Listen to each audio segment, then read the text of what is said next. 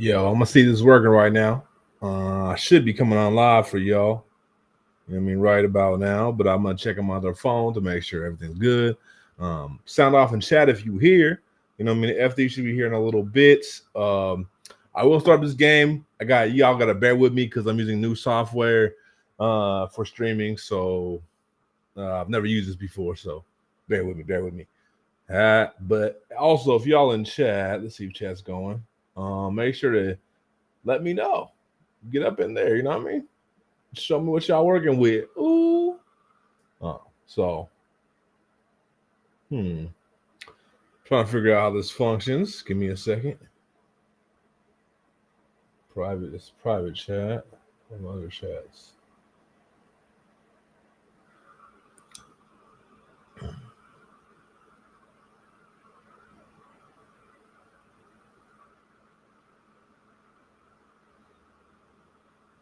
I don't know if anybody's up in here right now. I'm being extra, but yeah. I think we're good. I think we're going. Private chat. But all right, I see you. You got a couple people up in here. Cool. Like I said, bear with me. Hopefully we get FTB in any second. You know what I mean? It might have sent me a message on this. But you know it's my camera now, so if they did. I don't know if anybody's up in here right now. It's always a hassle. Being extra. No, that was most of them. All right. What the heck? Sorry, y'all. I don't know what's going on with my camera right now. There we go. Ooh, that's not good either. Oh, hold on. I don't know what just happened right now and why it's doing this. This way, nope, down. There we go. I see what it wants to do. Bear with me. Oh God, it's all blown out now. Y'all get to see me have tech problems. Oh,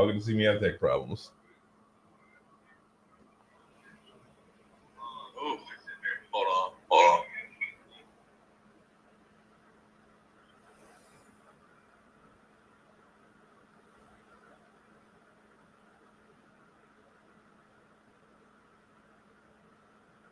All right, I'm typing to all y'all because I'm gonna use my other phone to see chat because apparently I don't know how to set this up yet. So, and I'm gonna just figure out the lighting in 1 second. Might just do it the manual way. If I can't get this to turn down,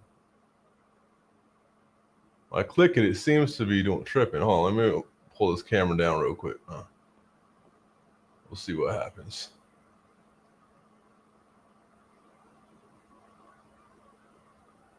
I'm still here, y'all. Don't worry. Ooh. Give me 1 second to handle my tech issues.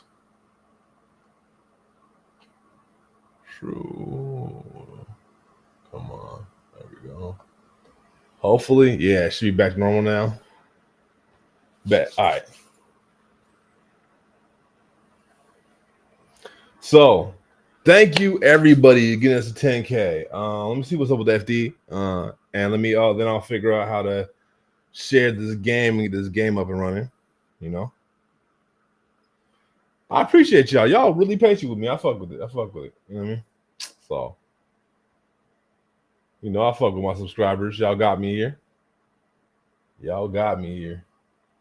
Uh-huh. Let's see.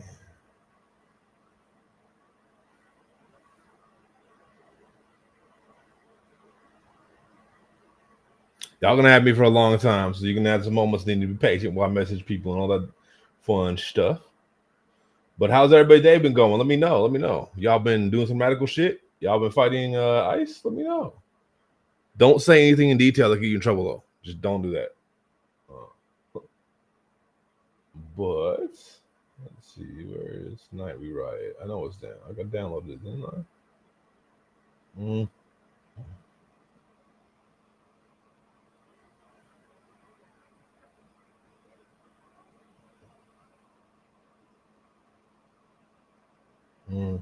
All right, well, I guess I'll go with Steam then.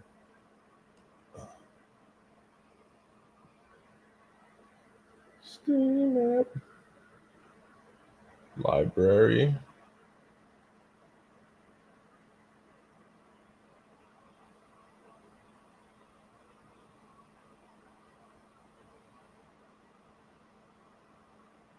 Nobody sounding off in chat? What's going on? Y'all quiet as it gets right now.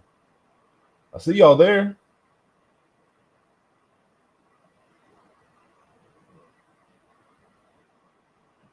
Where is Tonight Riot?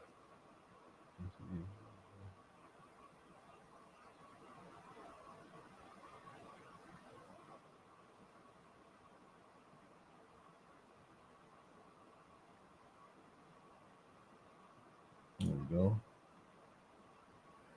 Apparently, I didn't have it installed. I was bugging. Forgot to install it, so give me.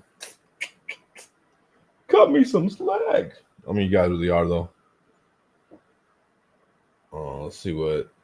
I don't know what's up with FD, though. Told them I was going to be a little late, so it might be.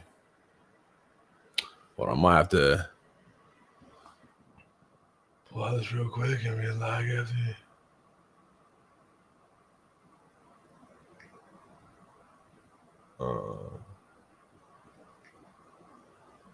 I'm typing if you want to know what I'm doing to FD real quick.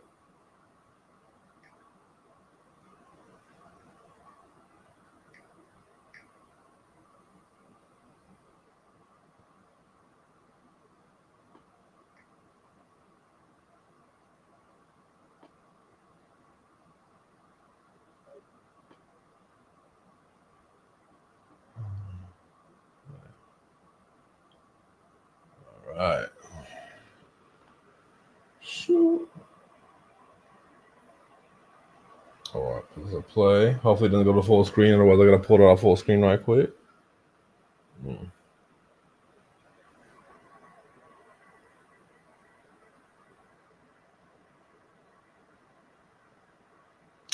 Big shout outs to all y'all, man. Y'all got us here. You know what I mean? All y'all subbing, all y'all rock with me. Ooh.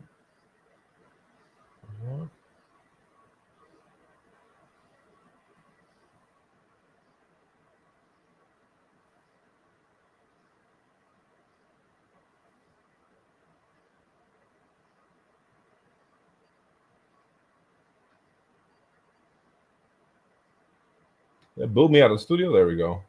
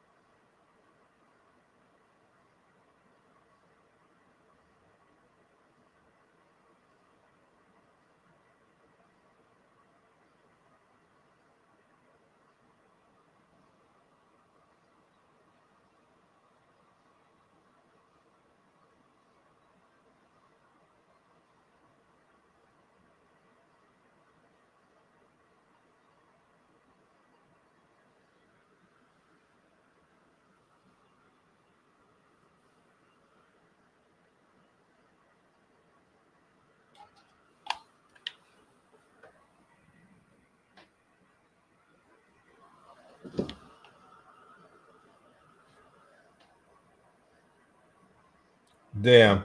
How's it sound, everybody? Thanks. Yep. Let me know if the sound's overbearing. It seems loud as fuck on my end, so I'm gonna try to turn down a little bit.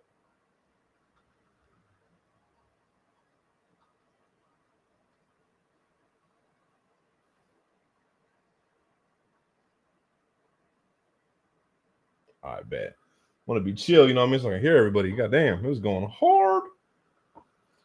Y'all can see it. Good. I guess I'll use this as a secondary screen or something, you know, because I do not know how to see everybody. But hopefully, I'll be able to hear FD in a second. You know what I mean? When they hop on. All right. We about to start the game, and then when people get on, they get on. You know what I mean? Hold on. Let me I gotta see something real quick. There might be a background thing. Oh boy.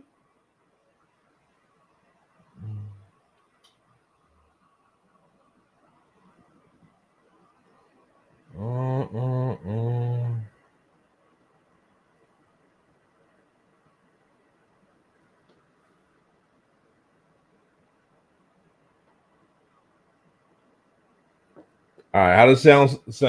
Let me know. Let me know. Got 8 people on. Let's go. Let's go. FD will be on when FD's on. Apparently, well, it's my fault really because I was late. So let me bug FD a little bit more. They said they're on their way. They're on their way. All right, that's good to know. That's good to know. Hey, does anybody know how to minimize the screen? So I want to keep the screen, but I want to minimize it so I can see y'all.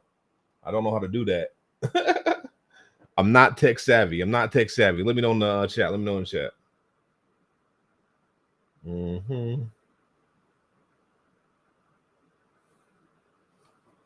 Hey, it's gotta be though. It kind of smack. You know what I mean? Hey.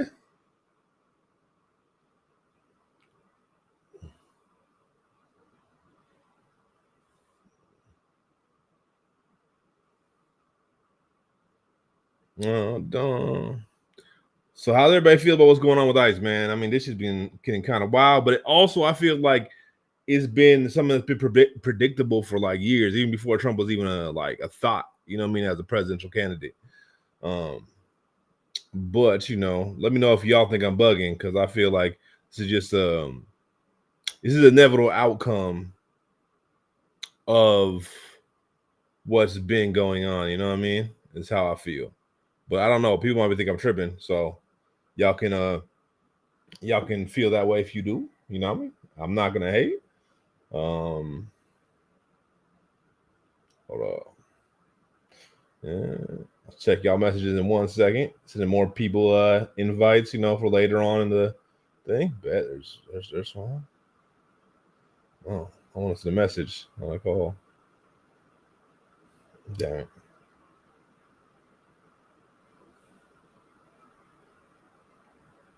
Mm-hmm.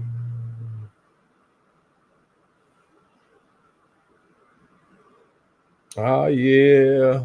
I'm gonna check you what y'all saying just in case. I don't want to leave y'all hanging. You know what I mean? Shoot. Nobody saying nothing. What? Y'all ain't feeling no way about ICE? Because I'm feeling like they taking it to the next level that we've seen the police being militarized the whole time towards that direction. But man, it's getting kind of wild out here. It's Wild Wild West. We getting back to the old days. They're moving like the olden days. You know what I mean? So yeah. Yeah, okay. Links don't expire, so I'm sending it to everybody right now, and then I'll stop fucking with the links. I promise y'all. Because we got multiple guests coming. We got FD, we got the homie V, we got Richard. I know y'all remember Richie. Jody might come through. I'm not 100 on that. Roland's gonna show up later tonight, and we're also gonna have EJ for non-compete. So y'all better keep rocking with us. You know what I mean? You better rock the whole stream. I mean, at least play it in the background while you driving somewhere or something. I don't know. Run them numbers up, man. Hold up. All right, I guess since Jordan. Tell him.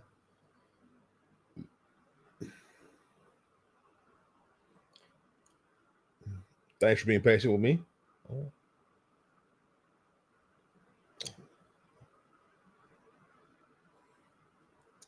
Am I a stereotypical streamer already?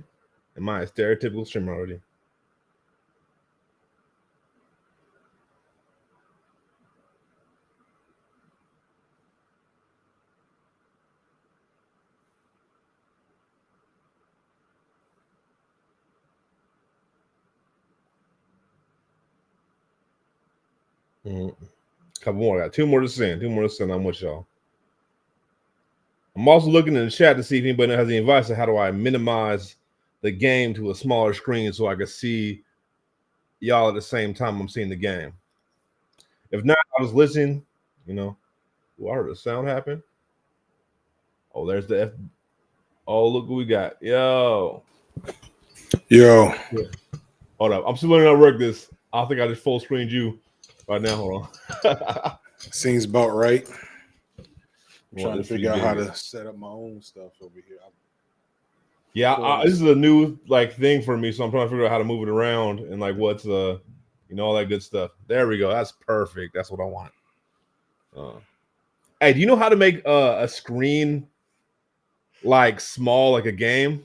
Because I know you stream all the time, and I'm trying to like be able to see you while I'm playing. But it's if not, I mean, on barely. You know, I had to get Oni to help me out, and I still like anybody that's been in one of my streams to tell you that it's amateur hour.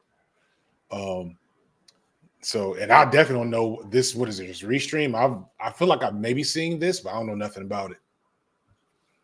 Yeah, I mean, it was a good alternative to like what's it called? The one I usually use, StreamYard, because they upped their prices and some more stuff, and it's just like, man. But yeah, it's not so much that I got a video the way I want it. I just trying to get be able to see two screens at once. So it's more like minimizing the game, but if not, fuck it. It's not letting me. I know you don't got a lot of people in the chat right now, but I don't see when I try to go to your live, it's not working. Live not working according to you? It's working on me. Oh, you know what? I got it now. I don't know what happened. It's working now though. All right. Yeah, I think I'll just talk. Well, you know, what is this? Well, is this the? Go ahead. It's Tonight We Riot. Is the game? Oh, okay. I don't know this one. Looks interesting. I thought it was. I played a game, kind of an 8-bit looking game like this, where you play like a alien monster. Real dope. You had to like go through a secret lab and break out as like the alien or something. Man. You just woke me up from a necessary nap. Very necessary nap. Yeah, so I guess this is like a rioting game. So tear gas deployed, riots, cops, workers clash. How appropriate. I've never played it before, so I might suck. Oh, I mean, shit. much like me, amateur hour. Okay, right. Congrats though, man. Congrats. 10K. Yeah, I mean, that's why I wanted you on too, because all y'all have helped me get here. I'm not gonna lie. You know what I mean? Yeah. But also I wanted. Oh, go ahead. When I was just saying, 10K period is ain't easy, and I know you've been taking it. You've been like up and down with it. You've had the YouTube police on your back for a minute. So it's dope accomplishment, man. Yeah, man. It's like I mean, I'm glad to get here and definitely got some, I feel like there's only a few people who are down the network with me. I'd be too much for a lot of people, so it is what it is. But I'm glad I got here. Hold up. Oh shit. So I guess you can like get like different people to join you in the oh man, the so you're like, oh, this is kind of so you're like literally starting the revolution. Yeah, I was like, man, I gotta play this game. I said workers of the world unite. Oh shit. They got water guns and shit. Hold up. But okay, so I wanted to talk to you. Did you see my short I mentioned when we talked originally? I've watched a bunch of your shorts, so I don't know which one you're talking about. The one about like specifically it was about like why masculine folks or people who are assigned male at birth are so-called bad friends, you know what I mean? And like what that leads to as far as like the emotional reality of what people face. And like, I think one of my critiques of I think a lot of what goes on as far as the dialogue about it is people don't acknowledge that society itself doesn't really like allow for people to have that or show up for a lot of people that are masculine in specific ways. They want masculine folks to show up back, you know what I mean? Yeah. And like it not just being like the patriarchy, not just being like a dude issue, but a society issue, you know what I mean? And the way it pans out, you know what I mean? Yeah. I tend to say the Tumblr feminism of it all. you know, where we have this complex societal problem that is directly connected to men's experiences, and we don't necessarily have people don't necessarily put a lot of thought into the explanation. It's kind of very easily men bad, you know, and it leaves the problem kind of, you know, in the same state as we found it, because that's good enough for a lot of people that aren't overly serious about the issue. Yeah, I could imagine the male, you know, and it'd be hard because like, you know, I was thinking about this earlier, like the failure of identity politics in general. I said something in my head today at my kid's soccer game. And I don't know why my brain went here. What brought me to here? It was a train of thought, but basically, was that Trump leaving? Basically, that we messed up with like I knew we should have known we had messed up when being called racist was something that white people feared from other white people. You know what I'm saying? Yeah. Because it stopped being what it was really about, which was like addressing racial injustice. It started being a character, you know, a character build sheet, you know, anti-racist versus racist, et cetera, et cetera. And that's around racism, but it's similar with, you know, being a quote unquote allied woman or a feminist, et cetera, where people don't actually care about the fundamental usage behind these ideologies or these theories or these issues. They care more about how those issues allow them to brand themselves. And specifically bringing it full circle to like, you know, what I would often call Tumblr feminism is that when, you know, Katy Perry and them became the face of feminism in the 2000s, and turned it into girl boss, you know, feminism, it allowed for a lot of women to brand themselves as feminists just by saying man bad and not actually like having any real feminist basis behind their ethos in terms of like being pro-woman. And then two, a little further down the line, it allowed for this very lazy rhetoric of addressing men's issues to become normalized, you know. And this is not to, and I want to be clear because I hear myself talking. This is not the blame feminism problem, you know, because a lot of, you know, the problem, the thing with the red pill likes to do, the thing that makes it so hard is that when you want to critique the role that certain theoretical frameworks have or certain women have in these problems, people like to make it seem like that's the gist of the issue, like it's not actually still a male socialization problem, but it is a male socialization problem, and that's much bigger than men willfully deciding to not develop emotional friendship skills, you know, at the age of 4 when they're starting to be groomed into a normative performance of masculinity. So yeah, there's a lot there. This shit is tiring. Yeah, I mean, I agree. And like I think also it's like, I think we also got to think about it as like it's far beyond like just a male problem, because like who does the socializing? Everybody's like, oh, men socialize men. That's not true. We all socialize men. Like that's the thing, is we all socialize women in specific ways. You know what I mean? Those things are like a result of patriarchy for sure. But I think being gender essentialist about the I just got hit with the fucking water. Trying to act like that isn't something that's a whole structural issue, that it was like fundamentally within all the components of the system to further specific things. Oh no! Oh no! Homies! You got all the homies killed. What happened? The fucking the thing blew up, man. They're what's it called? Gas they tank? had like Was a that gas tank, yeah.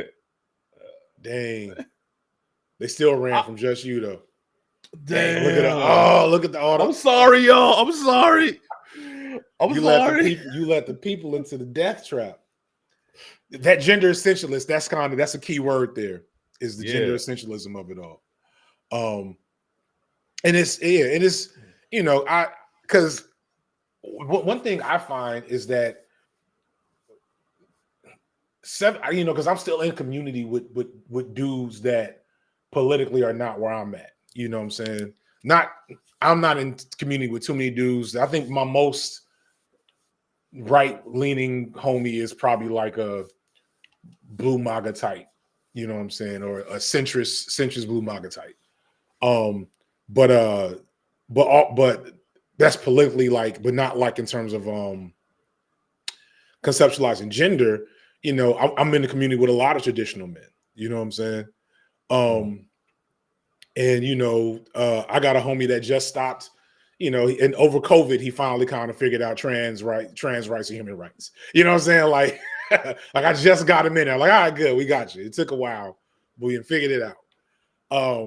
So like I said to say, I'm not in community with like all the most progressive, performative male bell hooks, matcha tea type dudes.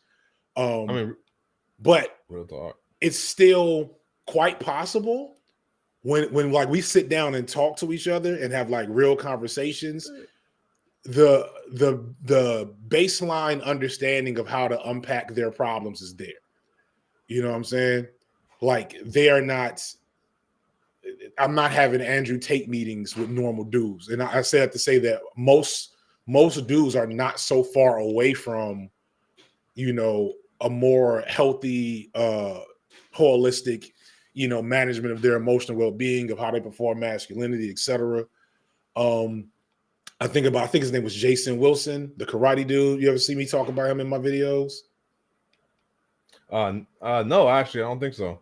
He's a influencer. I'm pretty sure his name is Jason Wilson. Let me look this up. I always get his name messed up. Yeah, Jason Wilson. He's an author. He looked like, you know, he's got a big, you know, white beard. He kind of brolic. He got a very traditionally masculine presentation. And he's not some like feminist theorist type person, but all of his work is around boys and kind of like teaching boys emotional intelligence, specifically black boys. So he's like in Detroit and he runs like a karate dojo. And like you've probably seen one of his videos before where like, you know, a little boy has to break the board and he starts crying and he just kind of sits there with that boy and like works through the emotions of what he's dealing with that led him to start to break down, you know. And it's a really healthy, kind of wholesome moment. I'm bringing him up to point out that like there's this idea that there's so much work to be there's a lot of work to be done, but it's not the hardest work. It's just diligent work. Does that make sense? Like if you get dudes to sit down and start having conversations, we, you know, put effort into creating spaces to do work versus just like endless critique. And you'd be surprised how much could actually get done. Is kind of what I'm trying to get at. Because a lot of dudes are much further along than you think. They just don't have outlets and like capacity to make it happen. Man, this is not a bloodless revolution. That's you're leading right here, son. I know. We're getting our ass kicked right now, honestly. This is the Mau Mau hour for real. Damn, the last one. No, I actually like how the game mechanic works. So because any character can get it, you know what I mean, including yours. But it switches to another person, and so they're carrying the flag. Yeah, so they carry on the revolution if you get got. You know what I mean? So which is exactly. The revolution is bigger than a person, which is that's a good message from a game. It's dope. It's dope. What'd you think about this? I'm starting to see general strike stuff pop up on Blue Sky. Have you heard about that? Oh, I just got. Really? I didn't even see it. I just got smoked. The cop smoked me. Oh wow. I mean, a general strike is the move. You know, I mean, I wanted to get like a whole call for a general strike going from organizers and creators together, right? But you know, it hasn't panned out yet. You know, but I think There's also I've seen people do like counter messaging to it, like even black folks. They're like, "Oh, how you gonna have a general strike if you don't got funds for food? How you gonna?" Blah, blah, blah. I'm like, that's a bad take, bro.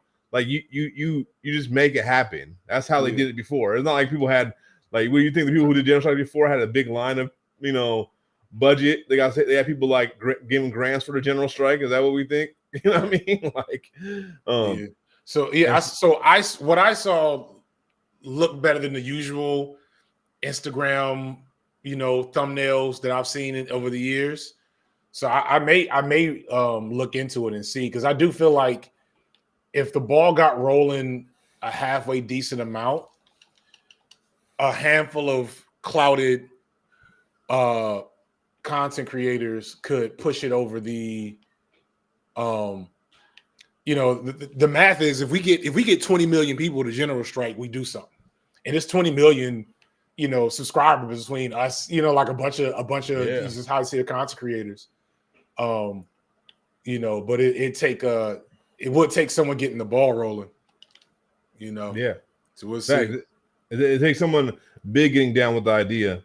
And I do want to say, like, as far as folks, I'm just running around right now because I go over there, I'm probably gonna die. But as folks, as you were saying earlier with men folks, like most people think the red pill people are lame. Like they're not. They're not like, oh yeah, that's my dude, Andrew Tate. Like they're like, man, corny. No, they get clowned by normal dudes regularly because, like, how could they not? Sorry, I cut you off. No, yeah. Like, here's the thing: is like, how are you gonna like make like all the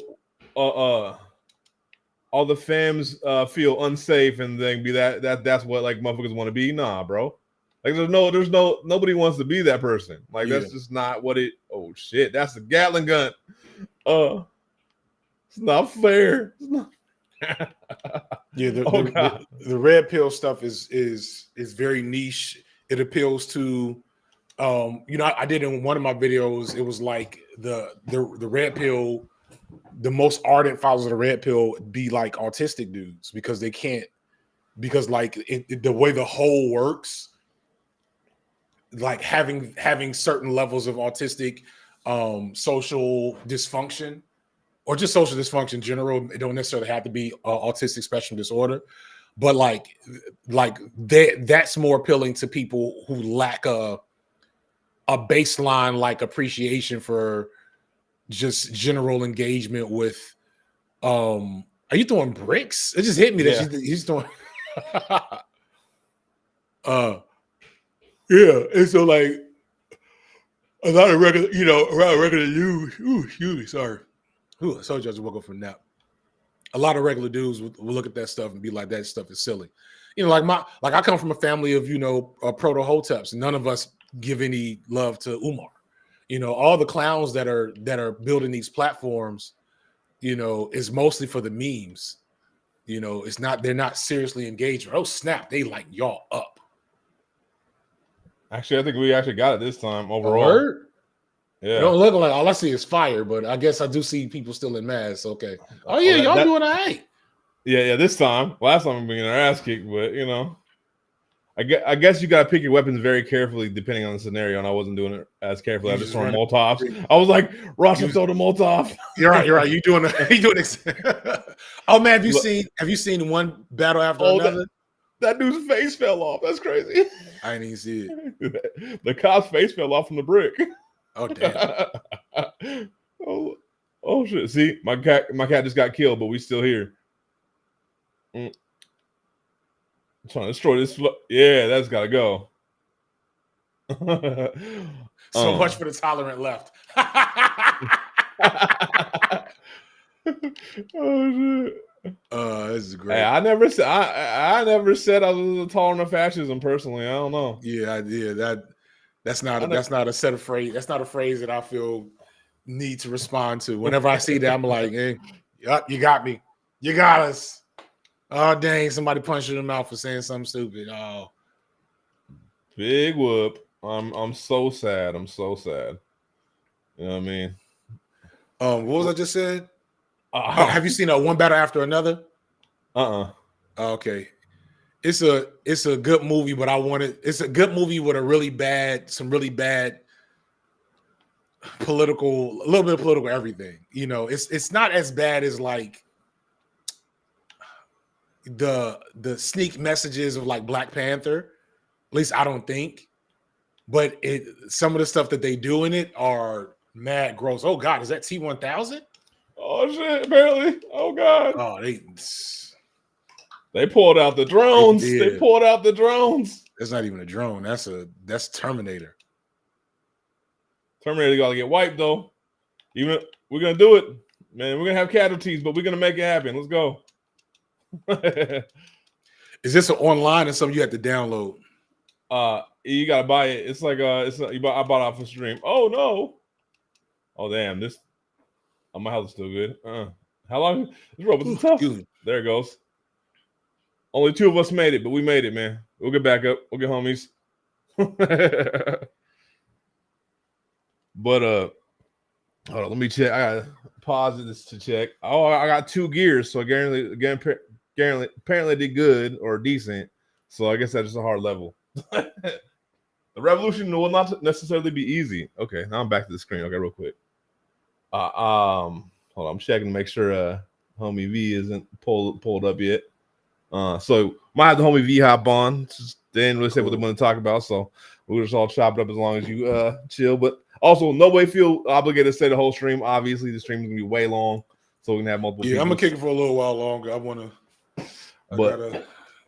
The weekends are family life. I had a soccer game yesterday, bunch of other random stuff. Soccer game this morning. Take the kids to lunch, and so me and my wife do little coffee dates. Oh shit! Okay, feel it. I feel it. What is this? Well, cheers to the coffee date, man. That's just what's up. Yeah. You gotta see. Okay. When you were single, how were you about dates? Like when you were going on dates with people? What the hell? So I haven't been single since me and my current wife broke up for like 6 months in 2007. So that was the last time I dated for real. And I just dated when I could, who I could. Like actually going on dates type shit. Like how was your dynamic? Is like, did you go on dates to start relationships, or did you was that something you did later, or how'd you move with that? At the time, because I was just coming out of a breakup.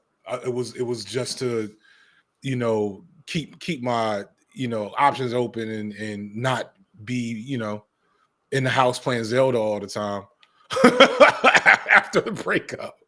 But I wasn't super serious because I was still living with my mom at the time. I had moved back in with her after college. I moved in with my cousin for a second, and then moved back in with my mom after college. After a little while, and so I was just dating just for the hell of it. It was cool, Like I couldn't imagine dating now. Now it seems like me and my wife went out to eat, and we were like, all these people are probably on dates. And she said, all these people probably met online. I was like, dang, that's probably true. Like so many like people now, like you don't meet people through traditional means anymore. So for me, like I hollered at a chick at a grocery store, you know what I'm saying? I also still probably hollered at a chick off Facebook at the time, or back then MySpace. So things don't change. It was just is what it is. But after a little while, in a funny, cool story, my wife's brother got in trouble like randomly one night, called me at like 2:00 in the morning talking about pick him up because he got caught. He was messing with some girl, he's like, at this time he's still in college himself, and so he's in the SWATs in West End Atlanta, where he don't belong, being a Morehouse dude. and some girl's boyfriend was a D-boy or something and came through talking about airing something out. So he ran and he had me pick him up from the corner of such and such and such and such in Atlanta. And that got me to call her to kind of like just let her know what the situation was. And that opened us up talking again. So, you know, I just don't have, whenever I get into the topic of dating, I often kind of play it coy because I never feel like I have a lot to offer the conversation. Oh, dang. Not Mother Nature taking out two of your homies. Nah, I think it was the chainsaw or something. Because I saw a little cut thing as it's happening. I didn't realize what was going on. Sorry, y'all. You. Sorry. But yeah, I mean, I think also one of the things is like everybody. I've always been tripped out by how everybody starts relationships with dates because I'm not really someone who does that a lot. You know what I mean? Mm-hmm. I'm like, we if you consider a date like a walk or something, and we could just talk and get to know each other, sure. But like, I've just never been that person because it feels like for me, I've always wanted to do that with somebody that like who I've already built some relationship with. Oh, so man, you're the type like we're just gonna hang in neutral space until we get to a certain point. Yeah, and a lot of times we vibing before we like ever even becomes an obvious thing. You know what I mean? Like a lot of times I meet people through like, I mean, if it's not on a dating app, it's through which I've never really had a dating app turn to anything serious, I'll be honest with you. Yeah. But it's through like, oh shit, chainsaws. It's through like, organizing together most of the time. Mm. Hold on for a second. What's going on, Coos? Oh. I probably won't, Seiko. I probably won't. Because me and Mom are going to go get coffee. I got again. Where are we going to go? I don't know. You probably just sit at the house. Yeah. Close the door. They said, damn, FD said it's the return of the Mac era. No. It is the Mac was, I think a lot of dudes have had their moments, their spring seasons, so to speak. But I've never been I've always been a serial monogamy type of dude, not like all the time, right? But like in general, I've just never been interested in juggling multiple women at one time. It just sounds stressful. I've always been pretty like straight, pretty clear headed on what I'm into or not into and what I like and don't like. And so like once I kind of observed that back in the day, once I would observe that, I would either, try to do what I could to lock somebody down or get rejected and, go back to the drawing board. Not to say I haven't had my fair share of like heartbreaks and, folks not seeing me the way I see them.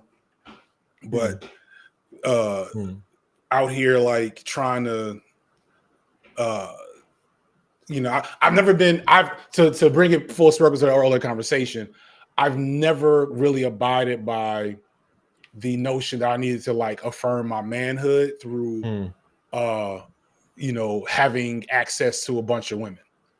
That has always seemed like, a waste of time and a unintelligent way of engaging in any type of behavior. And I've seen, I got plenty of brothers, cousins, peers in college where I've seen them do that, and it's like, it looks stupid. Looks like you're creating a whole lot of emotional stress on yourself, wasting money. Yeah, I mean, I think it depends on how, because I'm poly, and so I might have multiple partners at one time usually, but like I think it depends on how you do it, because I feel like that's different because like that's like the understanding of the framework versus like dudes out here trying to play Casanova where they're poly, but nobody else is. So you mean, they're trying to be polygamous, low key, like that's what they're trying to do, but not transparently. So here's the thing: is I'm like, look, if you're transparent, y'all do what you want to do. You know what I mean? I think that's how it should be. I think everybody should be mind their own business as far as that's concerned. But like, you know what I mean? It's, you know, I wouldn't do polygamy. I feel like that's fucked up generally, in my opinion. But that being said, like, you know what I mean? If someone wants to be polygamous, just be transparent. You know what I mean? Just tell that person. If they ain't with it, they ain't with it. Then you got to find somebody else who's with it. You know what I mean? Oh God, I don't know how you get past that. I'm black again. Thank God. Yeah, I'm trying to figure out how you're gonna get past it. Either. I'm sitting there watching the game for real.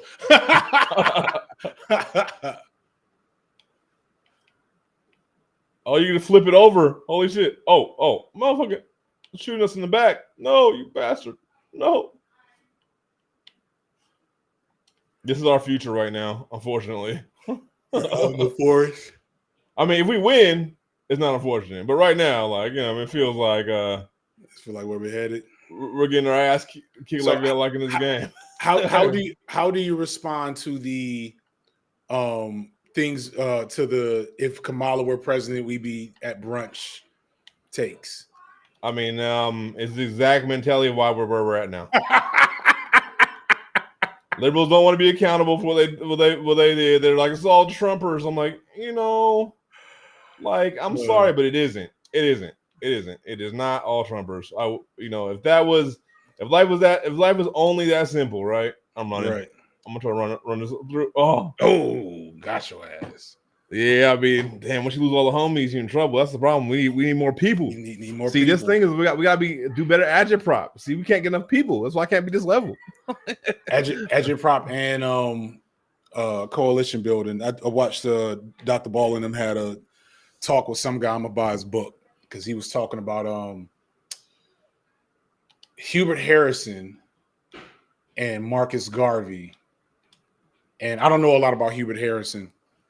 But basically Hubert Harrison was like really one of the OG, like before Du Bois had really gotten into the Socialist Party after the Bolsheviks and whatnot. It seems like he was there first. And he was trying to work with Garvey to get Garvey on board. But Garvey, you know, there's a lot of good things to say about Garvey, but Garvey was also a hyper-capitalist, you know. Ryan, you guys, why don't run into him? They tripping. Yeah, I'm like, I love y'all, but y'all. Yeah, I need y'all to stay solid. They not handling the. Yeah, don't run into the chainsaw. Right.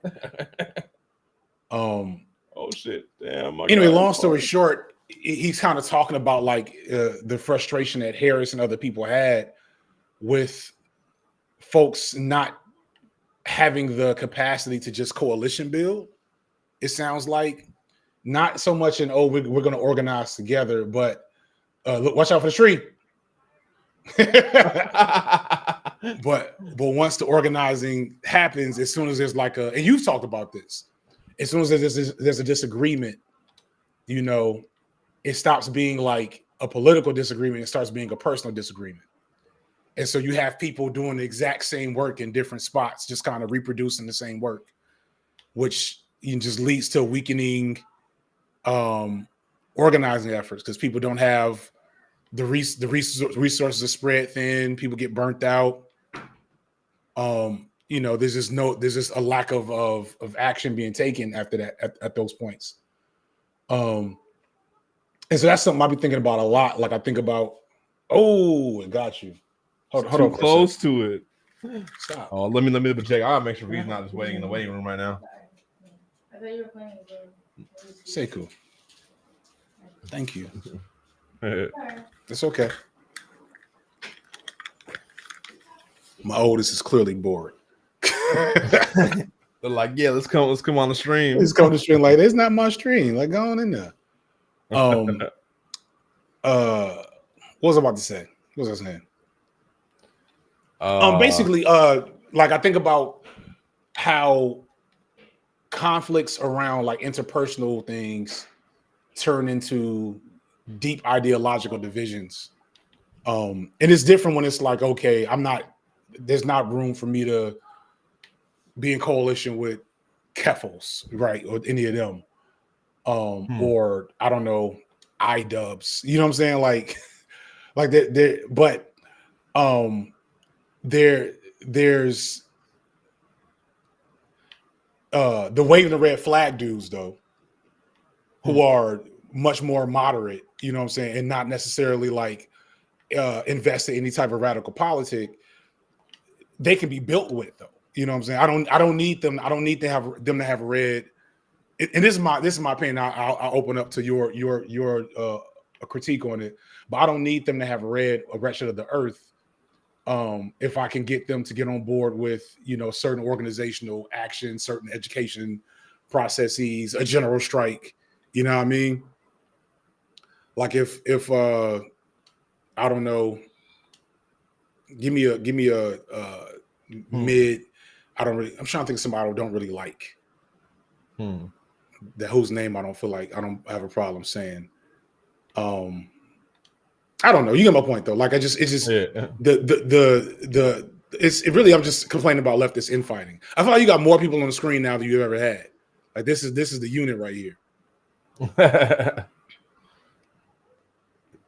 Yeah, man. Apparently, because this time, oh shit, it's black led, so you know always does better than.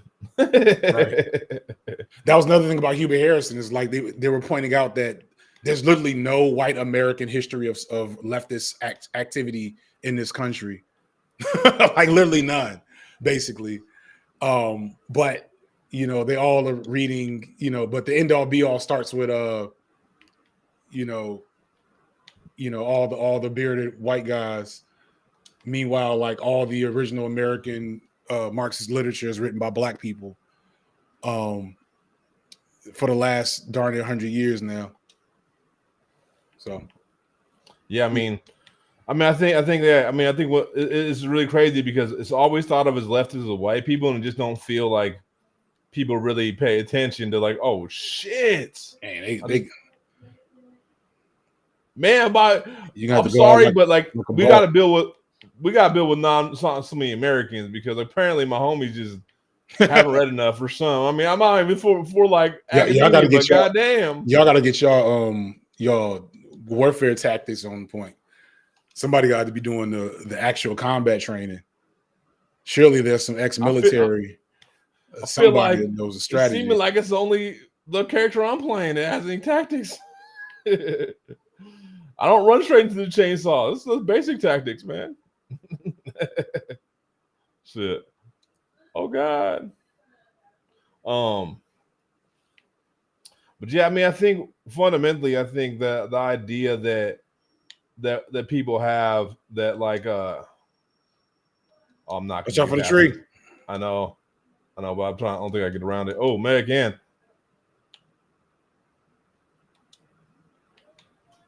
I don't know how I did this with just a fucking Molotov and fucking. Oh man, she gonna go down in history, or they. I'm just gonna say they gonna go down in history because they took out 2 tanks to get to the people by themselves. Yeah, man, they proved themselves in the revolution. You know what I mean? The leaders. Cowards defects. Oh, let me see. Still no the Daily Bootlicker. Yo, shout out to whoever made this. Let me find this now. I may have to play this on stream too. This is what is this called? It's called Tonight We Riot. Oh shit! I'm taking a pause from the game, y'all, and just talk to y'all just for a minute. You know what I mean? We'll get back to it in a little bit. But this game is short, so we can take multiple pause moments. You know what I mean? So just chop it up and fully focus on the conversation. Man, I think the problem is, I think one big problem on the left, honestly, is that people focus on these old white dudes consistently. And I'm like, bro, chill. Like, you know what I mean?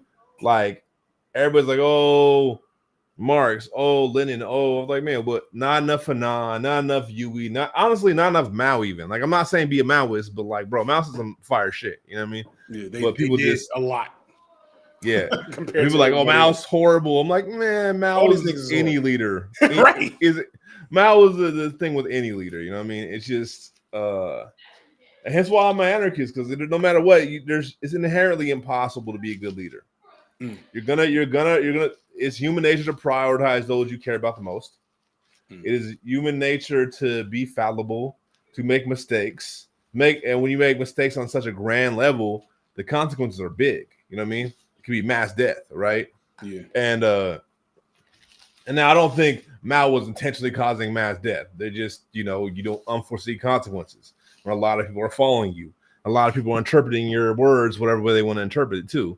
So it's like, but that's why I'm anarchist. I'm like, nah, we need not hierarchies. We need to have like direct democracy. And I think it's funny because I've had someone that was trying to like talk shit to me. They made like a video thing about me or whatever because I was a commenter that pissed them off or some shit. And they were like, anarchist means chaos. So I was like, no, it doesn't. Anarchists are fucking process nerds if you really want to know the truth. Yeah. Like anarchists are so they're obnoxious with process. You know what I mean? So like the idea that like just chaos, everybody's whatever. I'm like, that's not what happens for real. I mean, I don't know who you talking to. There's so much misinformation. Like, cause I didn't like it took me like having conversations with Andrewism to like fully understand anarchism as a genuine thing years ago. Like I came into even Cornbread to not really having a good understanding of anarchism because it's so and this goes back to what did you say earlier? The agitprop, right? We have such poor branding right now. But meanwhile, everyone's a influencer. It's like we have a bunch of influencers with no teachers, no educators. And all the bearded white dudes are just like they might as well be K-pop bands because of the way people stand for them. Ignore, like as soon as you bring up insert leftist figure here's body count or whatever bad thing they did, you become a liberal for just pointing out, hey, this thing was bad. It's like, you're providing CIA talking points for pointing out that there was a famine, that there was a clear authoritarian shift. So, but no, it happened. All these things happen, and if you don't like engage with those parts of the legacies, I don't know what you can do both. You don't have to be a stan. You can be just a person learning. Exactly. I love Pan-Africanism, but Kwame Nkrumah died in Ghana after declaring himself president for life. Like the president for life part wasn't good. I can say that. I think that is too, is being able to critique, being able to sit here and like take these things, these tools that people have brought, and share those tools with people, learn from those tools, but like realize they're just tools. Like, yeah, I learned from Marx. I also don't take Marx as my leader. Right. No, that's why I never call myself a Marxist, because like he didn't even finish his work. That's the thing that threw me when I finally realized, like, wait, we worshiping this dude. This dude book wasn't even done. we got his notes. Go ahead. I'm sorry. Well, that's real. And then even people who do move and do actually do shit, because also Marx is somebody who just theorizes, and me and people who just theorize. I'm like, man. I mean, the amount of work he did was marginal at best. A lot of it was like thought, in theory, right? Where you take like someone like Mao, you take a Yui, you take Fred. No matter what contradictions they had, they were putting their life on the line. And also, one of the things I think we got to kill is this purity politics, right? To some degree. I mean, I think have hard lines. Like if you're R. Kelly, fuck you. You know what I mean? But like we should be way more gracious, because a lot of us are doing a lot more wrong than wants to be acknowledged or that people realize. Because like, for example, the middle class especially do so much fucked up shit, but because it's within a systematic construct, they don't see it that way. You know what I mean? And then the higher class levels, same thing. The higher you go up, the more fucked up shit people do, but it's within a system and a construct, so people see it as like, oh, I am pure and I can look down on these people who do whatever they gotta do to survive, right? It's like, but wait. How much lives did your like investments, that you're buying that house in that one neighborhood, how much harm did that do? Or that time you called the police on these people, or what, or this long list of things, right? And then it's not even talking about whatever your employment is. A lot of people's employment doing a lot of foul shit, and it's the way they move in the world. But it's because it's within the system that the harm that is done seems like, oh, it's not my fault because it's just part of how shit works. It's like, nah, The it works this way for a reason. the last thing I piggybacking about like the middle class thing is you talked about the guy is David, and this little girl that he's allegedly killed. Yeah, and you were kind of pointing out how like low key I don't want to hear it from y'all because these kids are everywhere, and that's so facts like that. One, that those types of like high risk youth are around us at all times. You don't notice them because you either don't know the signs or they don't want to be seen, or you don't exist in the space where you can engage with them. But or you label them as the bad kids. Right. They're just bad kids that don't want to follow directions. You don't realize the depth of dysfunction and disinvestment that they've had to experience. This is a survival instinct. A framework of survival they've built because of disinvestment. But also, like when I worked in anti-sex trafficking, and I'll never forget like having to make sure people understood that like nobody's really riding around the street with a white van snatching girls. That's not really happening like that. It's girls in your neighborhood who are being exposed to predators, and partly because they lack basic fundamental needs. Their basic needs aren't met, so they're having to develop out of the box, black market, whatever the term you want to call, strategies for getting their needs. And in doing that, they end up meeting up with the exploiter. If a girl runs away, I think they say if a girl runs away, the second time a girl runs away, she is, I can't remember that. Something like the second time, if a girl runs away 3 times, she's going to meet her pimp by the second time. Something like that. If she's ran away more than 3 times, she's already met her pimp in the 3rd time out the house or something like that. And it's because when you leave the safe zone, it's all hell breaks loose. You know what I'm saying? Yeah. And also there's a lot of times, not all the time, there are adults that be praying, but a lot of times also sometimes their pimp is somebody else who they went to school with who's also in a bad situation who they you know what I mean? So it's not like this, this dude, thank you for saying that. And the pimp is not like some vampire out in the street using voodoo. Like the pimp is like their cousin. You know what I'm saying? That's also in the streets. That happens so often. And there are like gorilla pimps and lover boy pimps. That is a thing, but people don't understand that sometimes the pimp is just a secretary. It's just the neighborhood strategist that got their phone. It's complicated. It doesn't mean like one thing. It can be 1,000 different things. That's why people are like pimps are like sex predators or predators. I'm like, yeah, it's complicated. There's a million different types of scenarios that plays out with, because life isn't just fit into these little boxes y'all want to imagine from what you saw on TV. You know what I mean? It's like this doesn't work like that. It's way more complicated. Go ahead. It's because we want to hyper focus on finding a simple solution. So if a girl is being being exploited in the street, then the solution is we put the pimp in jail, which by the way wasn't the solution most of the time. Solution used to be just to put them in jail. It's a whole nother conversation. And like this is shout out to Ali Sunvia, right? I'm sure Ali Sunvia is not a hardcore anarchist, Pan-African, whatever, but like I love her for she did a video on carceral feminism, and her commenters ate her up for it, boy. Because folks wasn't trying to hear it because they want this kind of safe framework of how we fix complex problems. So and the framework that she was dispelling was, if you just put the bad men in jail, then all the women would be safe. And she was like, yo, you got to understand, some of these women that are in these toxic, possibly abusive relationships, these are the only people they can provide for themselves with.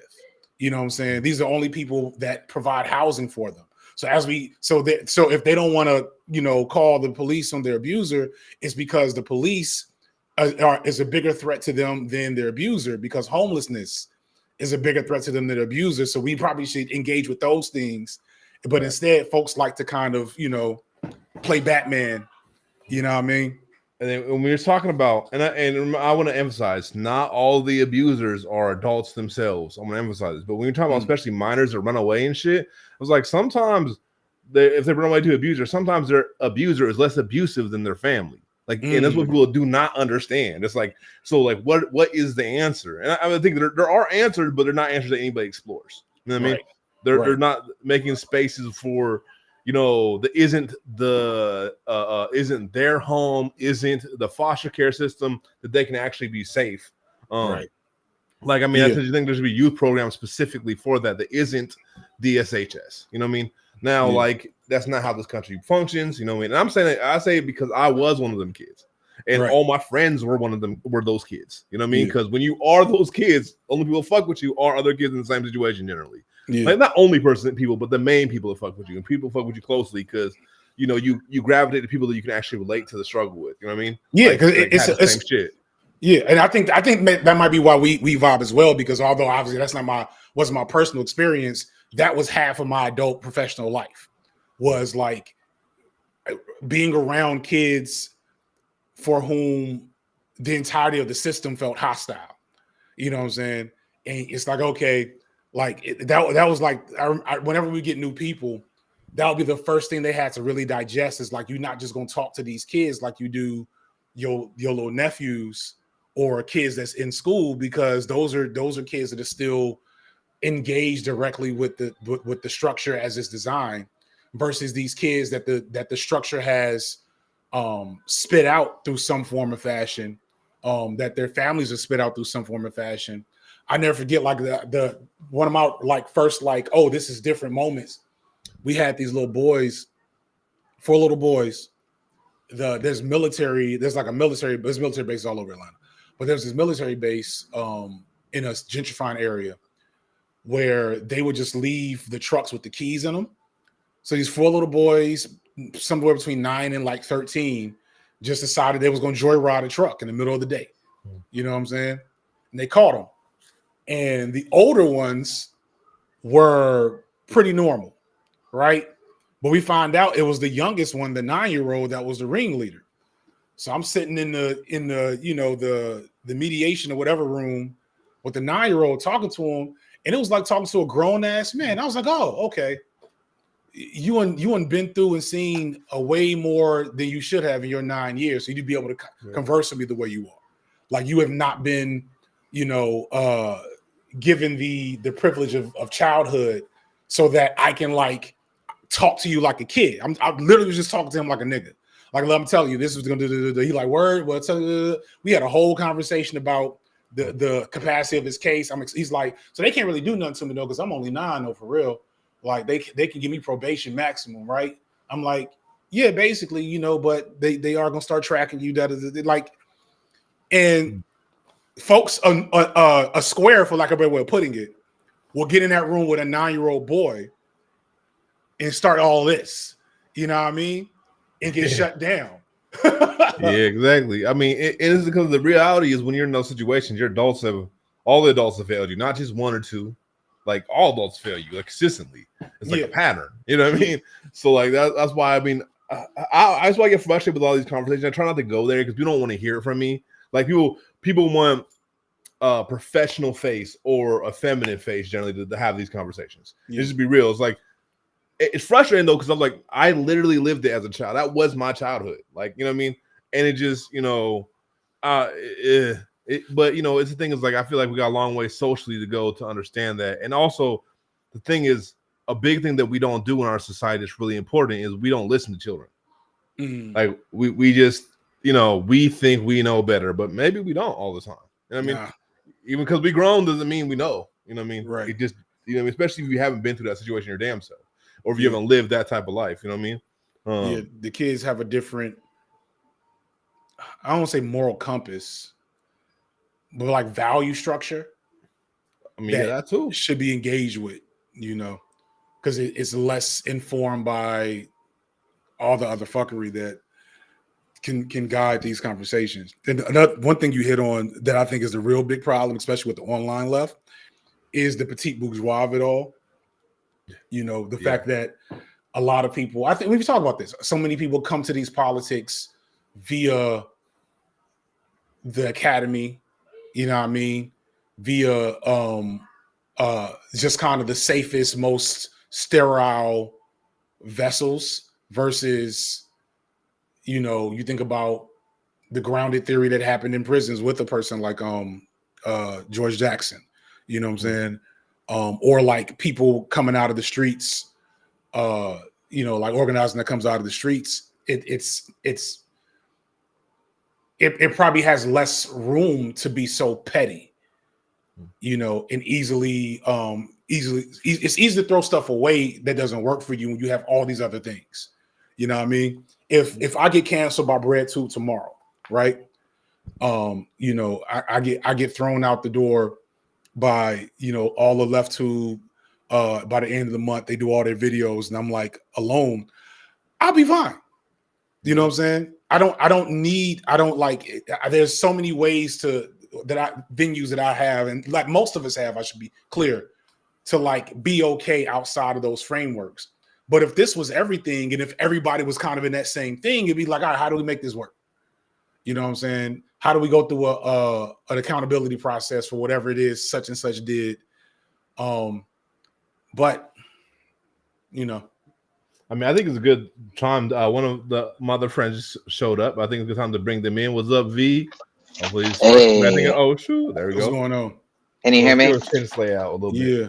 So I'm not Took playing me a minute to adjust. It's been a minute since I've been on a stream. It's all good. What's all that in the background? Oh, this is nail polish. This is my little. Are you do you do nails, or this is just like your own creative space? Mm-hmm. I mean both. Right now I'm got the hereditary nails. Got you. Some Got ants you, dope. and yeah. I'm about to actually get a booth and start doing. This is at my house, so. Got you. But according to the TDLR, I'm not allowed to. I need to have a separate entrance and all these other things. So right now I'm just doing like nails for friends, you know, keeping it low key until I get my space set up. But yeah. Hello. Nice to meet you. Nice to meet you as well. So like basically we were talking about, I feel like it's a good conversation, but like I guess a lot of the forsaken children and like the realities of it versus the fictions of it, and like you know, I mean, how stuff actually functions. We were talking a little bit about like trafficking and the reality versus the fiction of it. You know what I mean? Because I think there's a lot of things that people just hear these myths, and everybody's looking for a boogeyman when it's not really work like that. Which I mean, as I've said, it got shut down by random people who do not know so many times. Right. Like, you know, I was like, all right, I assume I don't know what I'm talking about. All right, bet. Well, they also they don't like it when men talk about this stuff because apparently we don't have anything to do with trafficking, but it's a lot of, I don't know. I was watching these kids in my neighborhood the other day, just like running around, you know, with no shoes on, like playing outside, and I'm sure their parents were nearby, but it reminded me of being a kid in the 90s and kind of just like, you got to go out, I mean, there was stranger danger, and your parents would, you know, tell you, hey, don't talk to people you don't know and shit like that. But a lot of parents are so worried about their kids getting kidnapped and getting picked up that it's almost like we've gone overboard a bit. Like, I feel like I learned so many valuable lessons being able to, I mean, it would be me and my siblings, you know, we weren't allowed to go out by ourselves, but just being able to go out and kind of run around the neighborhood as a kid was such a pivotal experience and so important for my like independence as an adult. Yeah. And we don't get that anymore because of all this stuff. And it's unfortunate because like 99% of sexual assault that happens or, you know, people harming children is someone in the family. Yeah. You know, it's the parents, it's the uncle, it's a babysitter, it's a friend, the church. Right. Church, school teacher. And that's funny because I have a 12 and a 9-year-old, and Oh, God bless. me and my wife have had that conversation. I just started because as you say that, right? Like I know that I would leave the house at 7 or 8 Yeah. and just go to a friend's house and run the streets, whatever. And like in my head, though, as a parent, I couldn't even imagine having done that with my children. It's scary. It's scary as hell. Like, what do you I mean- mean I'm just gonna leave? But I started doing it though. Like I started like making my sons just go for walks in the neighborhood. Oh, I'm yeah, like, I I gotta break both them and me out of this Yeah. like framework because I Yeah. know it's not. I know I don't live in freaking Westeros. You know what I'm saying? I know I don't live. And you can give your kids tools, you know. It's like I remember Facts. so I used to teach children how to weld. Like you know, kids who are about your kids' age. I think you had to be at least 11 to take classes at the place we were at. But you know, I'm taking dangerous power tools, you know, and giving them to children.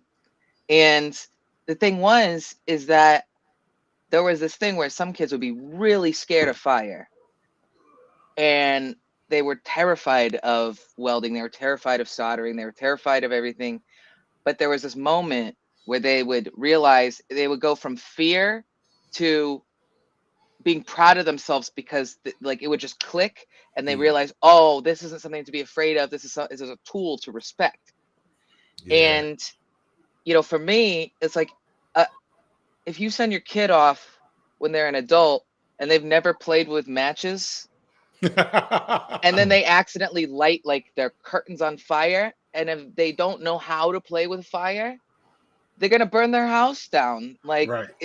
That's real.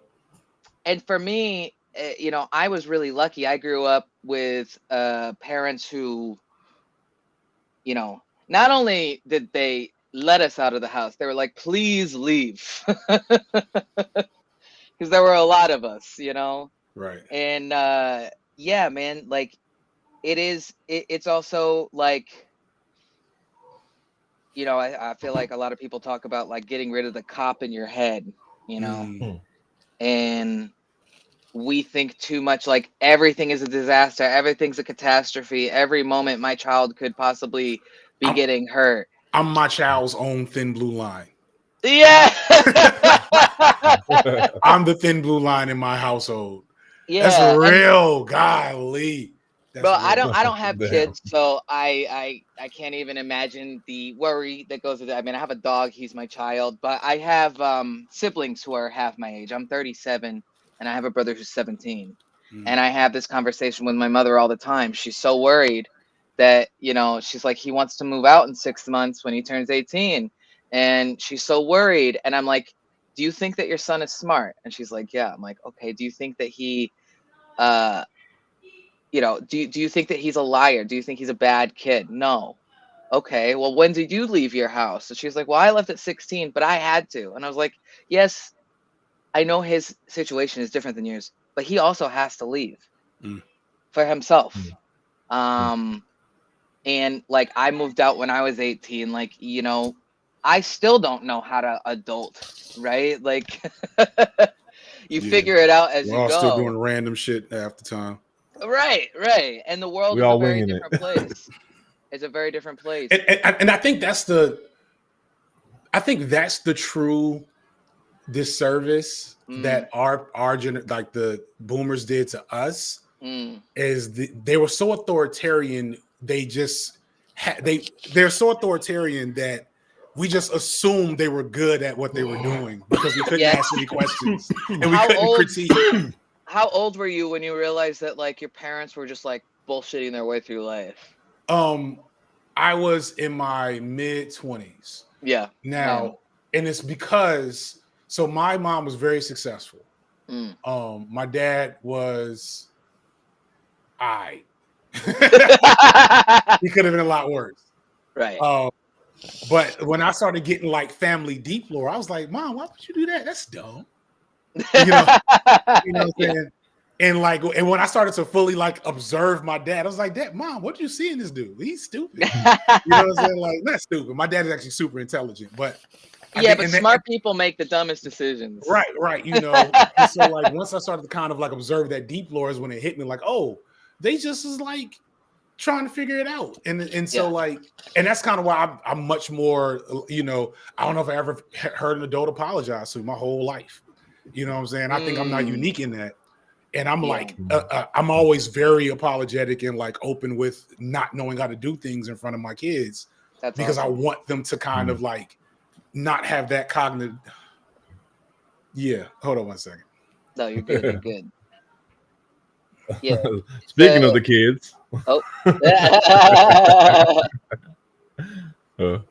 It's definitely something that you know, working with my siblings. It's like we have the same parents, but it's almost like I can see the patterns repeating. You know, the stuff that I went through when I was younger, and it's like my parents have grown and changed and become better people, but they still have their patterns that they get into. So it's like it's almost like I have this little handbook that my siblings don't, where I'm like, they're like, oh man, hey, Mom said I'm sorry, this to y'all. me. Look, I'm on roll so I can right. for the rest of the evening. And All right. get to this coffee date. Nice Thanks for having me. Peace and blessings. Nice Congrats, Bigville. Peace to the chat. I'm up out of here. See ya. All right, where were we? Oh shit! Gotta change the profile again. Oh, yep. All right. No. Well, you were talking about like the excuse me, the trafficking thing. It's frustrating to me because as a cosmetologist, every 2 years, and this is Texas. I don't know who is. I don't know every state's laws. I know Texas law, but in cosmetology, every 2 years we need to renew our license. And one of the things we need to do is we need to take like 1 hour. I believe it's 1 hour of just training to make sure we know all the new statutes, right? And then it's like 4 hours of anti-trafficking training. And we're required, and I hate this because personally, I don't like the I know too much about nonprofits. And I know that a lot of these nonprofits don't help anybody. They're just making money so that they can pay their own salary. And then when you ask them, well, what are you doing to stop this problem? They say, oh, we're raising awareness. Like, okay, we're all aware now. What are you doing though? But as a cosmetologist, I am required to put certain information like in the bathroom. You know, when you go to a rest stop and say it says like it's like a little poster about human trafficking, I'm legally required to put that shit in there. And I know for a fact that those phone numbers aren't going to help anybody. But if I want to be running a business in the state of Texas and be you know, and not lose my license. And it's weird because I'm somebody from, you know, the gray market. I'm not used to this. So it's just frustrating to see the lack of care when it comes to it. It's almost like, you know, human trafficking to most people at this point is just this like gotcha thing that they want to bring out to prove that they're holier than thou or better than you, or well, you worked in the adult industry for a long time. Well, guess what? I watched a documentary on Netflix, so I think I know what I'm talking about. And I'm like, get bro. One of the most frustrating thing is just watching people who like seen something sometime somewhere, and think they know better than people who've actually lived through it. You know what I mean? It's just always been like extremely frustrating and wild. Sorry, the game got me. Nah, you're good. But like, I I mean, you see with everything, really, but like it feels like the worst when it comes to trafficking, right? Because everybody's like hot button that they know nothing about. You know what I mean? I If that mean, and makes I any get sense. it. It's visceral. It's very triggering because it's a fucked up thing. Like I understand why, but it's the same.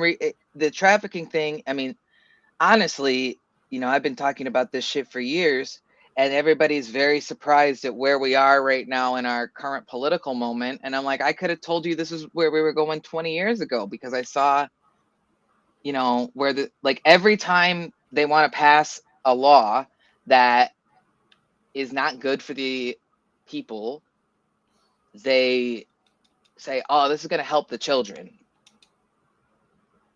Like, if the government says this is a law to help the children, like, immediately fucking question that. I mean, always question it, but especially if they're really pushing it, because they know, oh, if we put this thing, oh, it's supposed to help against human trafficking. We know no one's going to read the bill, but if they don't vote for it, we can call them all sorts of names.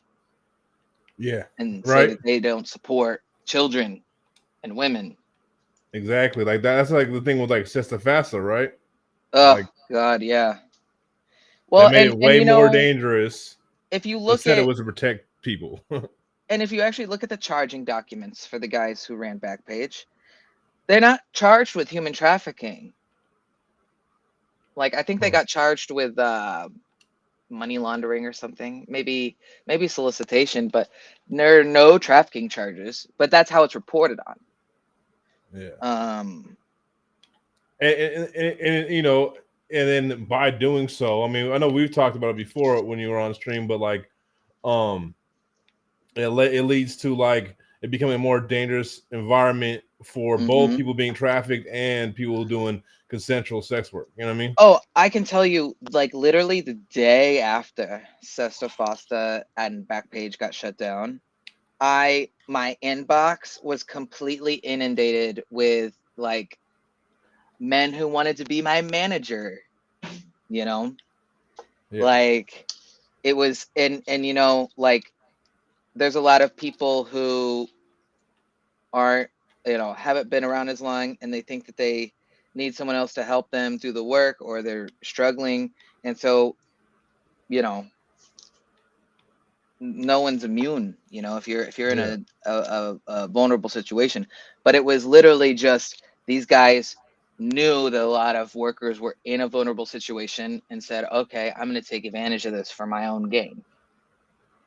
Because anytime there's a possibility that they could do that, they're gonna. Yeah, I mean, for sure. Oh shit. What is this game? It's Tonight We Riot. You're causing a revolution.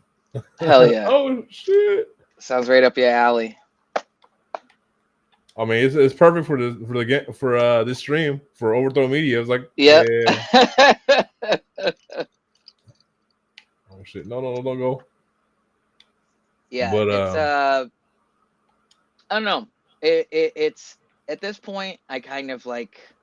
It's a weird thing because I feel, obviously, shit's stressful, but shit's always been stressful.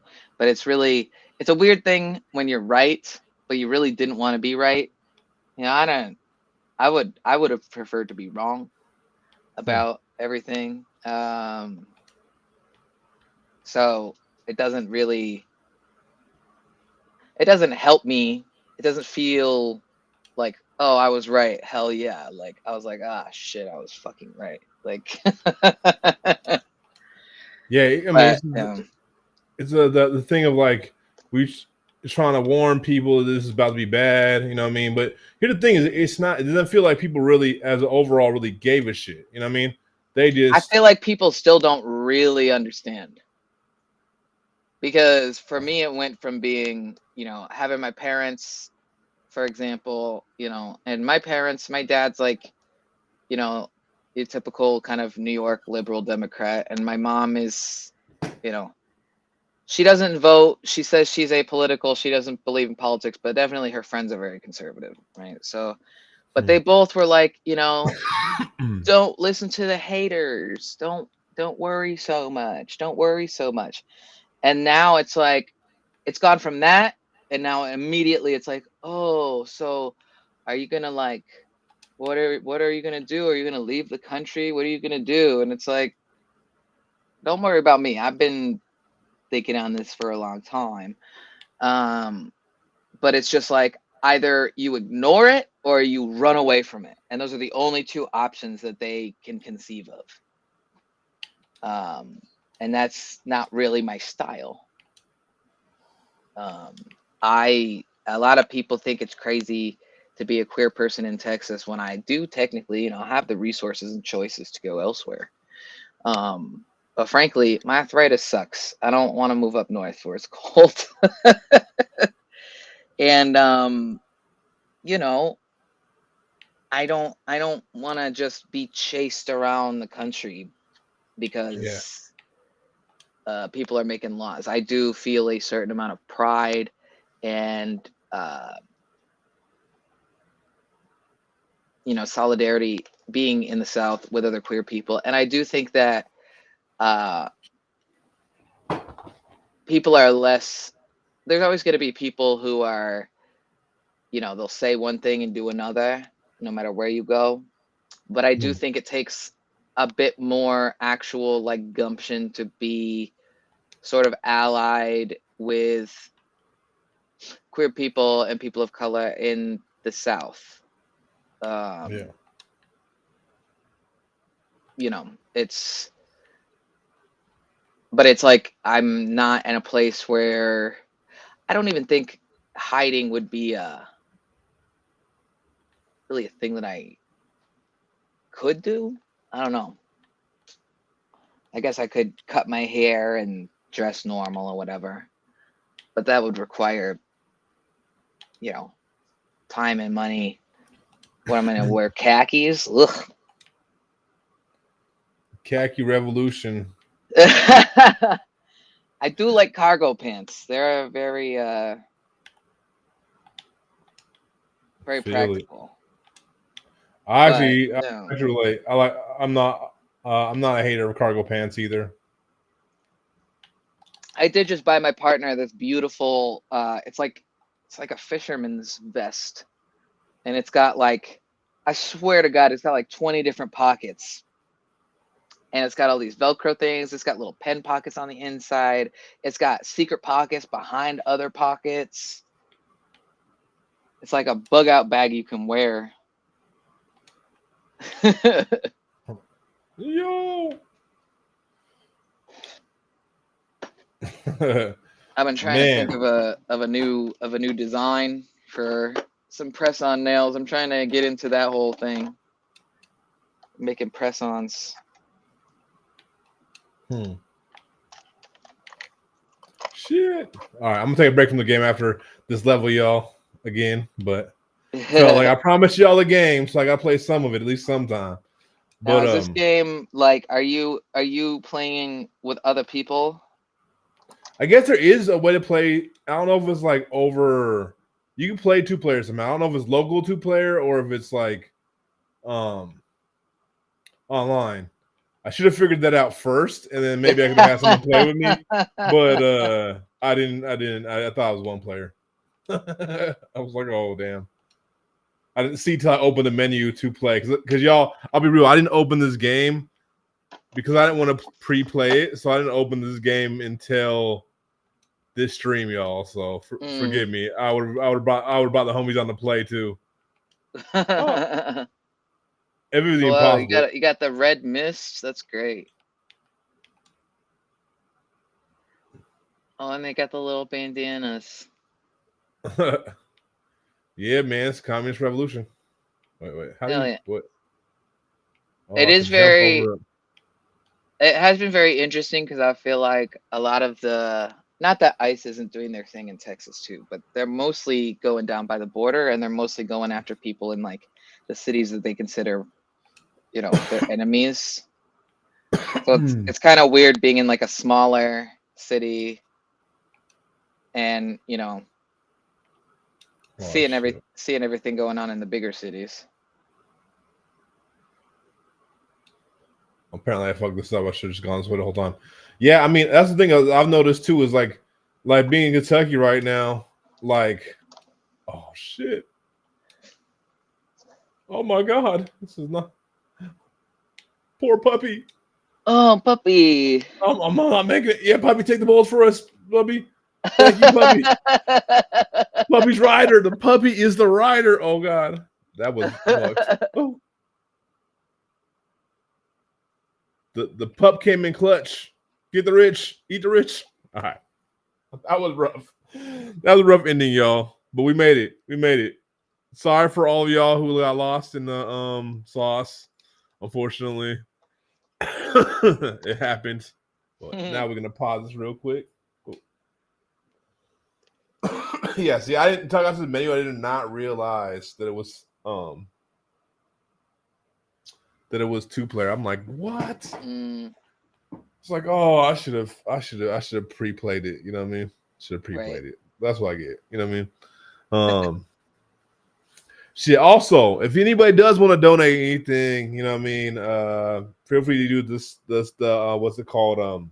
Stickers or you go. I don't have it plugged in, but if you can pay, you can buy me a coffee, Big Will, I think. Or look at my last video being there. But anyways. So how like okay, so you kind of jumped into the conversation already going. Is there anything you wanted to talk about specifically, V? Oh, I mean, I always have plenty to chit chat. I don't know. I feel like for me, I've been seeing a lot of this idea of like other trans people wanting to leave the country, and I don't blame people for wanting to leave, but I do think about like who are the people who are leaving. You know, they're usually white. They're usually people with resources. I think there's also this presumption of like Americans don't actually realize how difficult being an immigrant is. Yeah.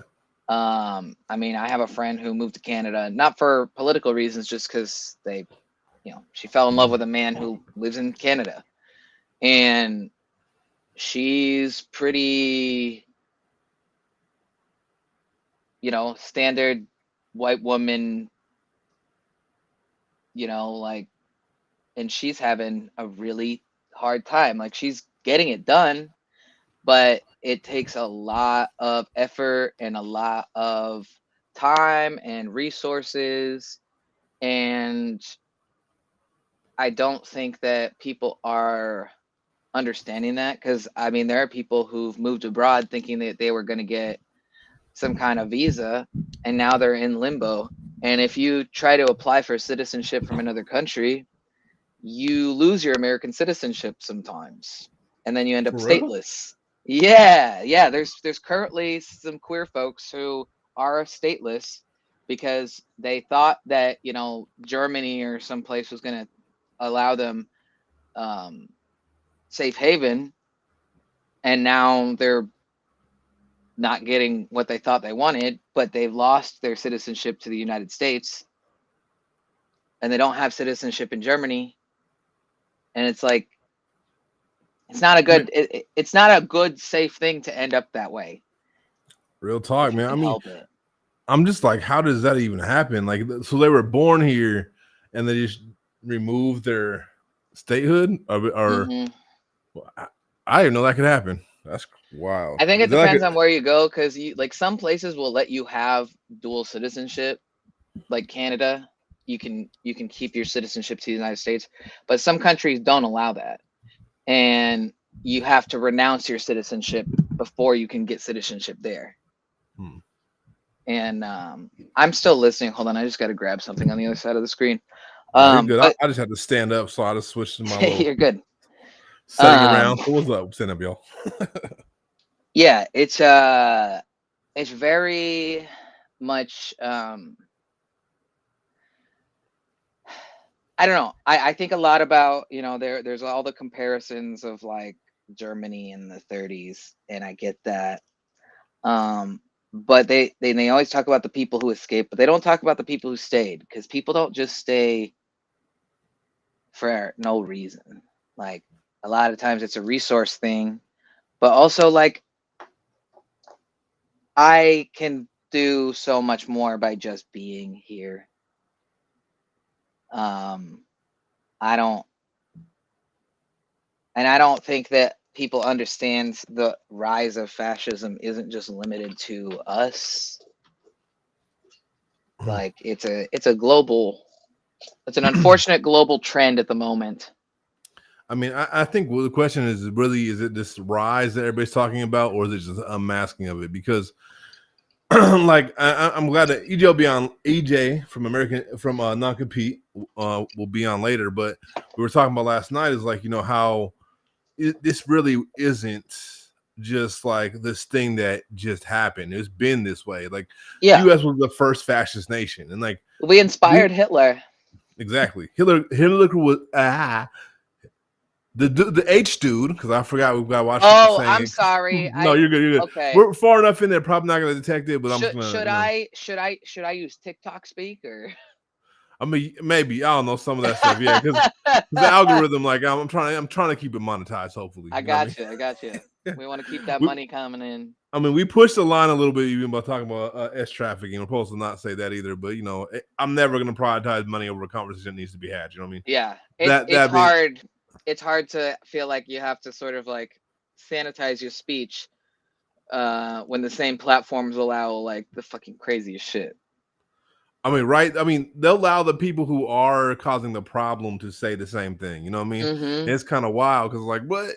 Why can't I say it? They can say it, and they the problem. They are the fascists. But oh yeah, you know what I mean? Okay, whatever. I mean, it's very clear who the algorithm prioritizes. So I'll say that. So you know, yeah. Well, I forgot what we're saying now. Got distracted with that. So give me. I need to pause for 1 second and just go grab. It's kind of dark in here, and I don't have my remote for my light. Okay, yeah, we're good. I can just talk to chat real quick. Chat, I'm gonna start reading y'all stuff. So I know I haven't been reading it much. The mustache, man. Okay. Wait, Big Dolph, Hitman Dolph. What are you talking about? Oh, Thelius just jumped in. Hold on.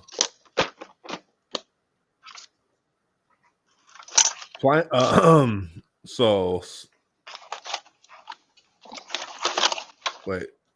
Sweeter than anything said applying for citizenship, listing my occupation as a disabled SSI recipient with no wealth. LOL. Yeah, I mean, real. I mean, here's the thing: is even getting to a different country or traveling at all. Like, if it wasn't for the work I do, I wouldn't have been able to travel. If it wasn't for years of organizing, I wouldn't be able to do that. But I do consulting as well now, based on all the organizing I do. So I'm able to travel, but I still haven't been able to get out of the country because I'm still poor as hell. Like, you might see me in New Orleans, you might see me in the y'all probably, if you'll follow my Instagram, saw I was in the Bay and stuff, but like that was because I sued the police. I got a little bit of chunk of money, and I bought way back when I got that money. I bought tickets for like a ways out to go visit my people.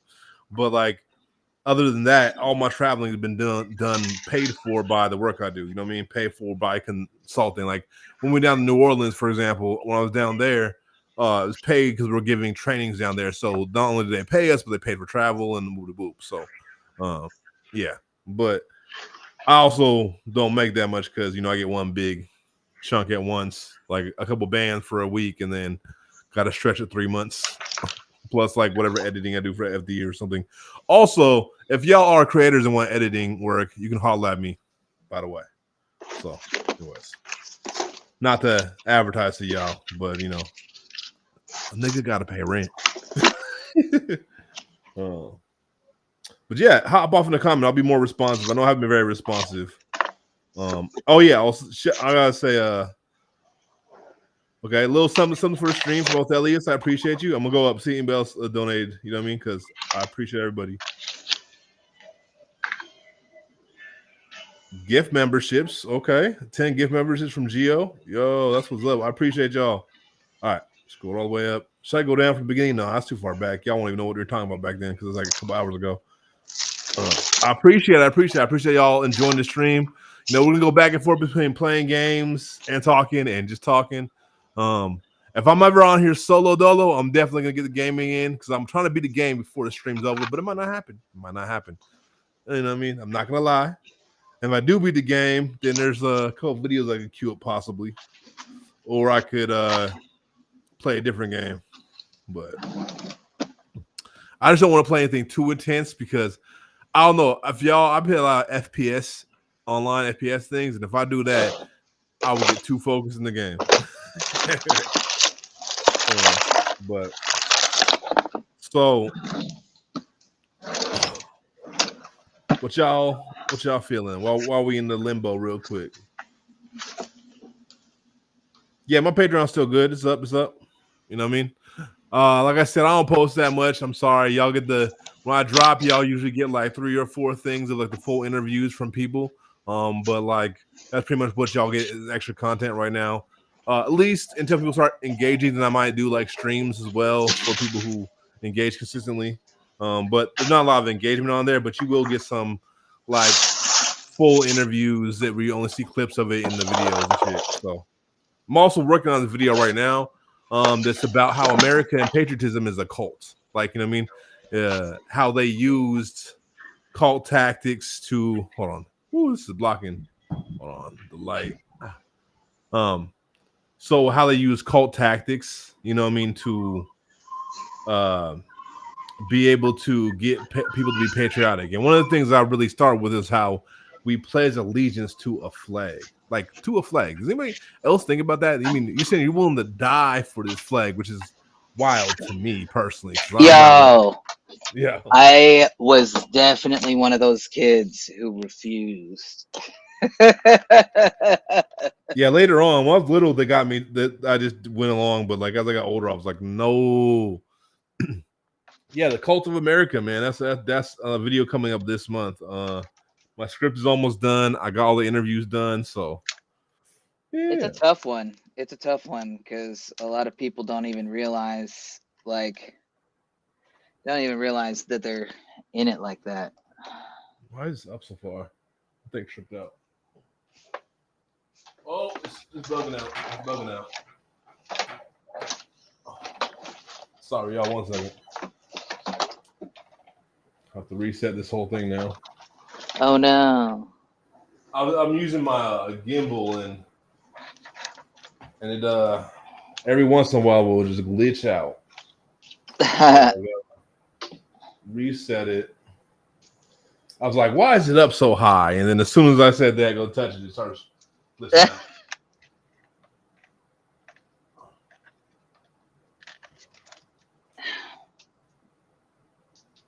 Oh, What's going on? that's right. Okay. Oh, it locked here.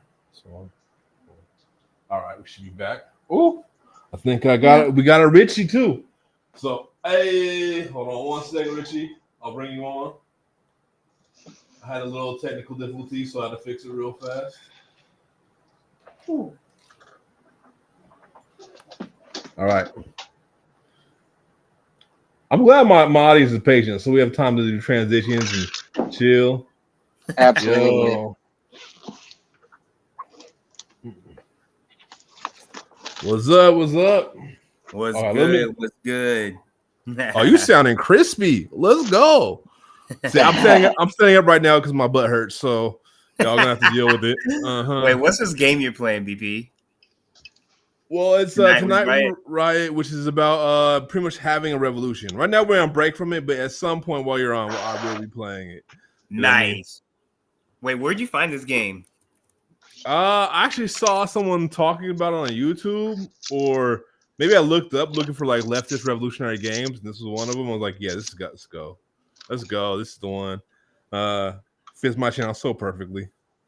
I love Oh, that. shoot. Color BP, scheme's I great, might right? download this game. This is only $8. Yeah. Hold on. I think I got it on sale I'm too. I looking think I it got up it on for Steam $5. right now. It's 40% off now. I can get this game for $8. Oh shit. Maybe I did pay more actually. Yeah. Maybe I paid 15 when it was. Oh, yeah, it's fire. It's fire. They're like, look, we we watch Overthrow Media and we saw they're playing, so now it's on sale. No. Kickback for all that good Yeah. advertising. Right. You know what I mean? I think I told you about the game I was playing, right? Relooted. Yeah. Is it out? I'm just playing the demo version now, Oh, but it's actually really cool. I don't know when the actual game version is going to come out, but Relooted, I've gotten kind of obsessed with it. It's literally the only game I've played on my laptop.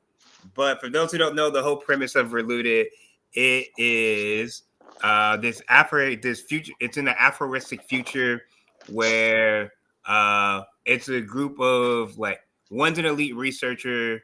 Then the female lead, I forgot what she does, but she has a whole team, and they go from country to country, taking from museums because they're taking back African artifacts because they're basically relooting. They're taking back stuff that was originally taken from them. It's got a lot of different quests on it. It's actually really cool. The game developers developed another really popular game, like Onyx something that was really popular in the mid 2000s. So graphics are dope. It's pretty amazing. Man, look. Yeah, okay. Yeah, I was like, okay, that might be a backup game. I didn't actually get to it because it didn't seem like it was out yet. But Nah, like, it's just a demo. If you wanted to play the demo, you can play the demo version of it. But the yeah, demo that's why I noticed, like, oh, okay. So like I like that.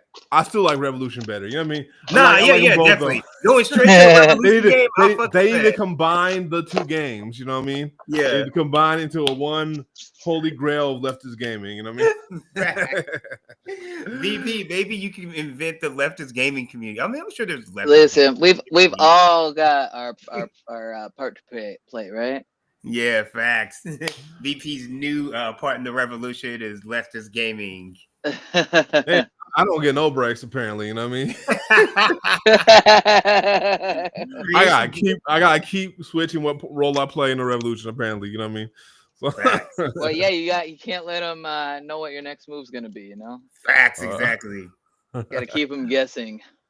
In this era we live in, they can never let your left hand know what your right hand is doing. Exactly. See, look. Okay, so, but you came in at a perfect time because we were talking about the cult of America and the flag, which is one of the things you wanted to talk about, which is the upcoming video that you're also featured on. You know what I mean? Yeah. So, yeah, I mean, I think, yeah, I mean, you wanted to talk about. Let's get into it a little bit, I guess. Like, how do you, you know, as somebody who is the theologian out of everybody, Yeah. like, what are the similarities you see between American patriotism and religion? I mean, so BP, you say it better than I ever could, man. Like, I just read silly books and have, like, been introduced to academic nonsense for it. But BP has said it way better than I could ever say it. And I will say it for all the people in the back. Christianity is not America's religion. America's foundational religion from the start to the present, from Christopher fucking Columbus to whoever the fuck you want to talk about, to Donald Trump, to anybody, has always been white supremacy. That has always been America's religion. And like, it's very easy to see like the bodies and practices that go into that. Like the way that like, am I allowed? How deep am I able to go? I'm gonna pause myself for a second, BP. How deep am I allowed to go in on the Charlie Kirk stuff before we get cut off? You go in. My thing's bugging out again. Yeah. My thing's bugging out again. I don't know why, but you can go in. Like, to be real, like a lot of leftist communities have like, like mentioned Charlie Kirk as like an idol, and I won't dispute that Charlie Kirk is indeed like a false idol for like a lot of religious right, but he didn't create that shit. Like Charlie Kirk is literally was gonna make my one joke. So Charlie Kirk lived his life and ended his life in the exact same way, talking out his neck. So I'm gonna leave it at that. I'm gonna leave the joke. Man. Oh, but It's honestly, I feel like it was very interesting to see how the way. So I felt like when that happened, I had yeah, to call my mother and let her know who this man was, because I knew she yeah, was going to go to church on Saturday and mhm, hear. Granted, I do listen to like the sermons that they do at my mom's church, so I can prepare myself for whatever bullshit. And mhm, they weren't as bad as some of the places that I know mhm. about. They acknowledged that he was controversial, you know. Controversial.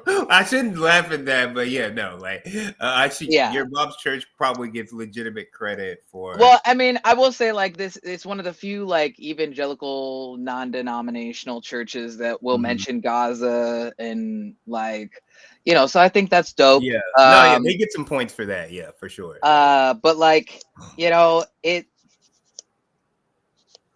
there still are a lot of people that she goes to church with and knows, and like my little brother Mm-hmm. was calling me. They live in Houston, Mm-hmm. and he was like, man, you know, he's 17. He's like, man, I feel crazy Mm-hmm. because I know that guy sucked. I know he Yeah. was a bad guy, and all these people around me are acting like some amazing person died. Like they're acting like he was some Martin sort of Luther King died there. yeah, and Martin he had to call me because he's like, I feel crazy. Mm-hmm. I'm like, well, you're not crazy, but also welcome to my world. Welcome to America. Yeah, welcome to the thing you're gonna have to you're gonna be, because the kid is smart, Mm-hmm. you know, he's like a lot of my siblings, probably on some kind of spectrum. Yeah. So he sees through all the bullshit. He sees through it. Yeah. Like he knows what, like it's really weird when your parents give you a moral compass Yeah. and then you use that moral compass and they're like, why are you doing this? And I'm like, Mm-hmm. because you taught me to be a good person. Mm-hmm. But you know, it's just that the propaganda is really hard. It's like Facts. I have to constantly remind my mother, and it's not just the propaganda, but a lot of this propaganda is linked to like really grifty shit. Yeah, yeah, definitely. That's what, yeah. I think And that's so it's like she's trying to keep her mom away from Mhm. various grifts and losing her money and her house, and then I'm trying to keep my mom, and I'm like, damn, who's going to keep me from falling for the propaganda when I'm hitting, you know, the golden years? Mhm. We're all gonna at some point we're all gonna fall for some liberal ass propaganda. Where it's Yeah, like people are what gonna- propaganda am I going to fall for when I'm old? That's like the cynic in me is like 30, 40 years from now, we're all gonna be in that same in that same Look. in that same boat where someone's gonna like put this leftist propaganda about an abolitionist anarchist future. And we're gonna fall for it in our old age. You know, I mean, we could be like King, you know, and King was like, you know, at first I was upset Harris lost, and then I thought about it, I was like, oh yeah, they're all kind of on the same side. Well, you know, I mean, it is what it is. Like, facts. Yeah, I was like, damn. Where you like think about it for a second, and like, actually, no, my politics are too smart for that. I'm not falling for that. I don't really think that's the thing. I don't think that I'm too smart to fall for shit because I've been deceived. You know, like yes, patriotism is a cult, and there are like America is a big fucking cult. It's a big Christo-fascist cult. But like that doesn't mean that there aren't leftists creating their own little cults, because we're all primed for cults. We're all primed for this cult thinking because we grew up in America. So it's like, you know, I've had to have some, you know, for lack of a better term, some come to Jesus moments myself about certain people that I've been in community with. Yeah, no, I'm mainly joking about what's in store for me in 40 years. For sure. But I think yeah, knowing none of Yeah. us are immune is what. Yeah, no, yeah, exactly. Yeah, you- yeah. Like I think I was gonna get to your point, V, in the sense that like even though we typically see these things play out in like right wing nonsense bullshit, like that same ideology definitely plays out in leftist circles. And like Yeah. I definitely know a good share of folks who like have been guilty of perpetrating some of that shit in terms of Mhm. like ooh, I think I actually have a term for this. And I can even talk. I don't think I'm going to go too deep on this particular religious community because it is a Sure. whole thing. But like, it's like it's the cult of cult of charisma, like cult of a charismatic leader that Cult can of exist. Like, personality. yeah, cult of personalities, however you want to term it. That can exist in all spaces. And Mhm. like, yeah, I don't think I want to go into like every detail about For this sure. one, but I will say that like when I was doing some organizing around like non-denominational Christianity, immediately after COVID, like one of the folks that I was doing some of that organizing work was absolutely like I'm just gonna say like this is not gonna be hard to figure out, like white male dude Yeah. who definitely was guilty of this like cult of personality stuff. And Mm. like there are many people who kind of like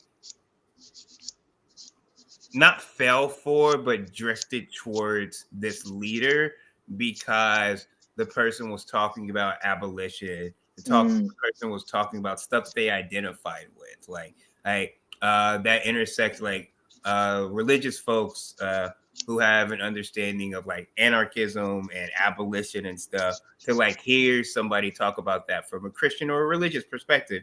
Mhm. It was unique to some of those people, and like they drifted towards that person, and then that person did like some pretty harmful stuff. It wasn't necessarily like well, I don't want to speak on all the harms because I don't know Sure. all the things that happened personally, but the ones that I experienced and the harms that like I was notified of within community, he wasn't particularly the worst possible things, but they fall into what you're saying, like what happens when you have a charismatic leader Yeah. like who has like who has that undivided attention of a group of folks. Like how do people get like stuff like giving money to causes that a person's like not spending on the right way, stuff like that. And like this occurred in the context of like abolition and like doing like giving money to incarcerated folks. So it's like Right. people are going to want to do those things, like, and it feels right to listen to a person who seems like they're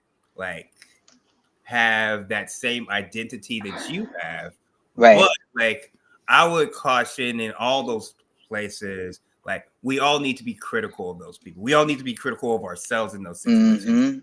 not think that like we're not subject. I won't say manipulation, but we're not subject to like whatever it is that causes people to follow in that, right? Like I don't mean, I'll say, and it's funny because with the we were talking about the trafficking stuff earlier. Like Mhm. when you have, there's this need, like, because that has been a bipartisan manipulation tactic for years. Yeah, facts. And Yeah. there is this need, for me being in Texas and seeing like, you need people who can speak to religious people. True. And that's a really, like, people will think they think I'm a heathen who doesn't know anything about religion, Mhm. but I grew up reading the Bible. Mhm. And like I've always found that the best way to prevent someone from actually going down the path of Christian fascism is to Mhm. actually have them read the Bible cover to cover. Facts. Yeah, true. True. But you look at people like and again, I'm not I think that the cult of personality is a big problem in politics. Mhm. But you look at someone like James Talrico, for example, Yeah. who's this man, what he's doing works well because he can speak in a way that lots of different people on different ideological sides can Mhm. understand, comprehend, and agree with. Yeah. And I think that is a talent, Mhm. especially in a place like Texas where things are just so, you know, Yeah, no, that's fair. like Yeah. whenever I vote, I'm like, I don't know if this is doing anything, but Like honestly, like I don't I really know remember that the it last wouldn't. election I voted in. Yeah. Uh And I mean, I think that, the right to vote also includes the right to not vote and to factor, bring yeah. yourself out of the system. But Mhm. I'm like, part of me is like, man, like a lot of people like risked their lives or died so that I could do this. So like, Mhm. I'll just walk Respect down for the the street and do ancestors it. too. Yeah, no, I don't. Yeah, definitely Yeah, not a hater on that perspective. Yeah, like yeah. I But think it needs. I understand people who are like, fuck this.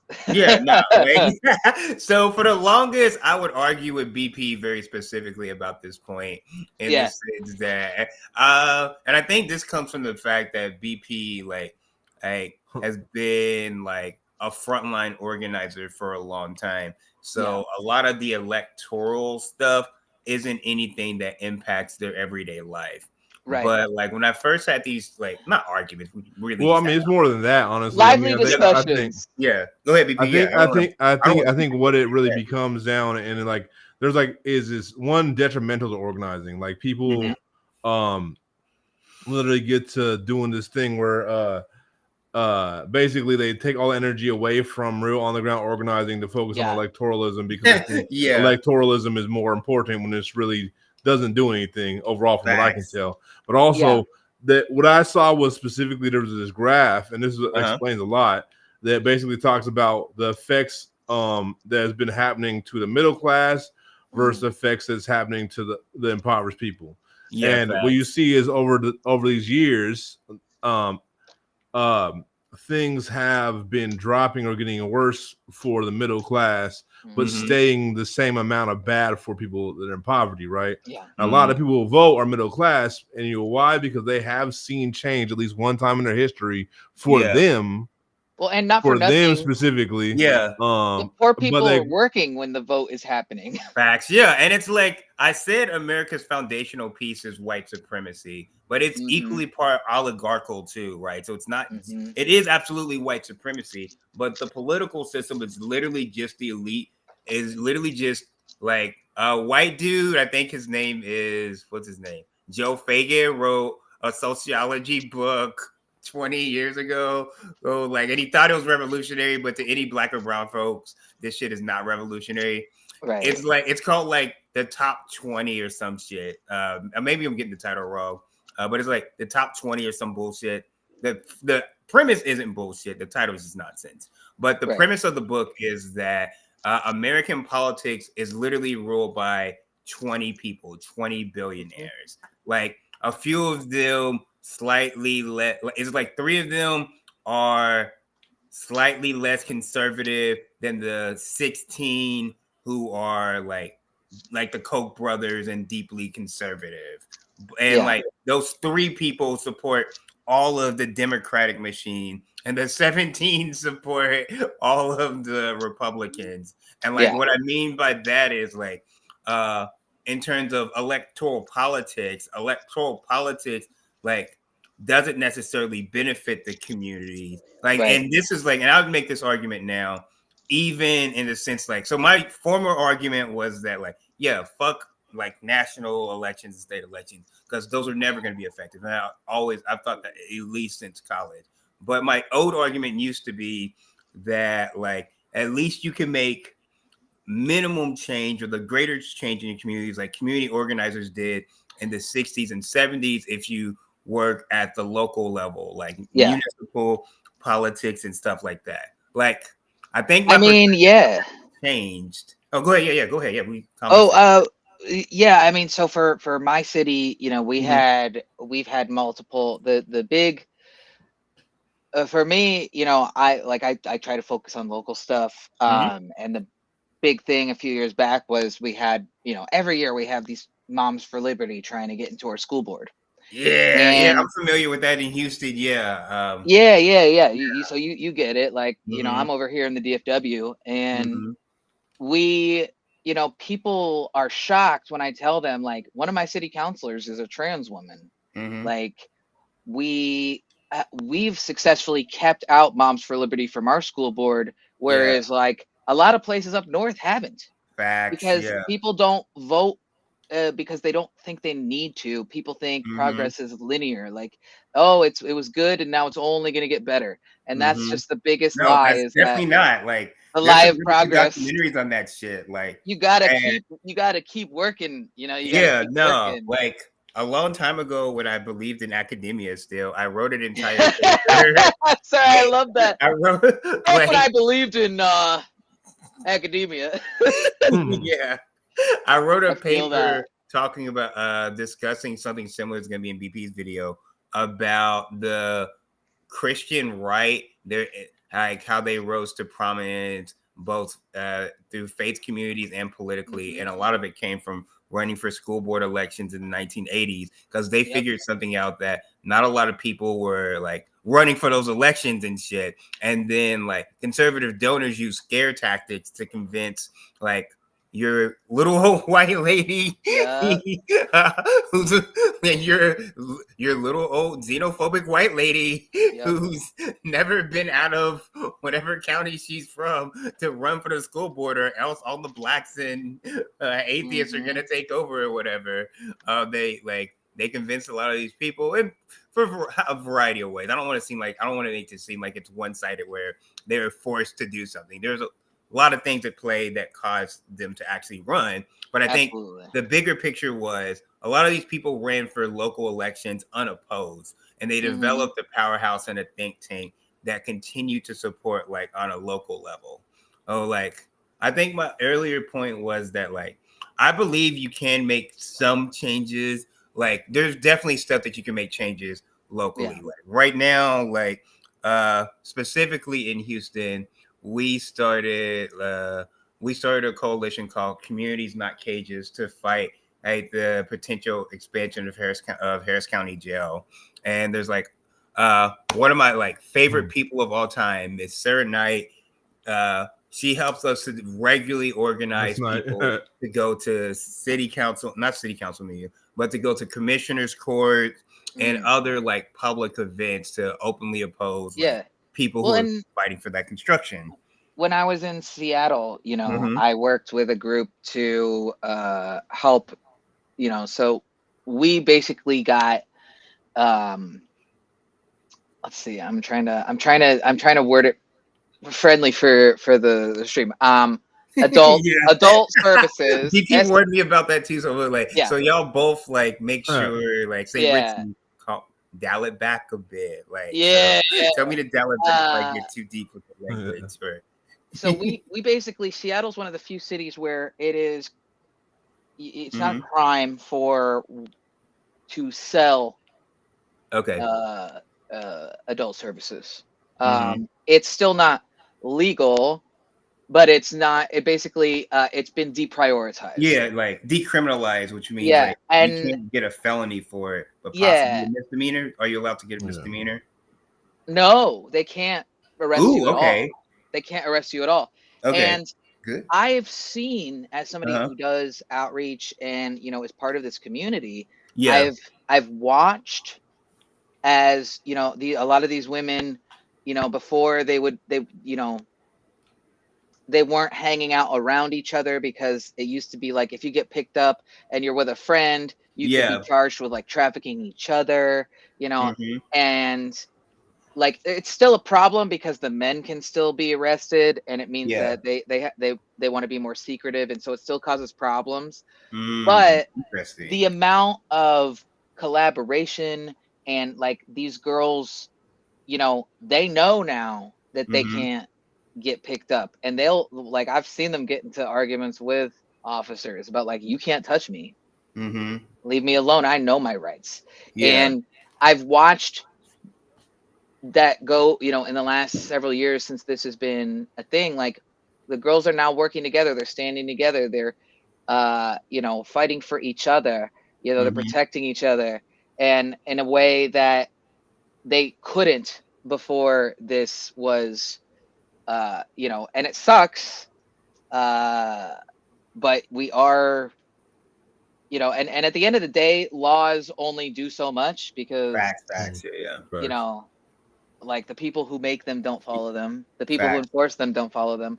But it has created a very real, there are people all over the country who will go and work in Seattle because it's safer for them. Yeah, no, that makes sense. Yeah, like, and I would say, yeah, so that's why I would say, like, not necessarily like local politics themselves, but like my perspective now is less about like the actual political piece and more Right. so like those issues. I'm never going to be the person that's going to like deal with any politicians. Yeah. But like even with like commissioners courts and stuff like that, I read over the statements of the people who are Right. going And there, that's the and real we- like on the ground yeah. stuff. Yeah, And the exactly. part of it like- that makes me, you know, it's like when I see like, you know, I saw James Tallarico's, you know, I'm just using him as an example. No, yeah. Go ahead. Yeah, keep He's going. Yeah. current, but like, Mhm. you know, when I saw, it's like, oh wow, look at, we fundraised more than any other politician in Mhm. 2 weeks Yeah. in the history of Texas, and I'm like, all that money, like, we could do so much with that. Yeah, like you can build real infrastructure for people. Oh my Like, God. Like the amount of rent that we could pay, the amount of food we could buy, the Yeah. amount, like, and it's just going to get this one guy elected. And like, Yeah, yes, like, I think he's cool. And I would love to see more people like him. But I also Yeah. am like, you talk a good game, but what are you actually going to do? Facts. Nothing. Unfortunately, But- nothing. I get frustrated when I have friends, and I'm sure you see this being in Texas as well, of just Mhm. people who are like Texas is a lost cause. Like you guys, you fuck around and find out that's what you voted for. I'm like, who's Yeah. we? Yeah, that was not we. I Yeah. didn't do this Like- shit. I didn't do this shit. Like Yeah. after the Charlie Kirk thing, you know, Mhm. I had you know, that show I Think You Should Leave, you know, and Tim Robinson's got that bit where he's like, I didn't do this. Yeah. Like, I was like, that's how I felt. I'm like, everyone's Man. blaming trans people and black people for this guy's I will death. say, like, Texas was wild directly after Charlie Kirk. Like, Mm. there was a memorial service for him in Houston. There was a really big one in Houston. And then there was another geez. big one in Dallas too. Mhm. Like, and it's like, I'm just glad and I don't live. I don't know if I could tolerate living in the Metroplex during all it that. I'm was like, like ugh. I like, and then like one of my really good friends, she lives in Arizona. Uh-huh. She lives in Phoenix, Arizona, where they're having his big service in the whatever it was, the the I don't know what dome WWE it style is. funeral. wherever the heck the basketball arena, no football arena, the giant ass football arena where the Cardinals play or whatever. Like I told my friend, I told her like to be safe and to not go out. Like she literally didn't leave her apartment on like that Friday through like that Sunday because like generally speaking, Phoenix isn't really a conservative area, but there are really, really conservative, like reactionary parts. And like those people in that area, they were all very much empowered and like they took the streets. Like, Oh, I mean, you saw so many people getting hate crimes after that. Like it's like it's something. I mean, for me, that's the part. Since for me that I 2016, we've actually seen it. feel. Like that's the part for me that like that's probably the biggest part for me in terms of like that entire situation. Like you can joke around, like I can personally joke around about a lot of the situations, and indeed with one of my other really good friends. Well, you got to joke about it, or you're gonna. We've talked so much about fan fiction with State Farm Charlie Stadium, Kirk and Candace Owens, and like I've read some really good fan fiction by Black women who like just. Yeah. Wrote some incredible fan fiction. Well, and someone in the I don't know, the chat just said, you know, people forget about all the marginalized folks that live in the South. Exactly. You know, the black folks. And it's like, it really feels like the way that people hate Texas and the way that people hate the South, especially the Deep South, is very anti-black because most black people in America lived. down here. Mhm. I was about to say, yeah, the black belt is in And the it's like, South. Like, you know what I Yeah, mean? facts. yeah, like it's really frustrating. I mean, I think people are Yeah. starting to get more nuance and stuff, Mhm. but you know, I personally have had, because most of my family, a lot of them live up north. They live in New York, Mhm. and you know, I have a lot of friends up in Seattle, and I have a lot of friends in Massachusetts, and you know, Mhm. but I lived in Florida, which is kind of like it's its own flavor of Southern down in Florida. But I grew up in a high school that was just everything was very diverse, and like you still, I'm not saying that there's not like racism, you know, just because it's more diverse, but it Yeah. was when I moved back to Massachusetts, it was like it was weird at first because I moved to like the suburbs, Mhm. where it was like a very white town, and it wasn't until I got back into Boston where you have like a large like Caribbean population where I felt more comfortable. Because Mhm. frankly, I've always grown up in areas where, you know, my family wasn't rich enough to live in like the nice white areas. So like Mhm. and white people are nosy. Oh, that looks good, Facts. babe. My partner just made a balaclava. You want to show the stream? Nice. Yeah, let's see it. Hey. What's good? Yeah. Long time no see. Hey. They said long time no see. Mhm. I got him a sewing machine for Christmas a couple years ago. So he's been Nice. That's dope. I like it. yeah. He's trying to make a silky one so he doesn't screw up his waves. Hey. Yeah. Yeah. Hey, got to. You can't fail the wave check, man. But yeah, it's like it's very like and speaking of my partner, he Mhm. always says, he's like, you know, at least down here in Mhm. Texas, all the racists wear t-shirts. Facts. You know? Honestly, that is so true. Like, You're just like, Here's I the thing hate faggots. I'm sorry, I shouldn't have. I mean, basically, like, they wear their racism on their sleeves. Yeah. Like, They really do. Okay. Literally, you'll have that black and white flag, and I'm like, Okay. I gotta say. that Sorry for dropping that. everybody. Yeah. We can't do it. Like, even though both of us are queer, YouTube don't like that. I know. YouTube do not like that. I'm sorry, man. Well, shit. I get too comfortable. Facts. Yeah, I'm trying my best, VP, to keep this as like PC as possible to make sure that this is not demonetized. Like, I'm trying to be on my best. It like behavior, started to honestly. leave my mouth, and I was like,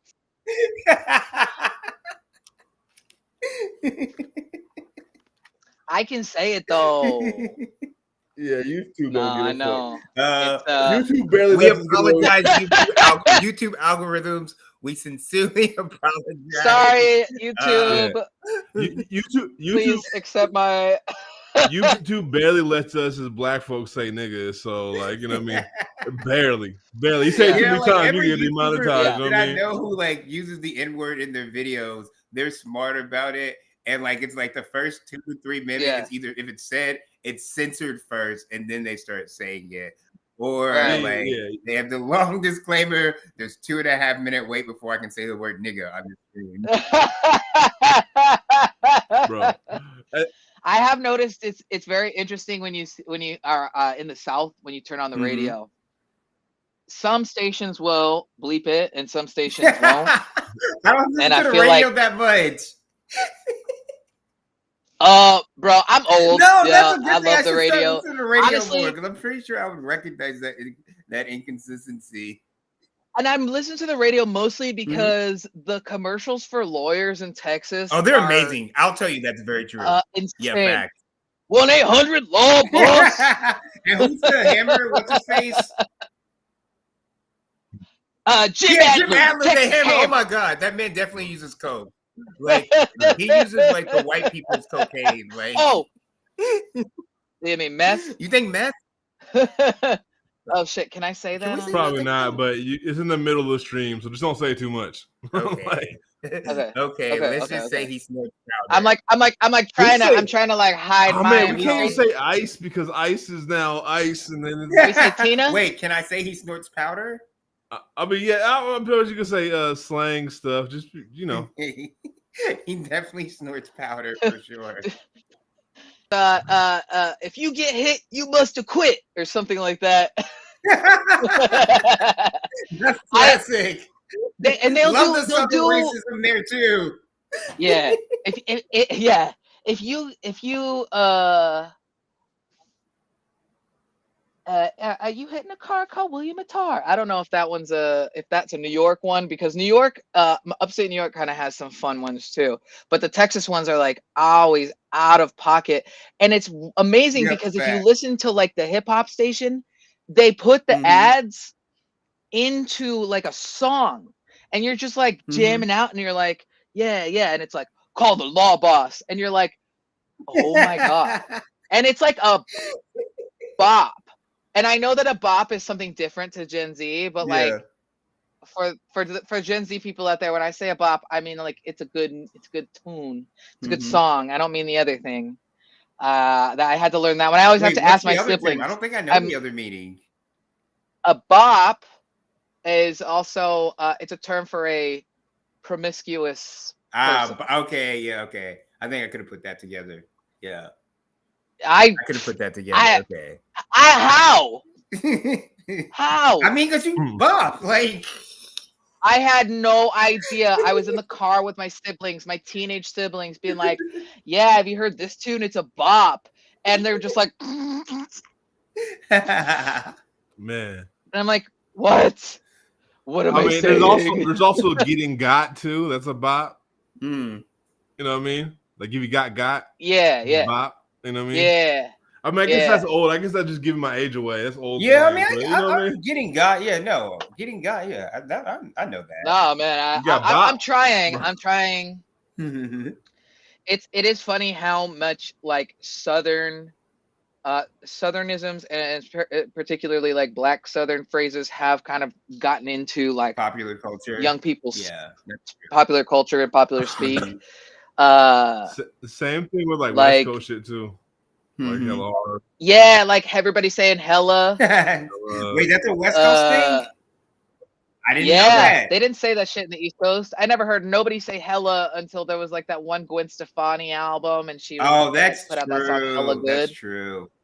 And then people started saying hella other places, but before that, I learned when I moved to the West Coast at first, I didn't realize there was a phrase I used all the time in Boston, and it's a small one, and some people know.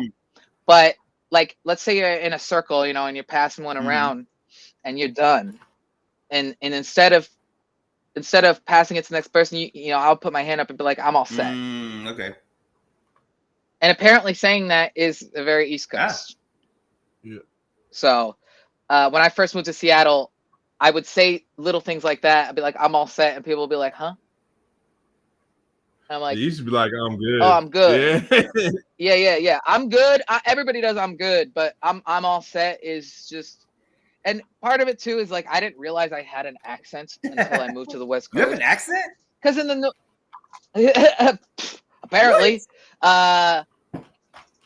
because compared to other people in Boston, I don't really sound that intense. Like, I'm not like, you don't sound Bostonian. You're not from Boston. Well, it comes out. Well, see, now you sound more like you're from Providence. Okay, see. It's good. Now we're talking about accents. There's different accents. Feel free and there's to different talk shit accents. about my accents. Like, I only have like one or two good impressions. Well, everyone is like, they'll hear me talk, especially down in Texas, and they're like, "Oh, are you from New York?" I'm like, "Yeah, but not my accent." Like, oh, okay, I heard it. My accent is. Yeah, it comes out much more when I'm back home and I'm like hanging out with my friends who have like towny accents, because it also changes depending on your socioeconomic class. That's true. Like, that's the same thing with Kentucky. So if you think, like, I'm from Kentucky. I don't really have a Kentucky accent, but I kind of have. You do. You've got I can hear it. I can hear an accent. Like, I could tell you're from the South. Yeah, I was gonna say it's more of a Southern Black accent than it is distinctively Yeah. Kentucky accent. Well, and it's funny too, because all of my siblings, we've all lived everywhere, so we all have a different Mhm. accent. So like I have like kind of a Massachusetts accent, and then sometimes there's a little bit of like gross Florida Southern, like white people Southern Florida accent, and then some, and then there's some of the like upstate New York. Yeah. But it's funny because then my little brother, who's a 17-year-old redhead Yeah. kid, he lives in Texas, and he's the only white kid in his friend group, so he has like kind of a black I can see it. Houston Yeah, I can accent. see it. Yeah. And it's like, it's not how his parents talk, but that's how everyone around him talks. Mhm. And so that's just how he talks. And so it's really funny because you talk to all of my siblings, you're going to get a completely different accent out of each one of us Mhm. because we've all moved and lived. But yeah, like Massachusetts, you've got like the Kennedy accent, right? Like Mhm. it's like And 36 years ago, I got shot. I was just taking a gentle ride in my convertible. And then you've got the We've only Townie got one thing to fear, accent. Yeah. not fear itself. We've only got the fear of the colors and the paws. Well, and you also in New York, there's a lot of Jewish people in New York, so you have a lot of Jewish words that are work their way into slang, like Mhm. like saying someone has a lot of chutzpah. You know, people who are not I've heard- Jewish will say that. Yeah. That's I knew that's a Jewish word, or is Yeah. it Yiddish? Or Yiddish. Yeah. I'm Because like sorry, I'm not no, as like knowledgeable my as only I could thing be is about like that. Yiddish is just like, well, I don't know. I don't want to speak on things that I'm not like an actual expert on, but I would say like a lot Yeah. of the colloquial phrases like that are Yiddish are basically like came from original Jewish terms that Americans Jews Mhm. like came up with their own variations of that, and that's Yeah. that's basically what Yiddish is. Like sometimes, you Yeah, know, I don't want to sometimes it's like speak even too hard on it, but yeah, but even Mhm. non-Jewish people in like Mhm.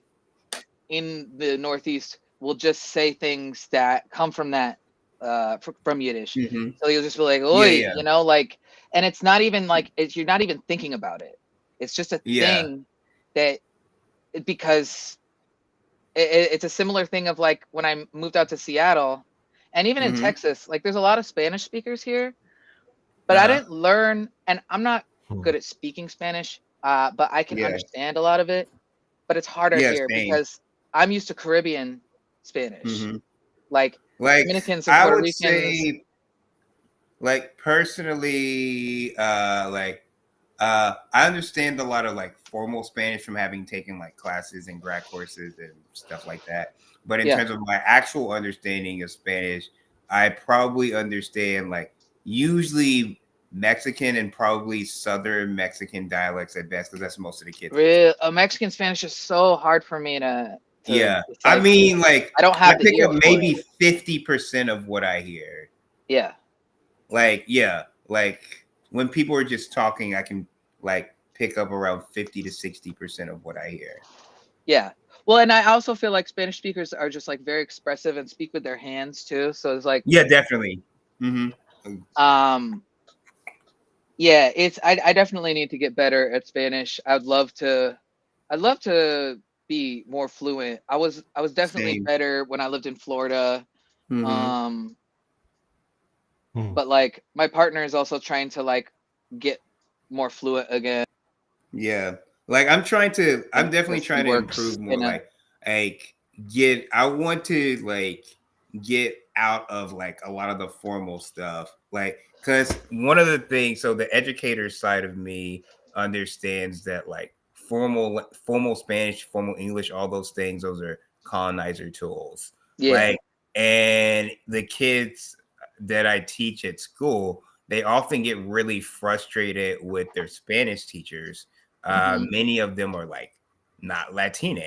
There might be a white person or black person or somebody from Spain or somebody who has much more formal training in Spanish. They put that little lisp in there. Yeah, Cabeza. yeah. Like, and they like teach these kids to use vosotros, form, Yeah. like a Spanish, like a Spanish verb that's Usted. never used in a conversation. I have never once heard or personally used vosotros when I've talked to anybody in Spanish. Well, But I and think like, there's the word a lot of Mexican Spanish, but it's not mhm, all of Mexico that does it. That little filler word way mhm.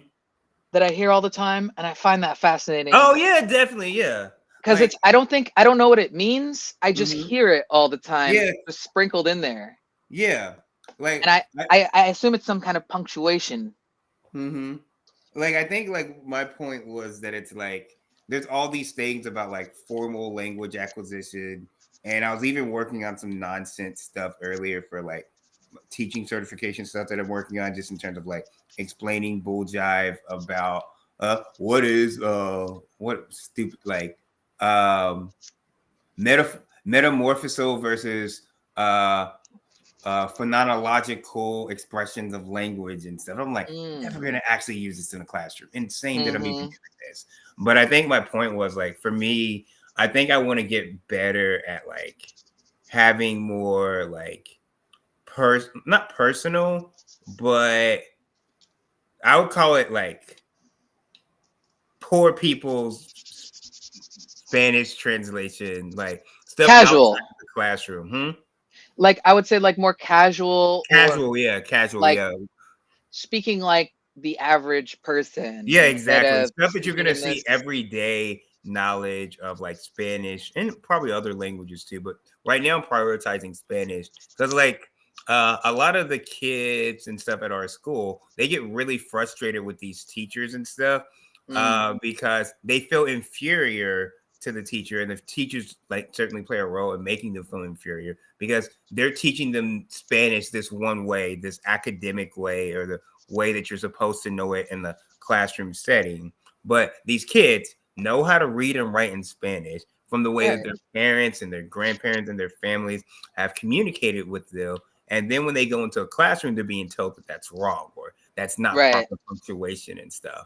And like some of it is basic literacy stuff, but I would say the majority of it doesn't fit like literacy in another language thing. I would say the majority of it doesn't meet that criteria. The majority of it really is just like colonial interpretation of language acquisition.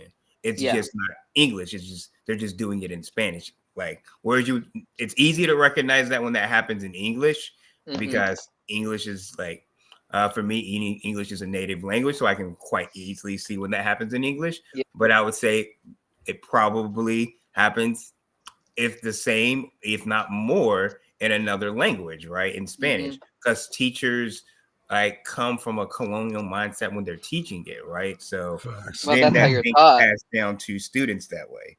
And like for some of those teachers, it's led to some negative behaviors in the classroom too.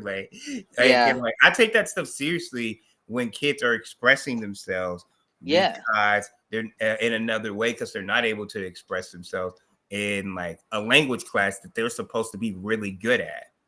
Right. Yeah. Yeah. I remember in Florida, a lot of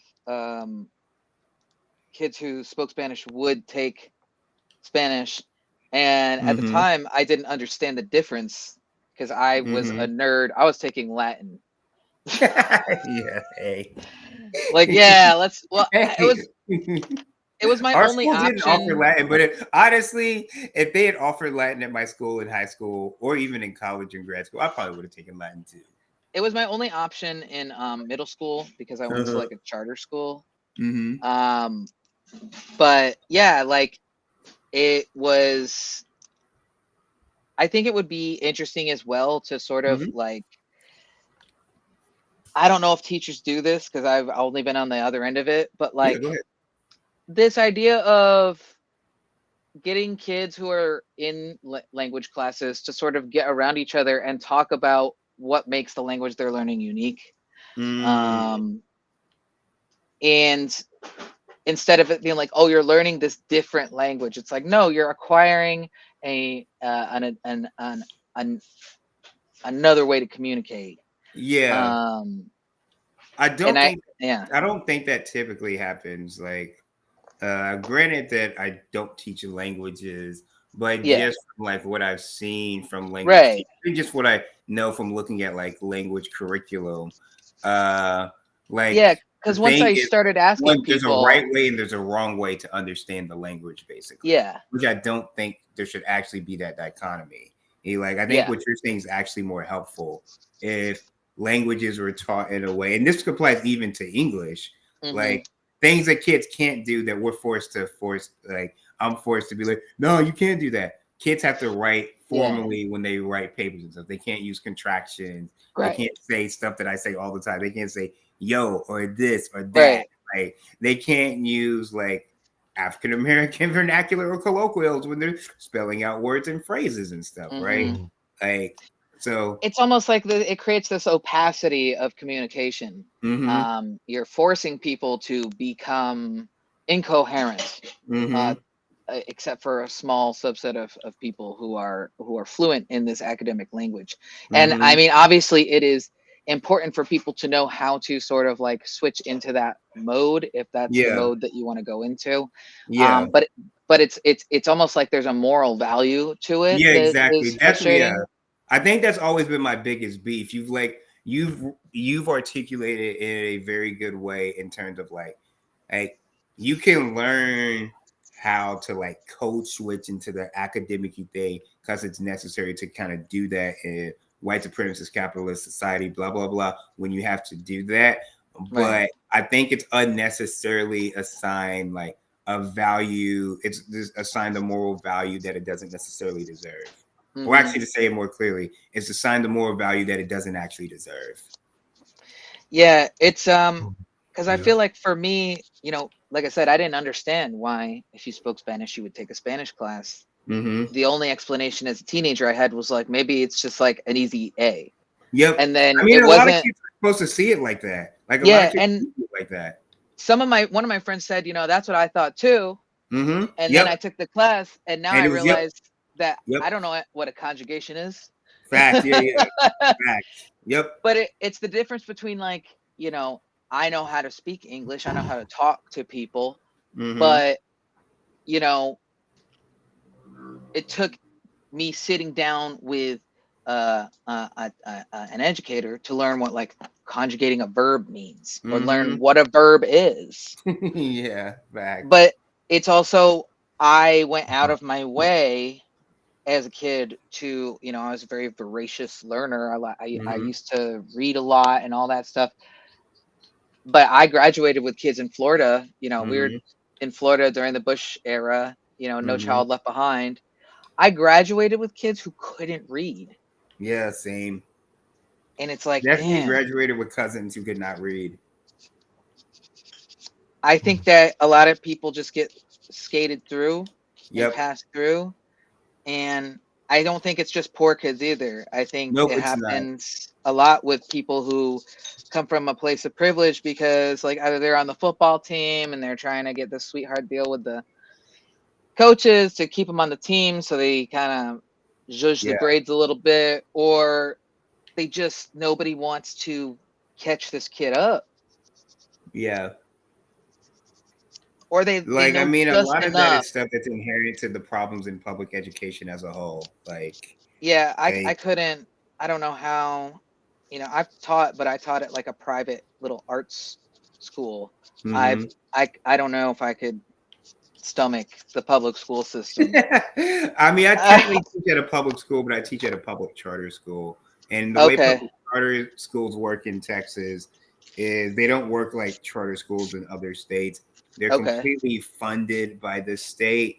But like, I don't know, let's say Susie really likes music education. She will hmm fund to have a music education at this public charter school. So this okay, public charter school gets the money to do the other programming, but they're unlike regular public schools.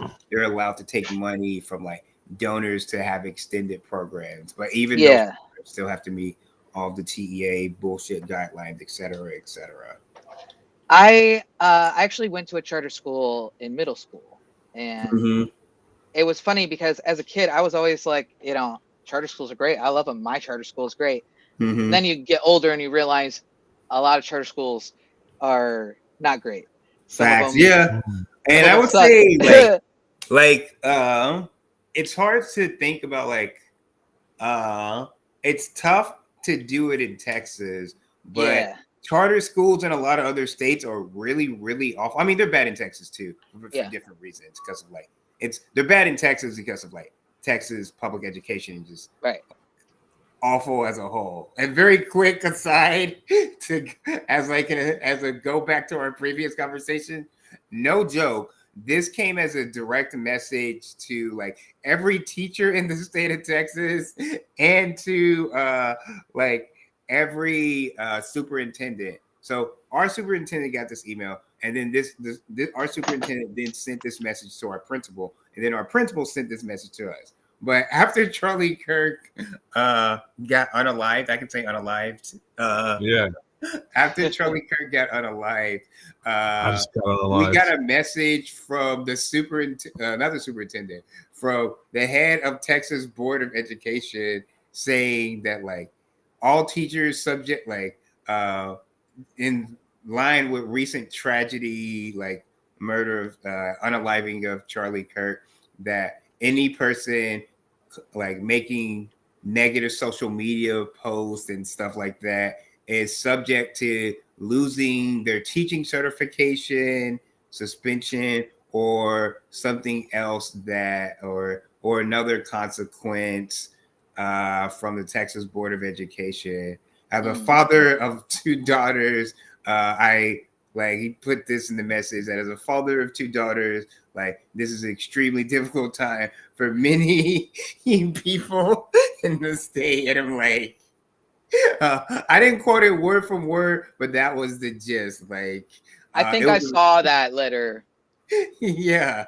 It went out to everybody. It wasn't just me. It went out to every teacher and every educator in the state of Texas to be careful about what you post on social media.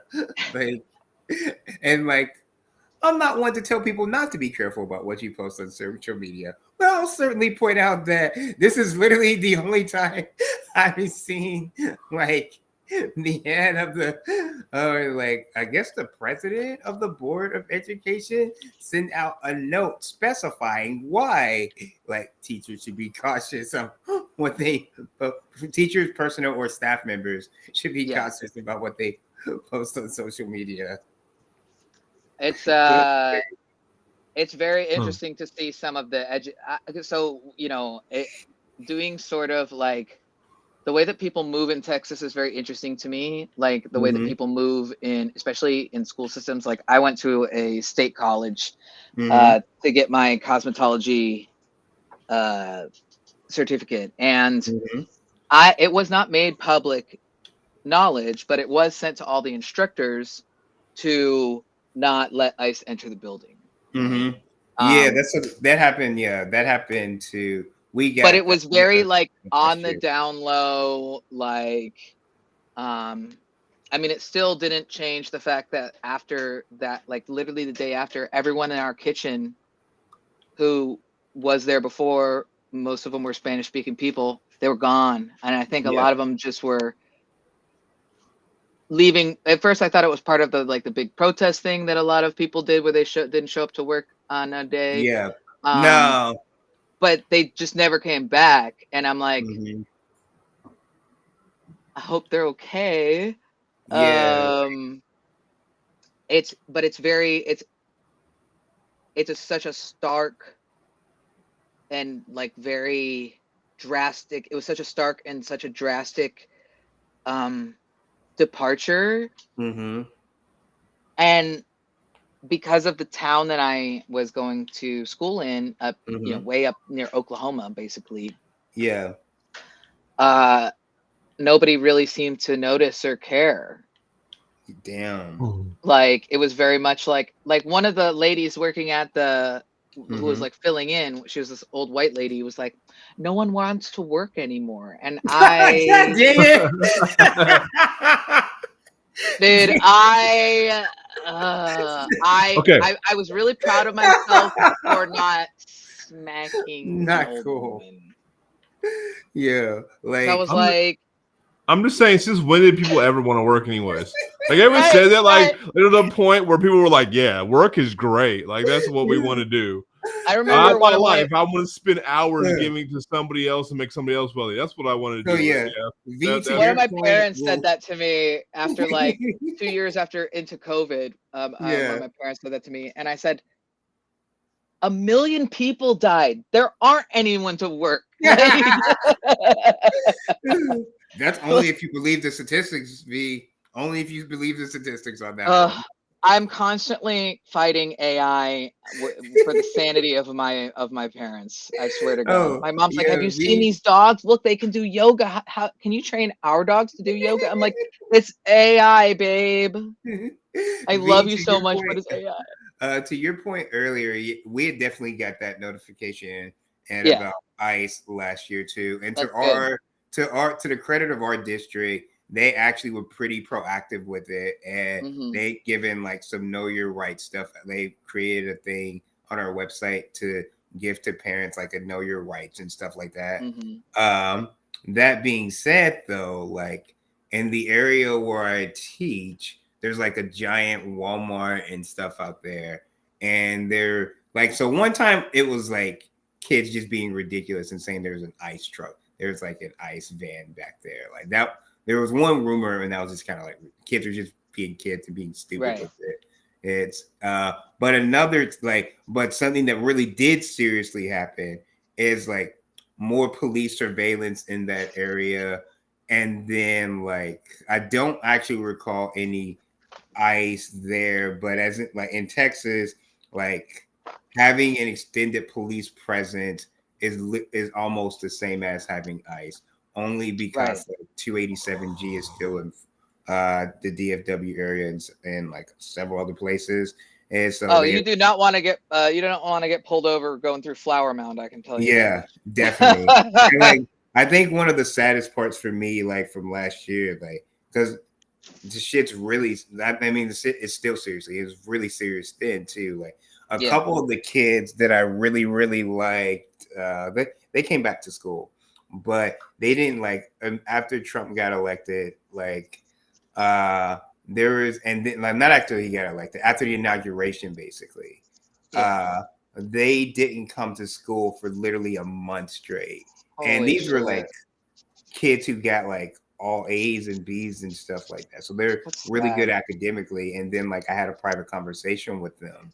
And like some of the stuff they were telling me is that like our parents are afraid that like if we come to school we'll get deported and stuff like that. So like that was that definitely made me think about a lot of stuff for sure. Yeah. Yeah. It's weird being in Texas because we're kind of like the proving ground for a lot of shit. Yeah. Like for example, it's funny too because people be like, "Oh, you trans, what rights what rights are they taking away from you?" I'm like, "Listen, Mm-hmm. like I've had to find a new place to get my medicine." Mm-hmm. Like Yeah. because my doctor, I love my doctor, and my doctor is a great dude. He has a background in public health, and then he became a doctor because he saw the disparities in the system for his community, and we wanted to do something about it. So he became a doctor in like his 30s or something. He's Nice. so cool. He's Yeah, so that's cool. dope. V, I think I'm And becoming inspired now. Like, yeah, he's so cool, and we love him so much. yeah, And that's like, dope. but he told me a few months ago, he's like, Mhm. this new administration Yeah. might make some changes, and unfortunately this clinic does take federal funding, Yeah. and Damn. he wants to be able to help me out, and they might be able to help me out again, but they have to be really careful because it's not just me that relies on him as a PCP. Like if I fortunately I can go to Planned Parenthood. Shout out to Yeah. Planned Parenthood because they don't take any federal money. Mhm. And I can go there and I can get treatment, and the doctor there actually is very knowledgeable about has been treating trans people for years and years and years. So I can go there. But it's also like, man, I haven't had a uterus for a while. So like Mhm.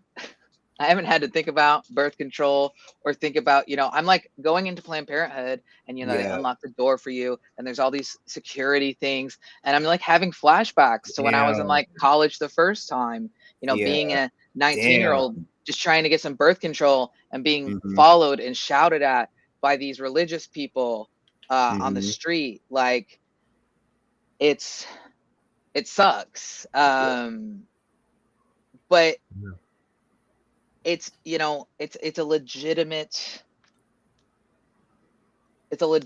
thing. And then I think about my family members who have diabetes, and if they lose Medicaid, like we're gonna have to do redacted type shit to make sure that they stay alive. Yeah, no, that's true. Like I think about my mom with that a lot too, because my mom's only able to pay for like her medications and stuff now because of Medicaid, and like unfortunately, like the first people that are gonna lose Medicaid when shit hits the fan are like all of the poorest of the poor and stuff. The folks who are like my mom gets all of her medication free right now because Yeah. we're that poor where Yeah. like there's really no actual taxable income that my mom has right now where I mean, you could pay something on it. So I pay, I think, I decided to be bougie and I got a gold plan. And so I pay like $60 instead of Okay. nothing. Because Yeah. but without my healthcare credit, Yeah. that plan would cost me $600 a month. Yeah. And I think my mom still pays for some medications out of pocket and stuff like that. So like her Medicaid pays for a good bit of the stuff, but some stuff still comes out of pocket, and that's like where mainly me, my siblings don't pay for I mean, it. I was spoiled because Like, I lived that's for where like the money comes from. I lived in Massachusetts for a long time, and Mass Health, which by the way, Republican created Mass Health, which Yeah. was the basis for Obamacare. Yeah. He took like that structure was like put into place by Mitt Romney, and I'm like, see, Republicans used to actually do something. Well, hey, so misnomer, don't get it twisted. Like scare tactic, Republicans will say they don't fuck with socialism. Like Republicans fuck hard with socialism. Like rich, wealthy, elite people, they want socialism. Like For themselves. they only want it for them themselves. though. Like it's only like it's a very limited brand of socialist policy. Like my brain does way too many deep dives into way too many things. But like I make the connection between like billionaire sports owners and just like billionaires in the real world and shit. Like I mean they're literally the same people. But like billionaire sports owners like have salary caps to make sure their black and brown athletes can only make a certain amount of money for the sport that they play. Like very similarly, like rich ass white people, like the 1% to 2% fuck hard with socialism for themselves, right? Like fair. They want things to be really fair, right? Just not for everybody. Exactly. It's BP, how's the game going? Oh yeah, you winning? I mean, we slowly. I'm watching. I just don't know what's going on. I know you captured a city. We slowly spreading the revolution. You know what I mean? I legit might buy this game, BP. It's only $8. So I probably am going to buy this game. Short, cheap game. You know what I mean? Play a little bit here and there, you know, while we stream. I promise people, so they're gonna get what I promised them. You know what I mean? The goal is to beat it before the stream's over, but it might not happen. Yeah, because get my ass kicked. I do find it very interesting that so many people. I've gotten this a lot from people about like, oh, like now that all this anti-trans, anti-gay stuff is coming into like the forefront, which. Frankly, it's always been here. I remember the bad old days. I remember the 90s. It's I have family members who are not here anymore because of the HIV epidemic. Like it's bad. And but like now moving into a space where like I'm one of the queer elders because I, once you get to over 35, Damn. like Yeah, I think all three of us are elders. yeah, like you get to that point where it's Don't like tell me in that, the community reaching 35 is a fucking is pretty good, especially for trans people. And so like it's very interesting where people say, are you going to tone it down? Mhm. And I'm like, first of all, completely incapable. Mhm. Like I don't know how to tone it down. I don't know how to not say. I mean, I know how to be quiet when quiet needs to happen sometimes, like if it's a risky situation. But Yeah. Okay, like, do we really need elders that are going to tone it down though? Because What do you that's part of the problem, man. right. Well, and that's the thing. Yeah. I don't No, want that's to, true. but even Yeah. if I wanted to, I'm like, I couldn't. Honestly, you tell me not to do something, I'm gonna do it harder because that's kind of guy I am. I'm just like a little shit. I'm a fuck. V, that's literally how I got suspended. Like 3 of the 4 times I got suspended in Bro, same. literally. I got suspended for like literally for making art so many times, and I was like, you know what though? That means I'm doing it. I got suspended multiple times for questioning my teachers about stuff, and then like a couple times for fighting. But that was elementary school. Like elementary, I got suspended for fighting like 3 or 4 times, and then like middle school, like the 3 times I got suspended in middle school were all for like arguing with teachers about like they would tell me something, and then I'd be like, no, I'm actually right about this. Yeah. I was very passionate about knowing shit. We don't like, I don't know if you were here. I was saying earlier about the flag. Even as a kid, I was like, why are we doing this? Same. Never stood for the flag. I still will be in places and they'll do it and I'll just cross my arms. Oh yeah, no. So V, fucking Texas.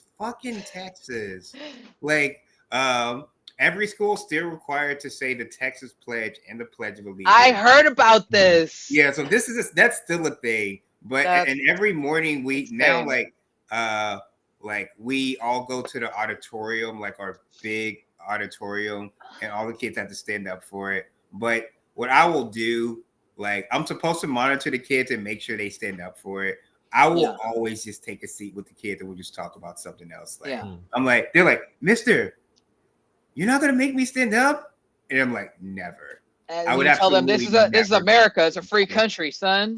Yeah. Oh, now I have a quick aside question for y'all. So I'm just sitting here. I think better when my hands are doing something. So I've got this little set of nails. Okay, nice. I like it. But I'm thinking about a set of ACAB nails. Okay. Now for my base color though. And if y'all don't know, ACAB, always carry a Bible, obviously. All cats are beautiful. Part of me was thinking, naturally, it makes sense to do some blue on there, but also that's like their color. Mm-hmm. So I don't know, but maybe a dark cobalt. Ooh, I like cobalt. I like the cobalt. You like the cobalt? Another idea I had was to make them like, because this cobalt color is have you ever seen those plates that are like white ceramic with like dark blue? Yeah. Like that's why I bought this color. I'm like, maybe I could do ACAB porcelain. Ooh, okay. So what else? Like hide it in there. So would you do like a white outline with the blue colored with the cobalt nail? Would you add in like a white acrylic that says always carry a Bible? I think what I would do is I would paint them white, and then I would take this and kind of dilute it a little bit and then paint always carry a Bible. That makes more sense. Yeah. But like make it so that it's the letters are like kind of integrated into the that would look cool actually. That would look really cool. Honestly, one of my one of my best nail sets that got the most Mhm. popular. I think right now it's sitting at around 123,000 likes on Instagram. Mhm. Was 9/11 nails. Nice. The kids Nice. love. Oh, I think I have one of the hands here. The kids love Nice. 9/11. Hold on, I have Remember, one right here. kids do like. So that's another thing I'm supposed to push back on kids for doing.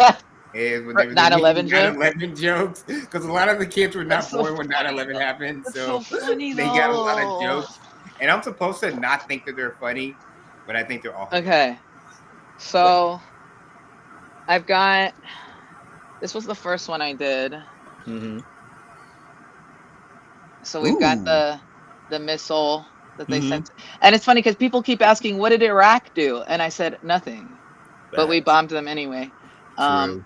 We've got the plane flying in the sky, Mm-hmm. and then we've got the towers, and then we've got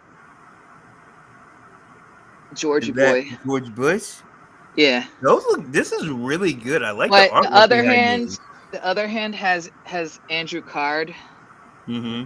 Remember when he like whispered into his ear? I forgot about that. Honestly. He's like, "Sir, this hit the second tower." Mhm. Oh, there's a lot of mythos and lore that I do not remember about 9/11. There's the this one's upside down. Hold on. This And you one got the Pentagon on one of them, I see. is jet fuel. Mhm. The Pentagon. That one took me like 6 hours. Yeah, this is actually really detailed. This one's would be any millennial Mhm. is traumatized by a TV on a cart. Fact. And then Fact. we got the freedom fries. Nice freedom fries. Yeah. Yeah. Most ridiculous thing ever. But Freedom it's fries. like I've gotten one negative comment What? out of everything, and it's just someone being like, "I don't think you Gen Z kids shouldn't joke like this." And I'm like, one, I'm almost 40. Mm-hmm. Two, don't tell me how to feel about the traumatic event that happened when I was 14. Fact. And three, I looked at your Instagram. You were in diapers at the time. Also, I was born in New York. You can't tell me shit. Fact.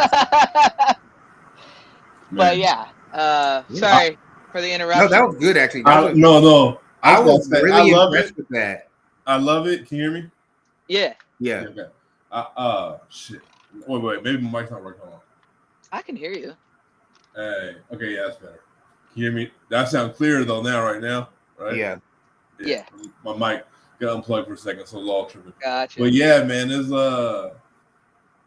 always funny when people call you Gen Z. Like, I got called Gen Z a few times. I'm like, what?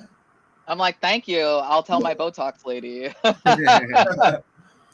like, bro, Gen Z. it's if you're not assimilated, right? They I don't expect think like anyone's ever called me Gen Z, BP. oh, they assume you're assimilated, then you're in trouble. No. I've been called a boomer. I've never been called boomer. Always like Gen Z. I'm like, I don't think I fit in the age range to be qualified under that banner. But I think anybody who has resistant politics, who hasn't assimilated, you know what I mean, or resistant stances. Yeah, that's what they do. But also, I'm not really online like that. And the few times I've been called a boomer were by like friends because of my lack of knowledge on technology. Right. Basic technology. Are you a kind of like, I had to get used to working with technology, just because everything, and also work and my creative projects. But like, I've always I was always kind of a Luddite. Yeah, like I'm like, so it depends on the type of technology. Like I'm gonna say my lack of expertise in computer, and especially like communication-based computer stuff, mainly like social media and stuff like that.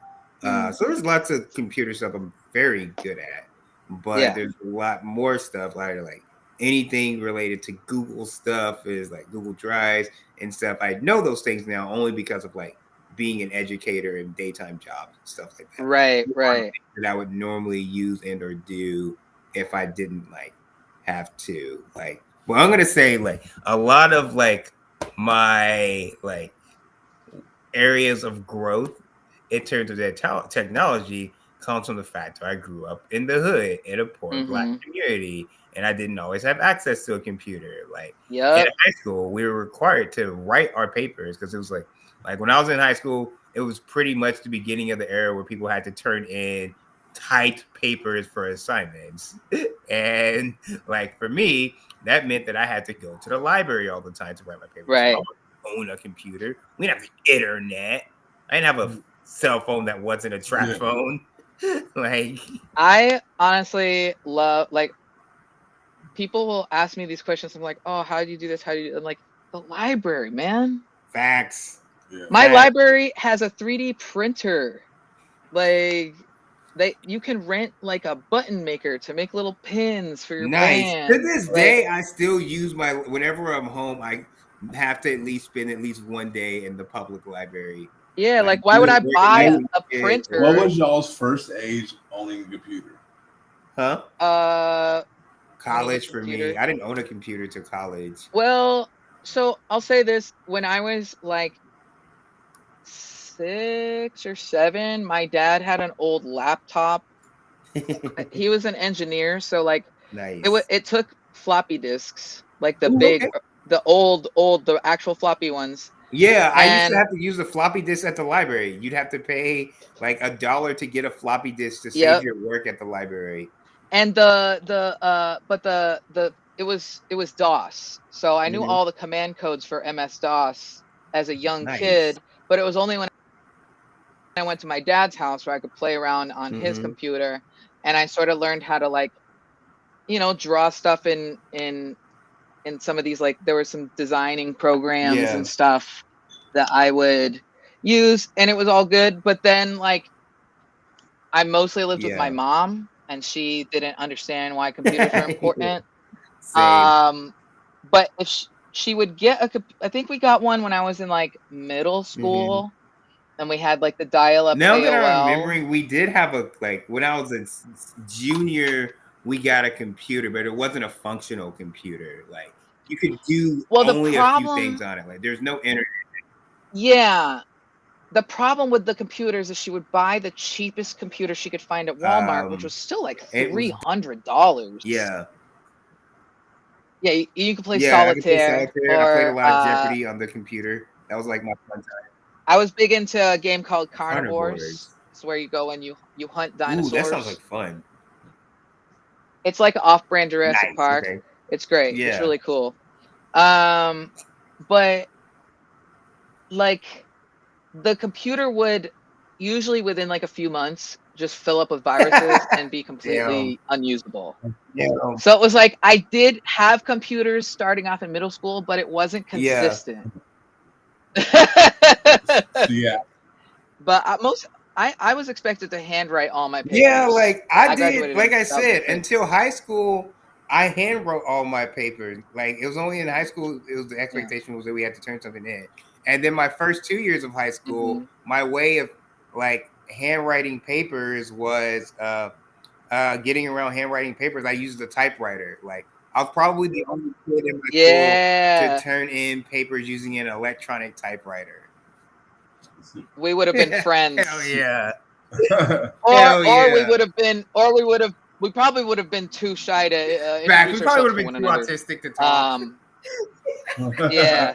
And it's like, it's funny because I don't like, I'm more as far as, and I know that now they're thinking about ADHD is kind of like along the lines of like, it does have similarities with autism.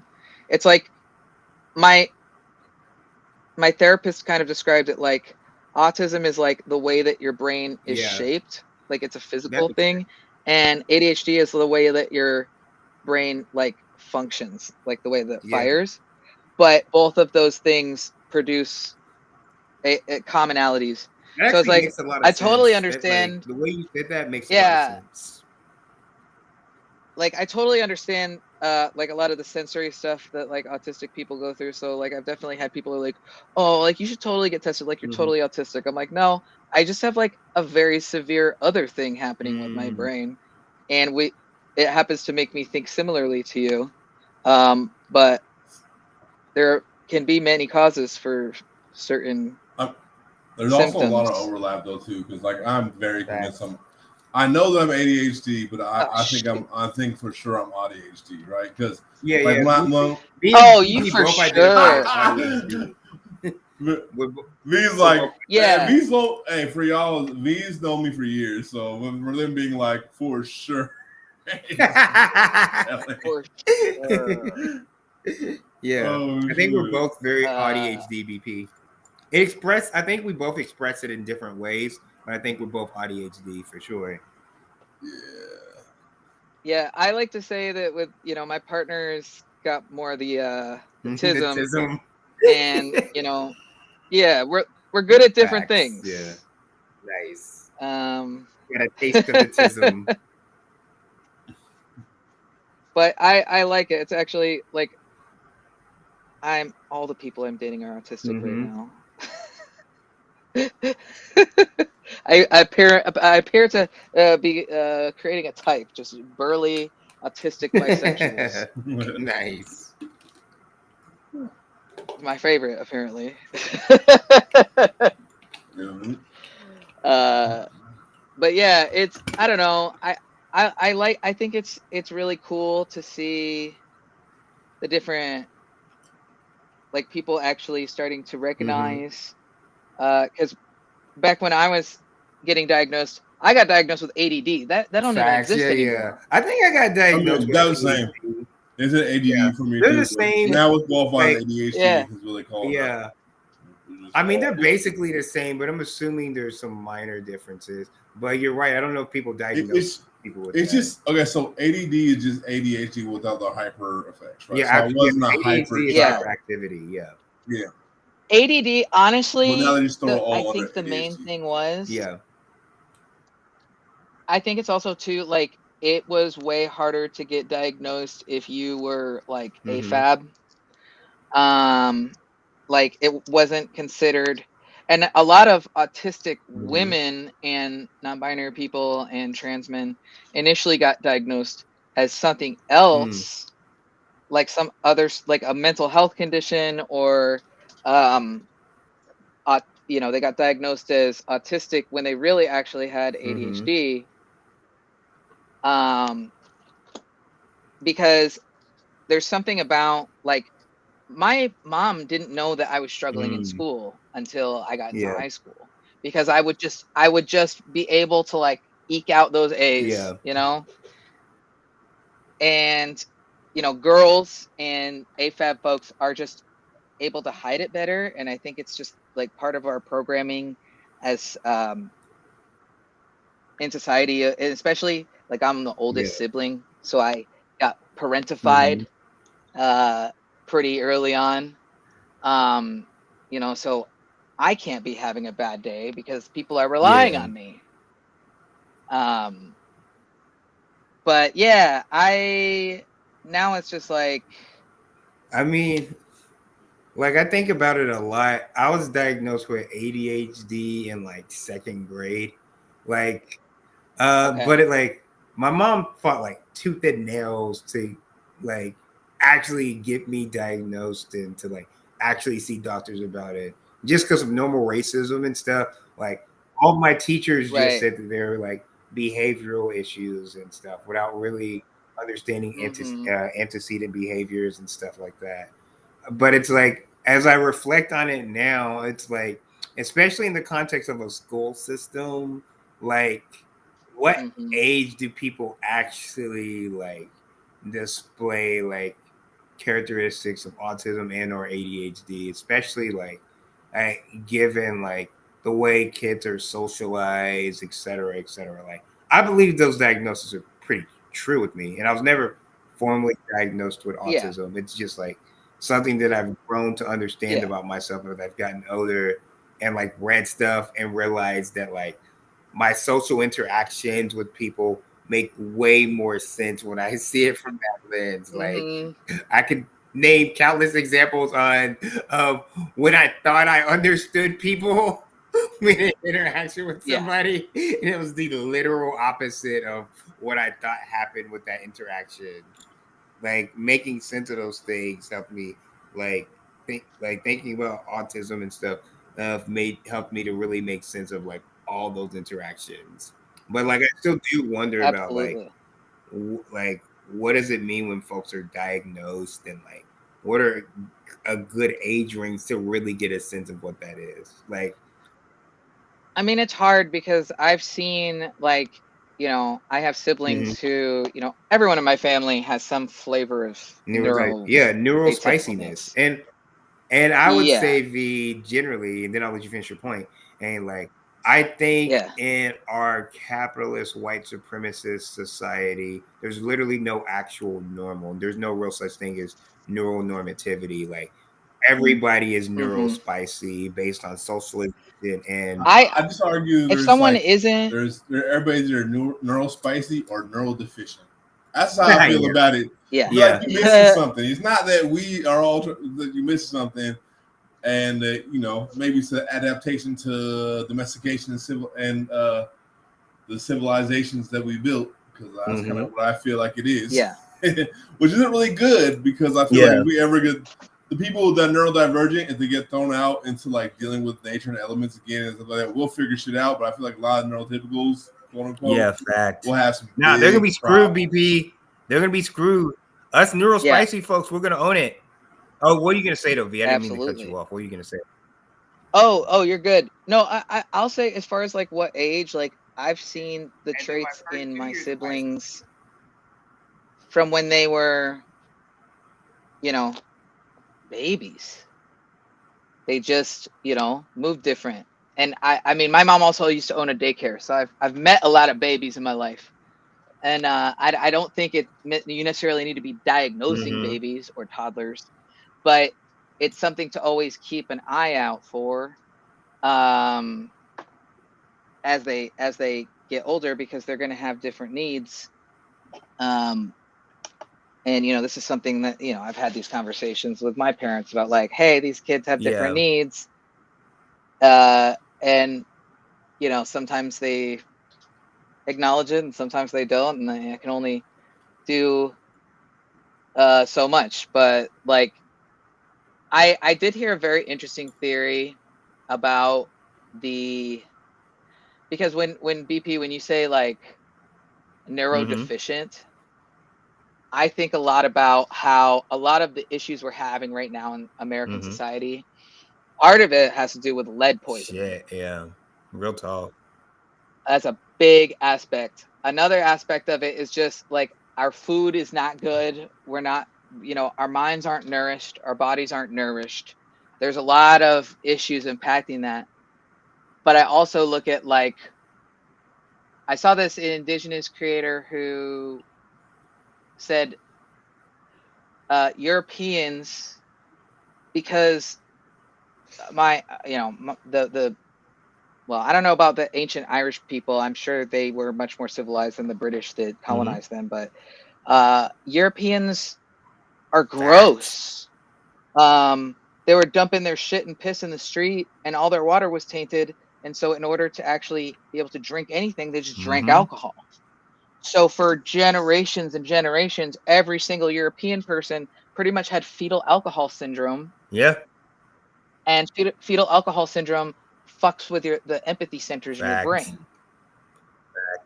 And I think about that a lot.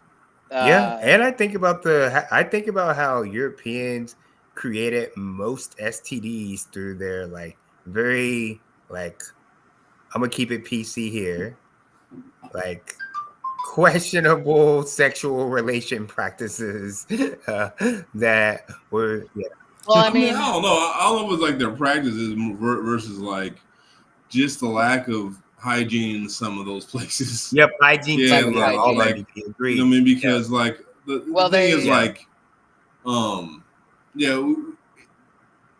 it's not. I think there are plenty of places that were highly promiscuous that didn't have those same problems. Put it that way. That's that's what I mean. Yeah, I think you said it better than the way I was. Yeah, I would say I was trying to keep things PC, but yeah.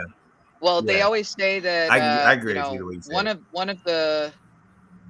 one of the STIs that's originally from America was syphilis, and they say that is the curse. Yeah, that the Europeans curse. Yeah. got. Yeah, and I mean, I wonder a lot about that because as a white person, I was not raised with great Mhm. hygiene. So I've learned a lot from people over my lifetime. Like it's true, you know, like we were hiking one day and my mom was like, "Oh, we have like a church thing to go to." And she wanted to drive directly there. And everybody in the car was like, "No, we need to stop and take a shower. We smell bad." And she's like, nobody cares. I Nobody definitely remember when I was a cares. kid thinking that all white people smell like wet dogs. Like, They Look, do. there was this lady. Okay, she's a popular Instagrammer, right?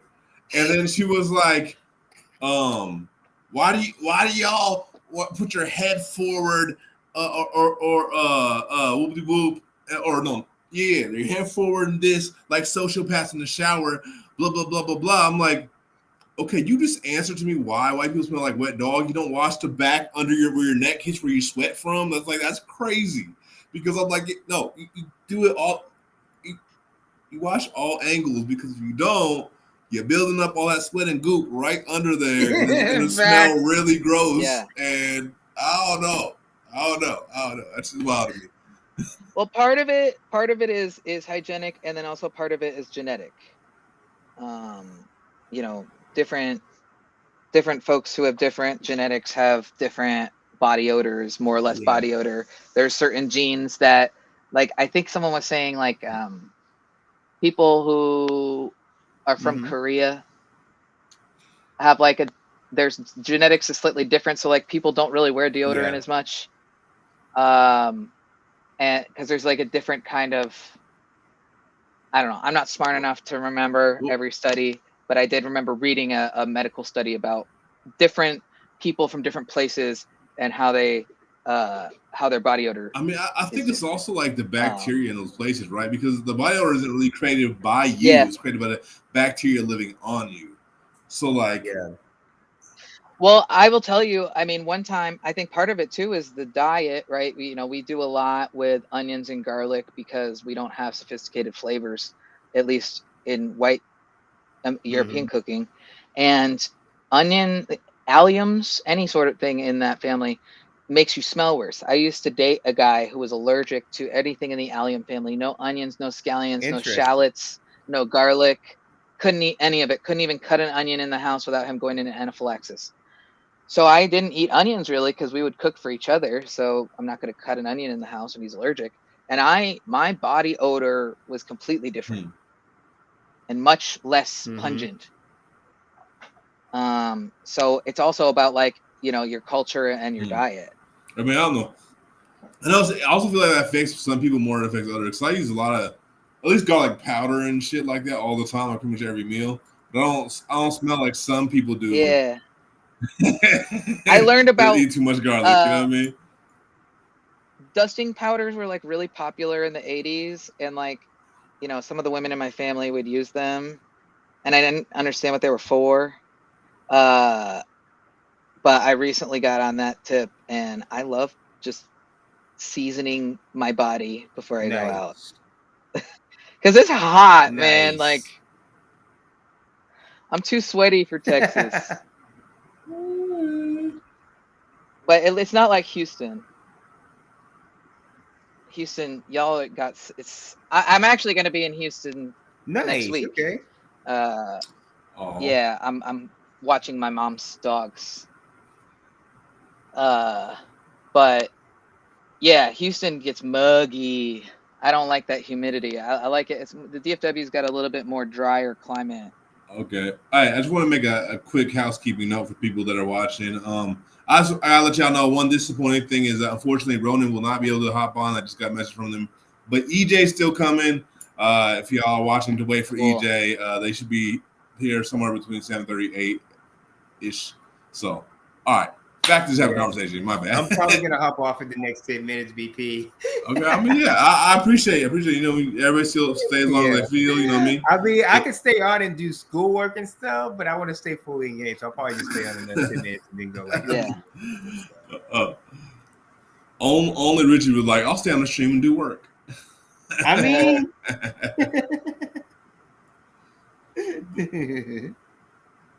yeah, I just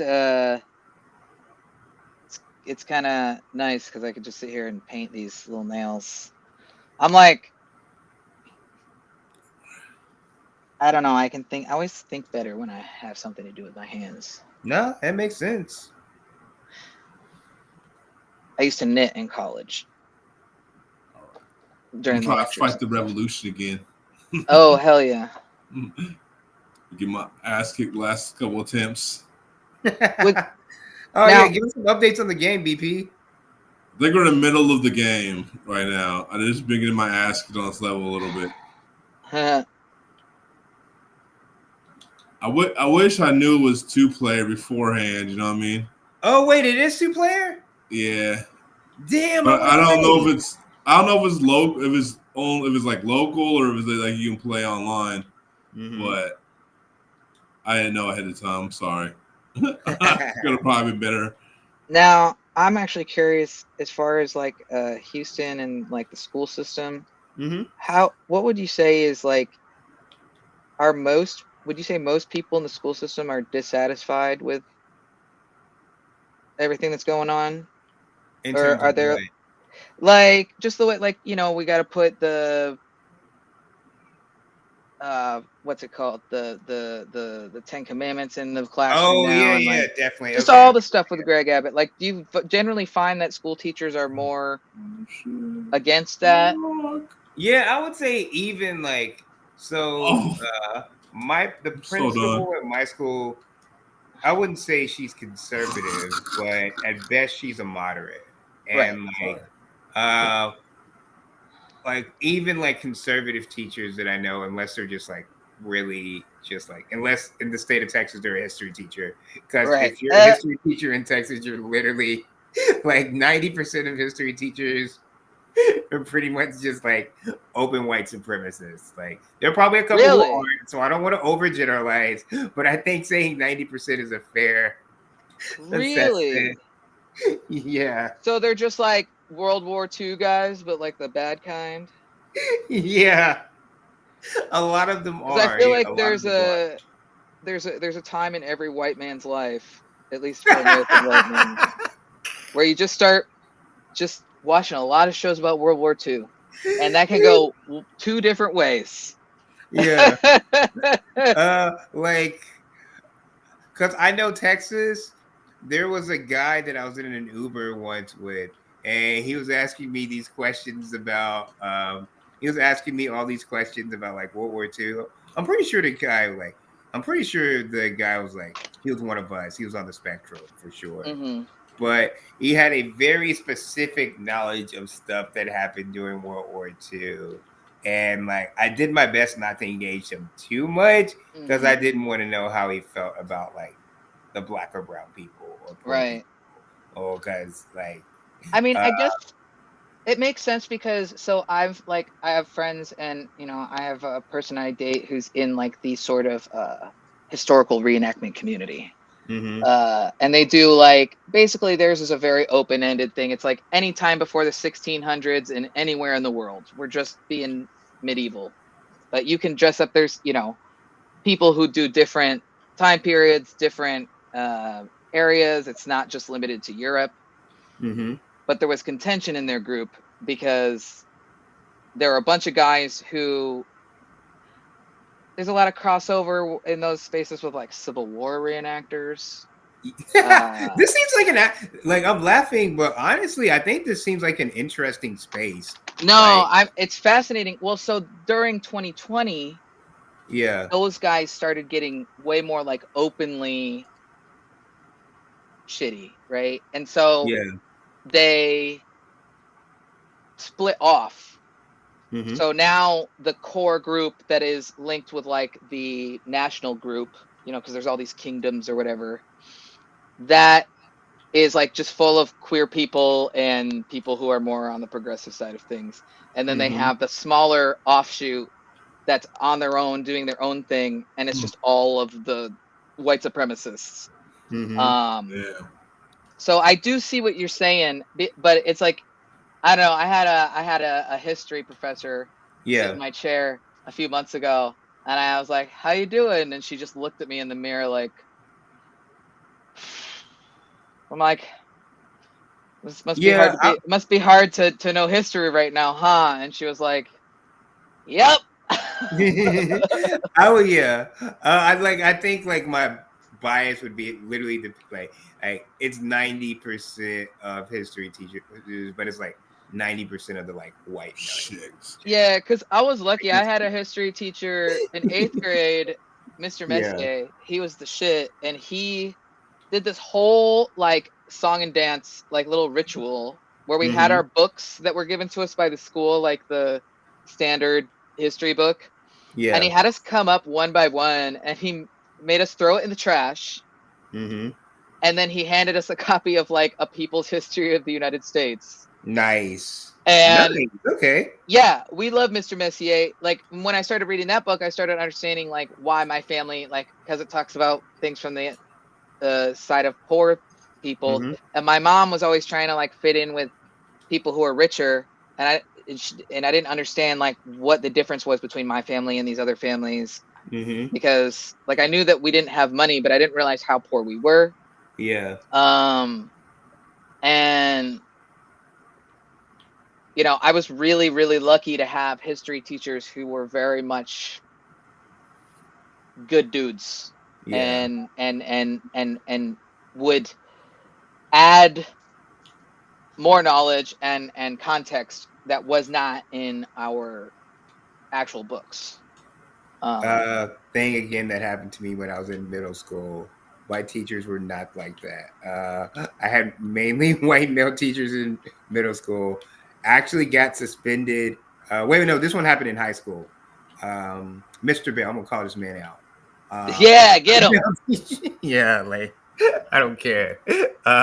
Caring teachers, I won't call them out, but my former teachers, I will absolutely call them out for white supremacy. But my former U.S. history and then later AP history teacher, Mr. Bell, got suspended one time for this.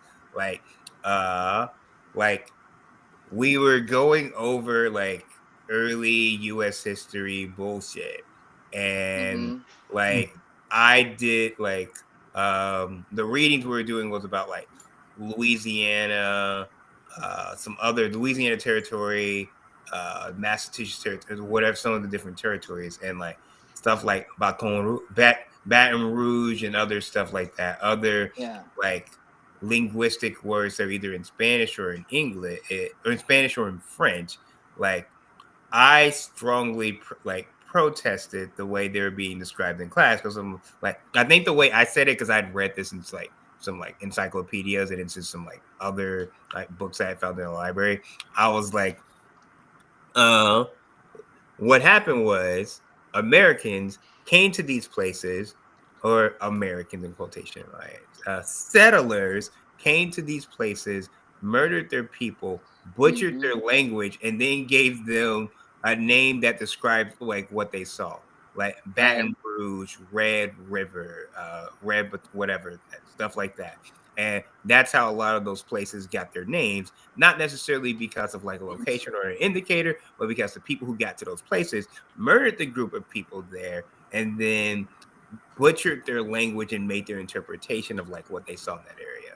And then he saw that when I was correcting him on something he said about that. He saw that as me being disrespectful and not submitting to him as a teacher as he was trying to teach about these historical places and artifacts. I argued with him and I got suspended for like not defending like colonizers' use of language and naming places and locations. I got like a 2-day suspension or something like that.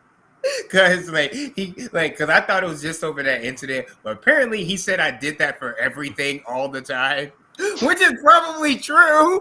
But still, man, like come and have the conversation with me first. Don't like go snitch to the principal, get me and you would think, and then tell the principal all this other stuff that you think I did. Like, yeah, what? You would think as an educator, you would be super stoked to have a kid engaged in the conversation. Yeah. I mean, Like, I was really a kid talking to, like, yeah. so in one sense, I understand how it was disruptive. If I'm the only kid talking, and it may seem on the surface that I'm heckling just a little bit because Right. you're teaching something, and I'm saying the exact opposite with Right. historical facts. So I kind of see as an adult now how that might appear to be heckling, but in another sense, that was one precocious autistic student who's Yeah. deeply engaged in a lesson. Yeah, engaged in the dialogue, paying attention. I mean, what more do you want? Yeah. Oh yeah. To answer your earlier question though, I would say most teachers are out. I wouldn't say so. I would say apprehensive about Okay. like a lot of the stuff that's happening. I want to be fair and not say that like everyone's a supporter or that. And I don't think there are a ton of support, and I don't think there's a ton of folks who are like hate it. A Right. lot of educators and especially like administrators are going through the motions with a lot of those things because they're definitely afraid of the backlash that can happen from parents because parents definitely have a lot of authority in like Yeah. these communities compared to like in the past. Like they will And be the it first to write seems their legislator and shit. right. And First to complain, yeah, be exactly. annoying. So I Yeah. would say apprehensive at best, especially with all of it, because like we comply to all those things. You know me, I personally don't. Like, Yeah. low key personally, but the school complies. It seems like it makes y'all's jobs harder, and I can see how it would make administrators' jobs Yeah, harder. definitely. Like, It definitely just makes a lot of things harder. Ooh, because I don't know if you knew this. This passed in 2019, and it's been active since 2021, I believe. But in the state of Texas, everyone has to, in order to graduate from any public high school in Texas, you have to pass the police officer training. So basically, that's a whole thing. That's a real thing. So probably, yeah. I'm sure your brothers have to go through the police officer training at some point. I'll have They to don't. ask them. They're no longer in school or anything. But Yeah. like the police officer, it's called like the police officer interaction training, basically.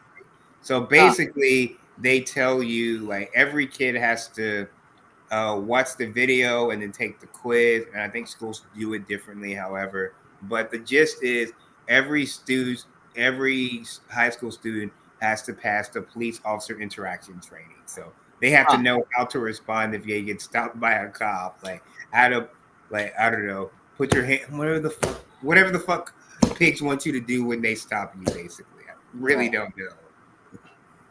But it's now a graduation requirement. Like every kid in our school, we actually had to create a testing plan around it because they have to show verification of that. So we had to like add it into addition to like the STAR test and other things like that. So we just came up with a creative way to like have kids do that ridiculous thing and like, get their little credit or whatever they get for it. I mean, I think it's interesting too because like with all this different stuff, it's like at one point you got to teach the kids the actual stuff that they need to learn, and then you're adding in all these other things that like I know someone who worked at like basically a medical, basically like helps run stuff for like medical side of like incarcerated folks. So their job, because of the administration, it was really like they were stuck in that rock and a hard place because when it came to transgender people, the state that they were in was saying no gender affirming care for anybody. But the feds at the time were saying you can't deny someone their gender affirming care even if they're incarcerated. And so they're just like, what do we do? Like the legislation of the feds and the state are coming in more and more conflict with each other. And you see that a lot with schools, especially. The schools have, you're supposed to educate and keep kids safe. And they're making it really hard to do that, it seems like. Yeah, definitely. I mean, on so many levels too, because like even now, like Texas isn't the only state, but multiple states have passed like safety protocol. So after what was it? Like, was it in El Paso a few years ago? The school, the shooting from a couple years ago. Uvalde? Yeah, Uvalde. Yeah, Uvalde. Yeah, I Yeah. said El Paso. I meant Uvalde. But basically, like Texas legislator and I think it's mainly just Texas legislature passed some bills to keep schools safe. Like all doors are required to be locked at all times of the day, and we very frequently, like it happens at least like once a week now. We have a what is it called? It's in my phone. Alert. What is it? We have like an Amber Alert? not an Amber Alert. Or are you talking about those? I turned off my the blue alerts or whatever. Mm-hmm. I'm looking it up because we just literally had one on Friday.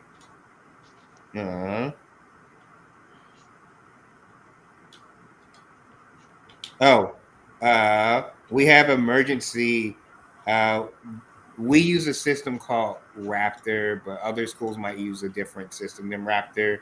Okay. But it's basically an emergency alert system, and that's required like anytime like something happens on campus. So like if there's a stray dog on campus, or like a variety of different stuff, or a houseless person wanders on our campus for whatever reason, just because whatever stuff like that, we put an emergency alert and the school goes on lockdown. So Okay. and it's like some things that actually make sense for it. Like if somebody's like if somebody has a seizure or something and they need to Right. medication and we have to call an ambulance, it makes sense to do it for those things, because then you want to limit the movement of people across an area and stuff. I don't think it's necessary for everything, but because of Yeah. Texas state law, it pretty much is necessary for everything, and that's their idea of keeping people safe, right? Like Yeah. doing those things on a frequent basis. It's sometimes I worry about, like, I know that there's reasons that you have to have kids practice all this stuff, but I feel like it's traumatizing. Nah, it is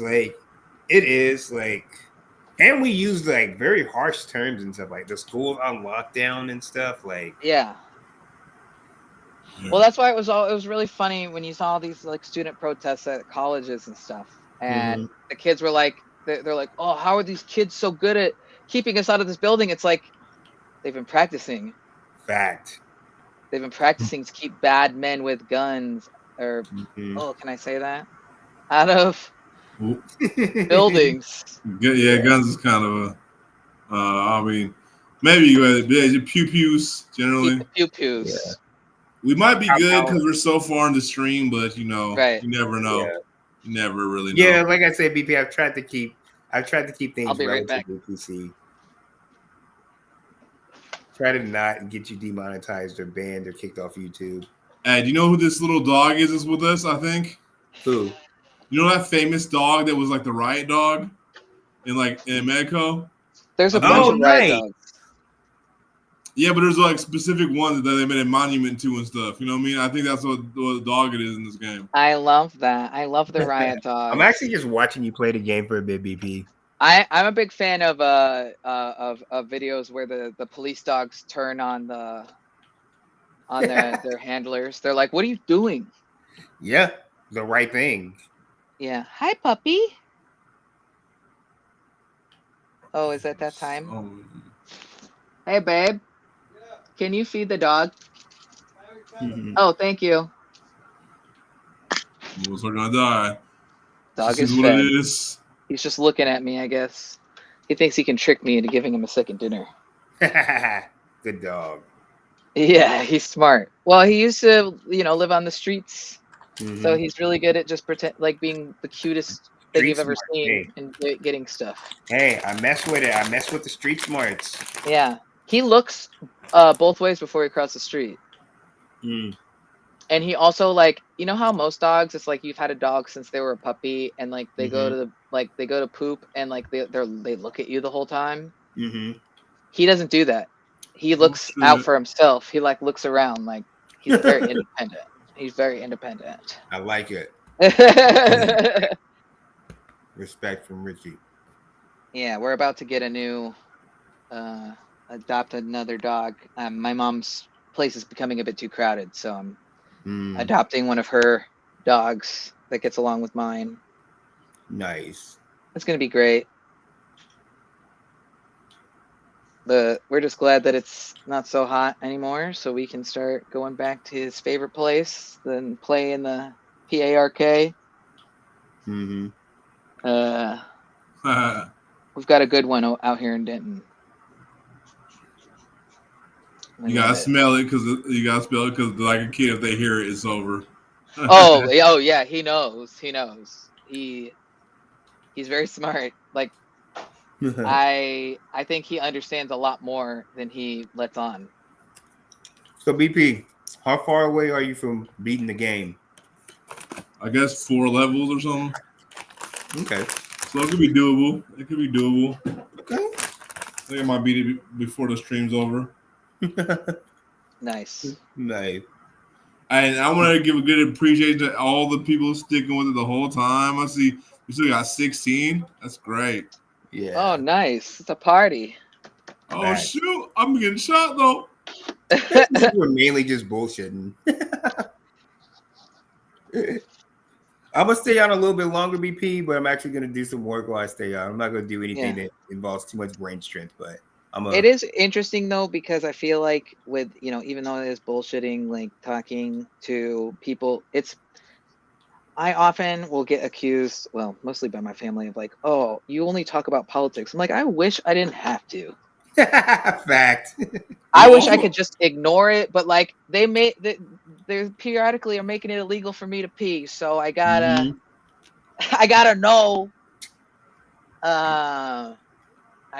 know, and I mainly just, I just try to stay in the chill places. Understandable. Stay in the cities.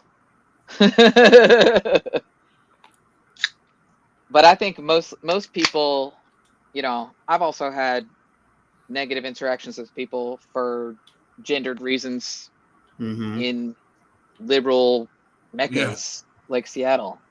So,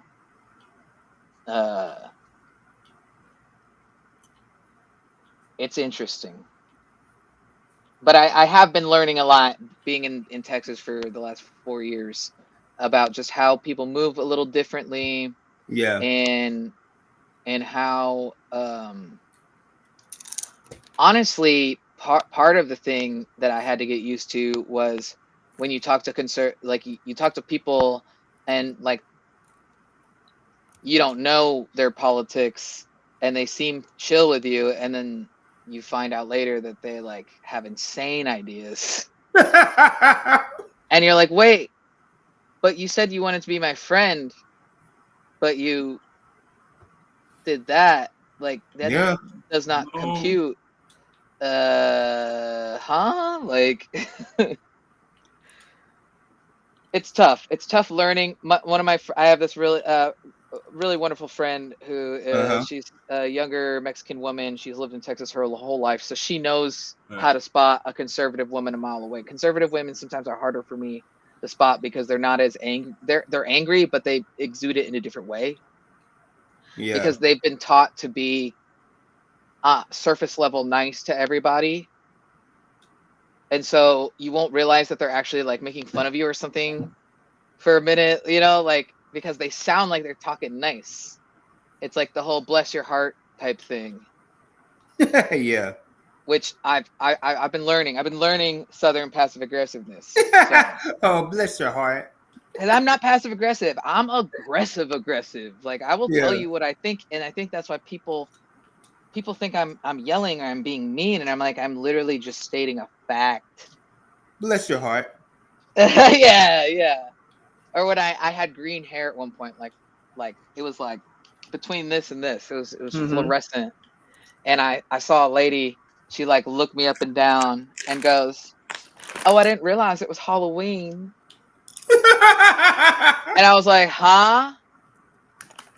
And she's like, "Yeah, I guess you're dressed up for something, aren't you?" And I'm like, "Oh yeah, every day, baby." I was like, I don't even know how to respond to you.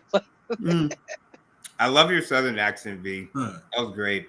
I'm studious when it comes to accents. I love the different ways that people speak, and I Mhm. love because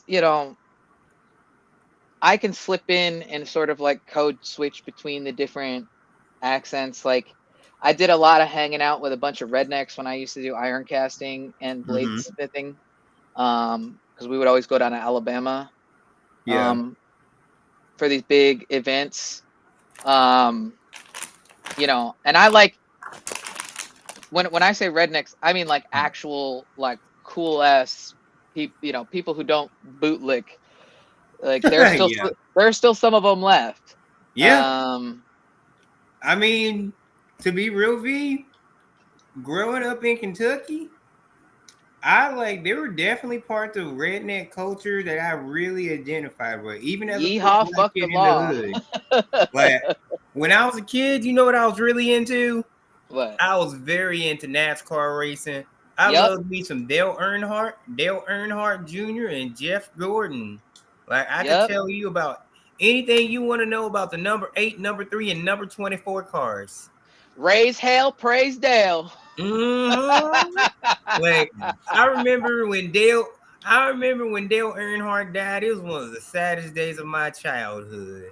That was I a was big deal. sleeping. I took me a little bit of nap, and then I woke up at like 9 o'clock or so, and I saw on the news that Dale had died in a car race, and I was heartbroken. Like It's, I was so big into NASCAR when I was a kid. My mom used to buy me them Legos where you can make your own NASCARs. And what I did, oh, that's like, great. I made the original cars with the Legos, but then I decided to be a little bit different.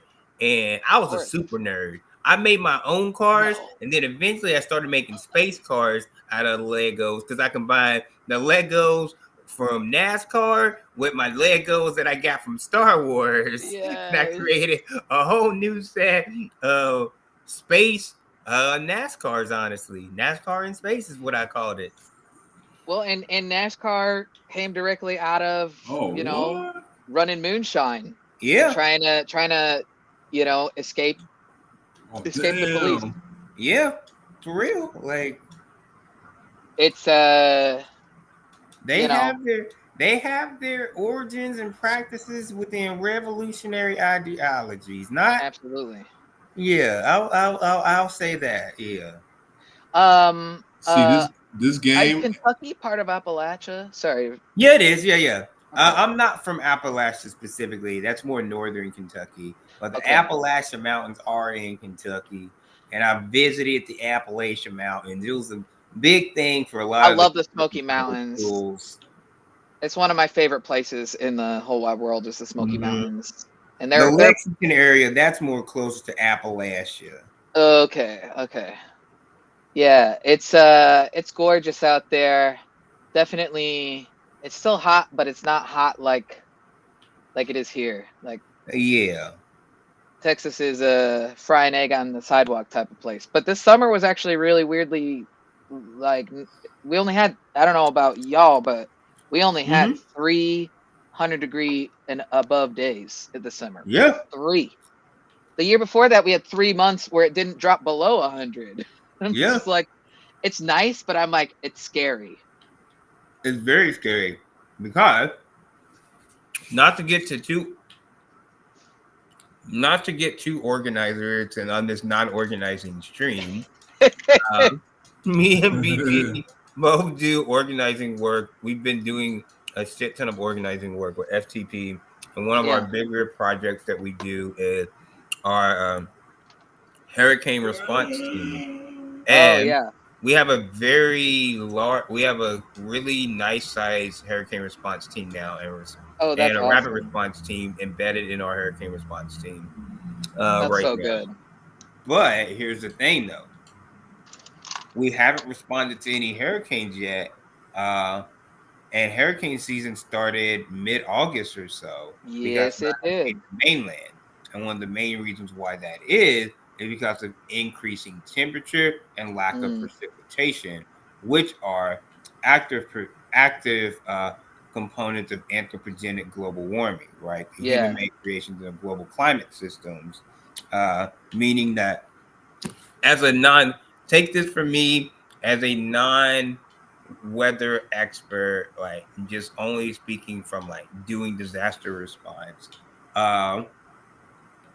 Climate crisis, one of the long-term impacts of climate crisis is that the heat season lasts longer and longer, which means like when they do hit, if there does something makes mainland, it'll be later. There'll be more wind, stuff like that, to carry it across different planes. So it'll be more severe.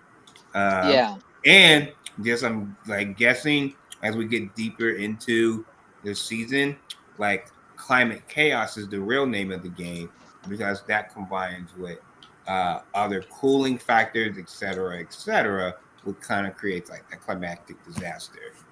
Yeah, that's I mean, going to high school, growing up in Florida, it's like I know so much about hurricanes and alligators.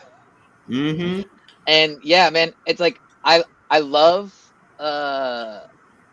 I mean, I love I was a big fan of the movie Twister as a kid. You know, I love the science of storms. I love a good thunderstorm, even though it hurts my bones. Mm-hmm. But like, I remember my house getting torn apart and flooded, and you know, if it weren't for at the time, you know, FEMA was well funded, and we were lucky. We got a good adjuster who was cool. But if it weren't for that, I don't know, you know. So I love that. I love that there's some like mutual aid type hurricane response stuff because I know so many people whose lives have been ruined by a hurricane. Yeah, real talk, facts. I live in like at the base of Tornado Alley now, and everybody's like, "Oh my God, tornadoes!" I'm like, "Well, at least it's not a hurricane. Like, you just you'll be fine unless you're really unlucky." But I've had some close calls. Oh no, man! I'm worried about that. I'm worried about this tornado season. I'm gonna be real with you. They're really having a winter tornadoes this year in Kentucky, and I'm like, ooh. And BP, that's what I'm meaning about like climate catastrophe and climate chaos, in the sense that initially it seems like okay, hurricane season isn't as bad because we're getting deeper into the season and nothing has really made landfall, or at least not into the continental states. Right. But like the long-term repercussions for that is kind of what you're talking about, BP. Like, don't think of one particular like climate, not necessarily disaster, but like climate storm. They all compound. They don't work separately, right? Like nature is nature. These things carry out over time. So, like, well, and that's why it's like I used to think about like, man, where can I move? Like, where can I go in the world that won't be affected by this? And I realized that's futile. Fucking nowhere, V. Fucking nowhere. Well, I used to think North Carolina. Mm-hmm. If I'm close enough to the mountains, I'll be fine, and that's been proven wrong. I mean, I still kind of want to move to North Carolina because it's so beautiful. But like, I love Tennessee too, but I can't do Tennessee. Ooh. Yeah, not in their current iteration. This part of this game is an example of why leftists should not support pew pew control. Yeah, I mean, is the game actually as? Well, I mean, none of the revolutionaries are armed. I talked to a lot of people about that. Well, because like honestly, for me, part of what I do like in Texas that I can be armed. and I don't have to go down to a police station and fill out forms or nothing. Fact. Yeah. I'm just private. I'm a private citizen. Yeah. I mean, but also to be real, like you said it earlier, laws are only as good as the people who control them and use them. So Yeah. So I'd rather not be on their little list. yeah. But it wouldn't be the first time I've been put on some kind of list. Nah, that's fair. Yeah, no, that's fair. Oh yeah, this looks good. I agree. I understand that. What else am I doing? We got the first letter. I'm not grading those just yet. I think I did all of them. Oh, I'm not gonna win. Don't fight out with him. Damn it. By myself again. Yeah, I'm not grading the hard stuff today. I'm just grading. Oh my god, this is the craziest thing.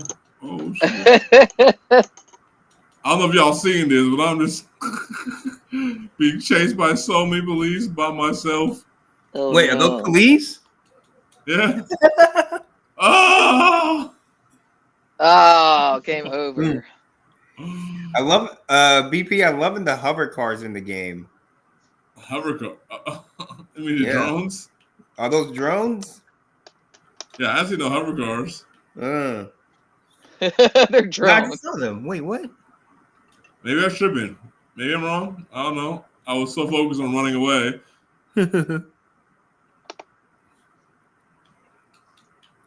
I just think you gotta run from these people is what I'm trying to realize. And hopefully everybody will follow you. Yeah. Mm. Because this fucking AK is a problem. That's 2. Yeah, I mean it is funny because I'm like, people don't often think. I think a lot of people have this idea that, you know, queer people and people on the left are like not armed. Yeah. And I'm like, I could tell you the dolls are out here with impossibly small outfits and they're concealed. They're concealing. Yeah. I don't know. They're the ones you gotta want to get tips from as far as concealment goes.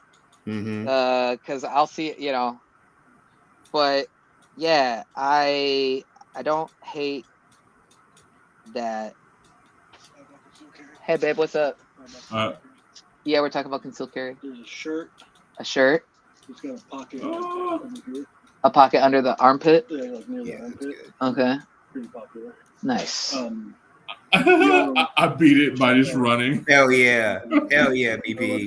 I'm sorry, y'all. A lot of y'all had to catch some Wow. rounds, apparently. BP the Liberator.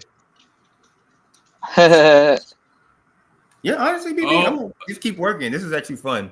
I'm actually getting shit done. Oh, shit. We There you got a go. limo now. We stole a limo. The Nice. Oh, that's what I was limo. looking at, BP. That's what I was looking at. That's what I saw on the last level. Did you see the kids in I'm trying to remember if it was Chicago or I think it was DC, and they got a hold of a tank Oh, shit. and they were just riding it around like the projects. It was awesome. Oh, hell yeah. That's hilarious. They were like on top of it, like dancing and stuff. We have like Um, you see this? We got a Gatlin. But also, like, how dumb do you have to be to leave a tank with the keys in it? Facts. A limo with a Gatlin. Oh, it's awesome. Oh, dang. That's wild. I love it. First time we've used any type of firearm in this game, and it's a Gatlin that comes out the trunk of a limo. This is what I'm talking about, man. I'm Oh, not gonna upload this. see, following under Magno's lead. You know what I mean? Mm-hmm. Y'all know who Magno is? Oh shit. Nope. Oh man, Magno? Magno. Yeah, Magno. Who is it? he was an anarchist revolutionary during like World War II, and basically the Bolsheviks.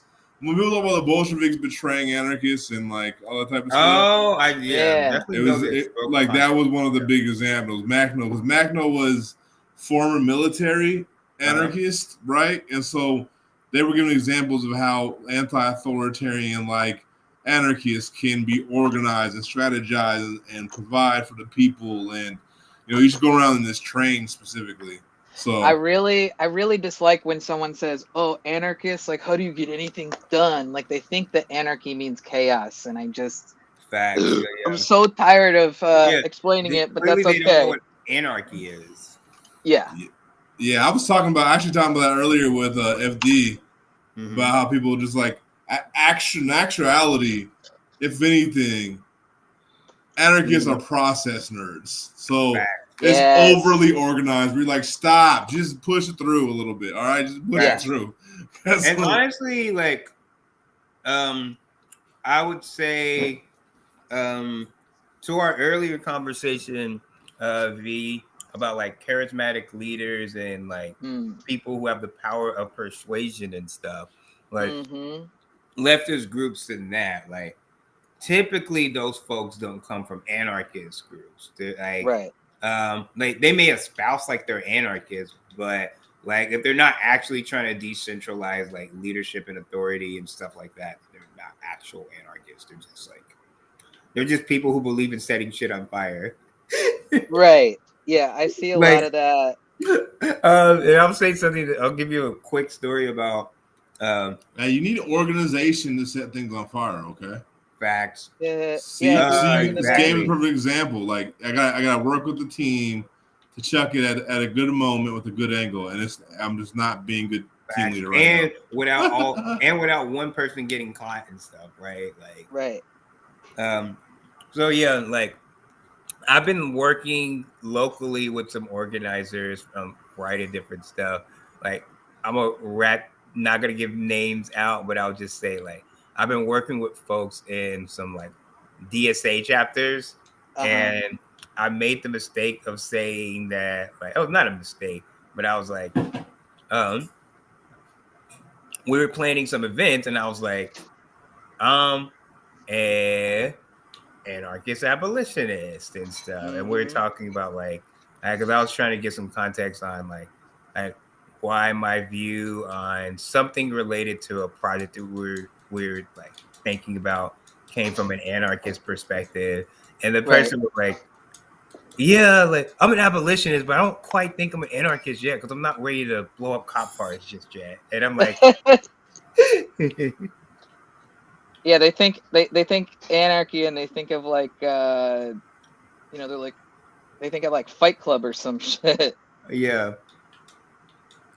Fight Club. Well, like they honestly think of like I think a lot of people's association of anarchy, and I actually got this from EJ. A lot of people's understanding of anarchy comes from like a base level knowledge of the propaganda of the deed. So just like having a basic like knowing what it's about basically, and how small insurrection is like is a way of taking shots at the state and stuff. That's their like primary understanding of what anarchy is. And even at that, like I said, it's like a base level understanding of the propaganda of the deed, because the propaganda of the deed's actually way more detailed than that. But folks have a base level understanding on that one part. Yeah, absolutely. It's a tricky line to tread sometimes. All right, I'm gonna go on mute because my mom's calling me. Oh shit! Second.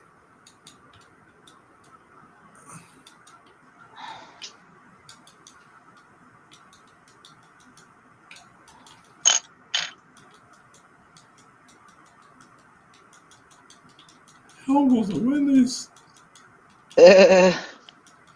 I'm just like trying to win this with they got AKs and shit. Oh, I got him. We got him. We lost a lot of homies. All right, y'all. We lost a lot of homies, but we made it. We're at the top. We're at the top floor, I think. Maybe. Which way do I go? This way or this way? Guess I'm going this way. I should go this way first, actually. Maybe there's something cool over here. Yeah, man. We riding.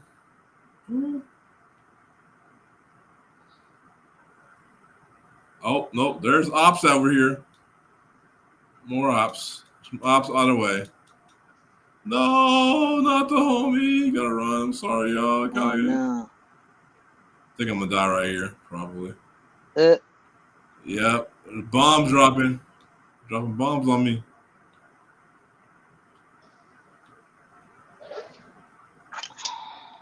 Maybe I'm not gonna die here. I can do this alone easier, actually. I just need some more people. I need homies to show up. So I'm like I'm on hell bar. The revolution. Yeah. We're do or die right now. are there like power-ups and stuff you can get? I Like don't extra know. lives or whatever? I mean, it's the people. That's how you get it. You recruit more people. Oh shit! Oh, like right here. Here's a power up. Those two Okay. people that showed up. Oh god. Oh yeah. It's also the extra lives. I'm just running at this point. I'm sorry, y'all. I want to save y'all. Get here. One of y'all get here. I'm here. Come here. Oh, what? There you go. Okay. Good, good. Oh my god. Throwing flames at us and shit. I'm just running. I'm out of here. Oh man, the homie died. Oh I died. no. I was trying. I mean, I just gotta run. I don't know. I don't know how to beat this, but just try to run through it. Oh, fuck you, nigga. Let's go.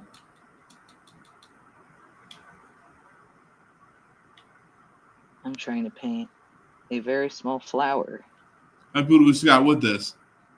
Oh, we got a good number of people still. Should we recenter the game for a little bit? Maybe. What's at the bottom? The game at yeah. Whoa. Are you in an elevator? Yeah. Yeah. Oh damn.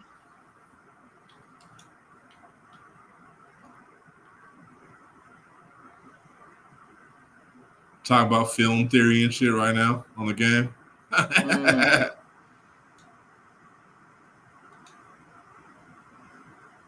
Just gonna run. Fuck fighting, just run. Sometimes Don't you fight gotta them, don't fight them, they got guns. Get in here. Get in here, everybody. Now we gotta fight these dudes because we didn't know what other option. Throw flames at them.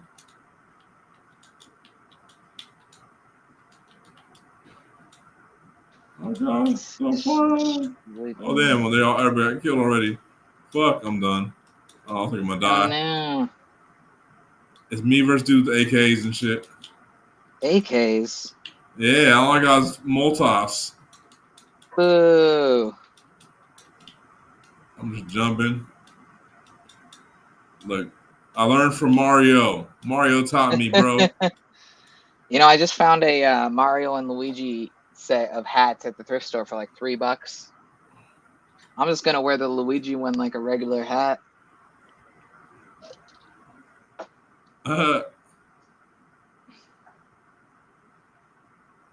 Oh shit! Now I gotta deal with the falling barrels. Oh, Oh no. oh Why are shit! there always barrels in all these games? Like, All right, so I feel like the only way to really do this game is just to try to not fight in this level and run. yeah. Also, chatters that play the game, feel free to tell me if that's my right assertion.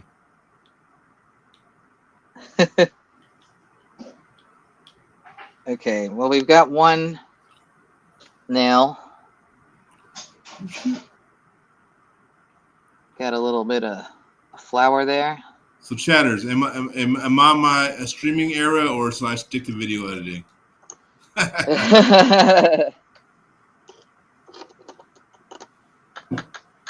Excuse me. Or am I about to graduate to like outpacing Hassan? Oh god.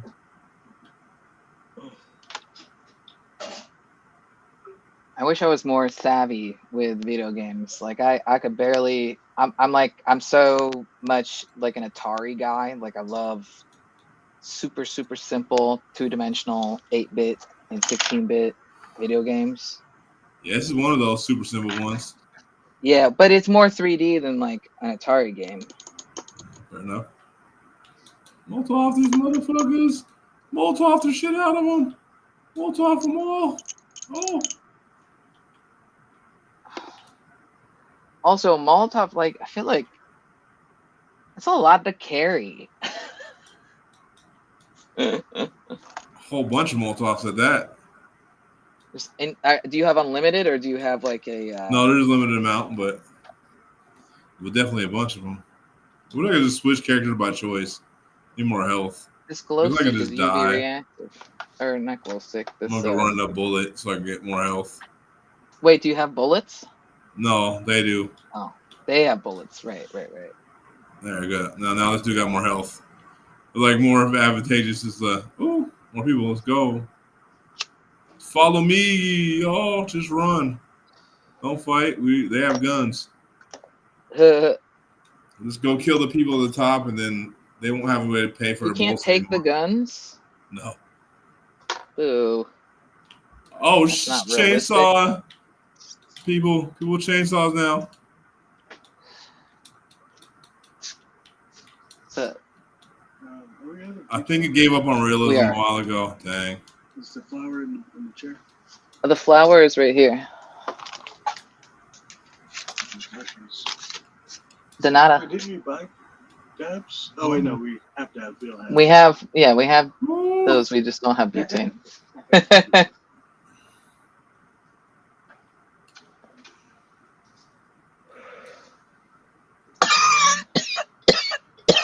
Run in.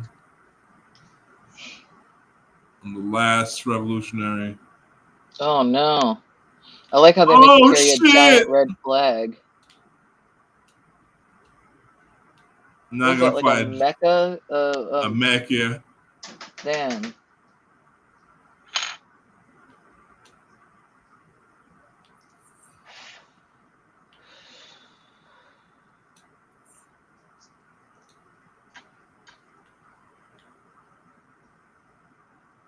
Luckily, it's easy to dodge. Yeah. Oh, up to the top. Let's go.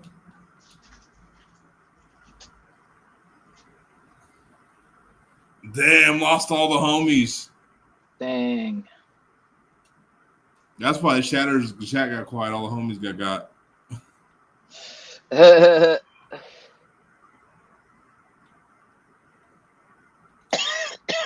is the roof fight? Oh, shit. Yeah.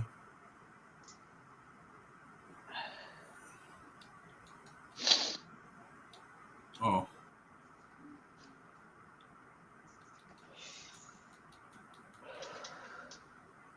Oh, snaps. Giant smiley thing. Ew. Dang. Had a tie on. That's funny.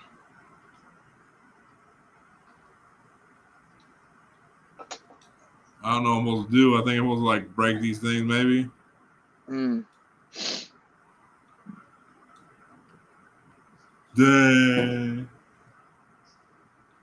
Mecha Smiley. It's the Mecha Smiley.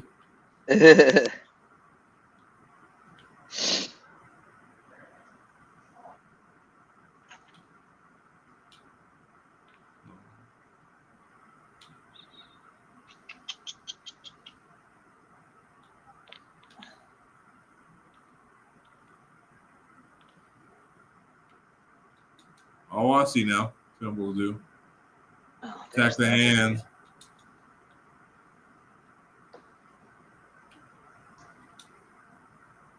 Damn it.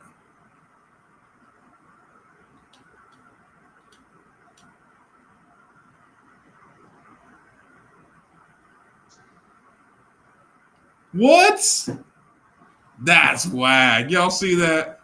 I shouldn't have died there, should I? Oh. What is that, a turd? What? Oh, This it's is- boxes. I thought it was a poop.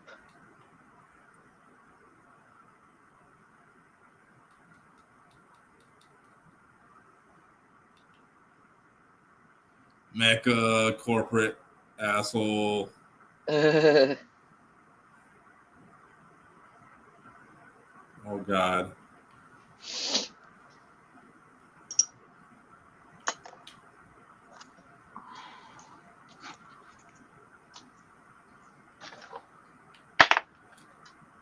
No. So I gotta destroy their hands apparently. Is anybody else good at this game? Yeah. Interesting. If you're good at this game, let me know. If you never heard of this game, also let me know.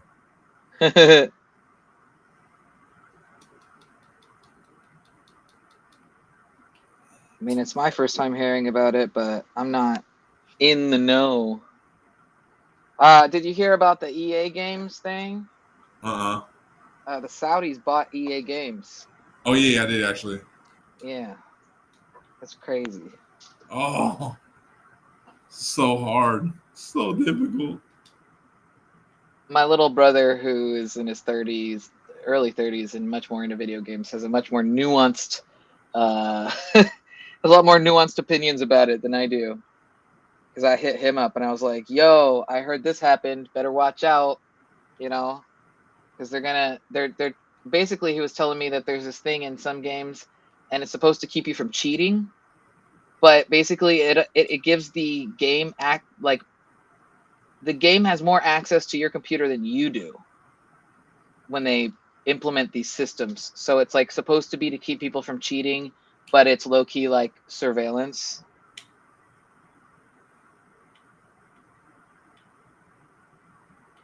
Which sounds about right. Yeah.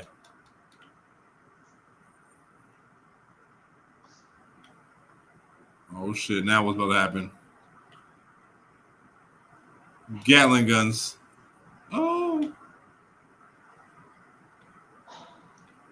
Oh, okay. I can run. That's good. I'll choose running. I'll choose run from the gun. Run from the gun. Oh shit! Oh, I see. There's only so much. All right, bet I got you. No. Uh, Oh god. I'm trying to throw a Molotov at him. I can't hit him.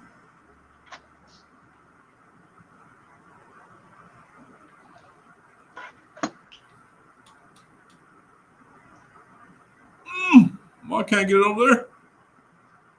Jeez. Oh, there's a guy inside of him. All right, that's a mech. That makes sense. Oh yeah, that's probably who I gotta hit, huh? You gotta hit him in the head, yeah. He looks like a tiny Ronald Reagan.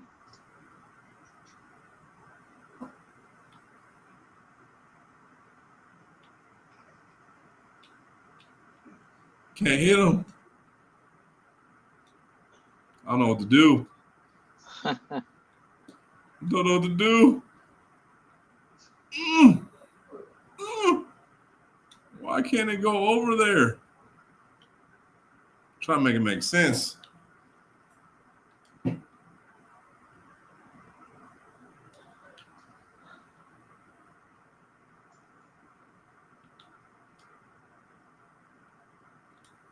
you play video Oh. games as a kid? Yeah, I did. Oh, there you go. Now I'm hitting it.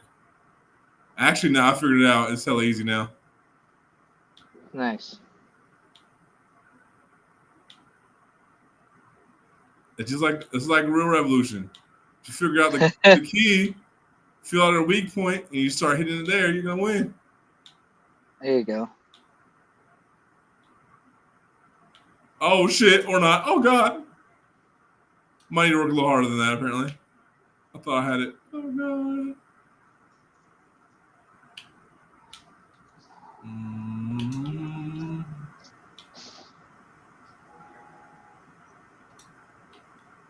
There we go.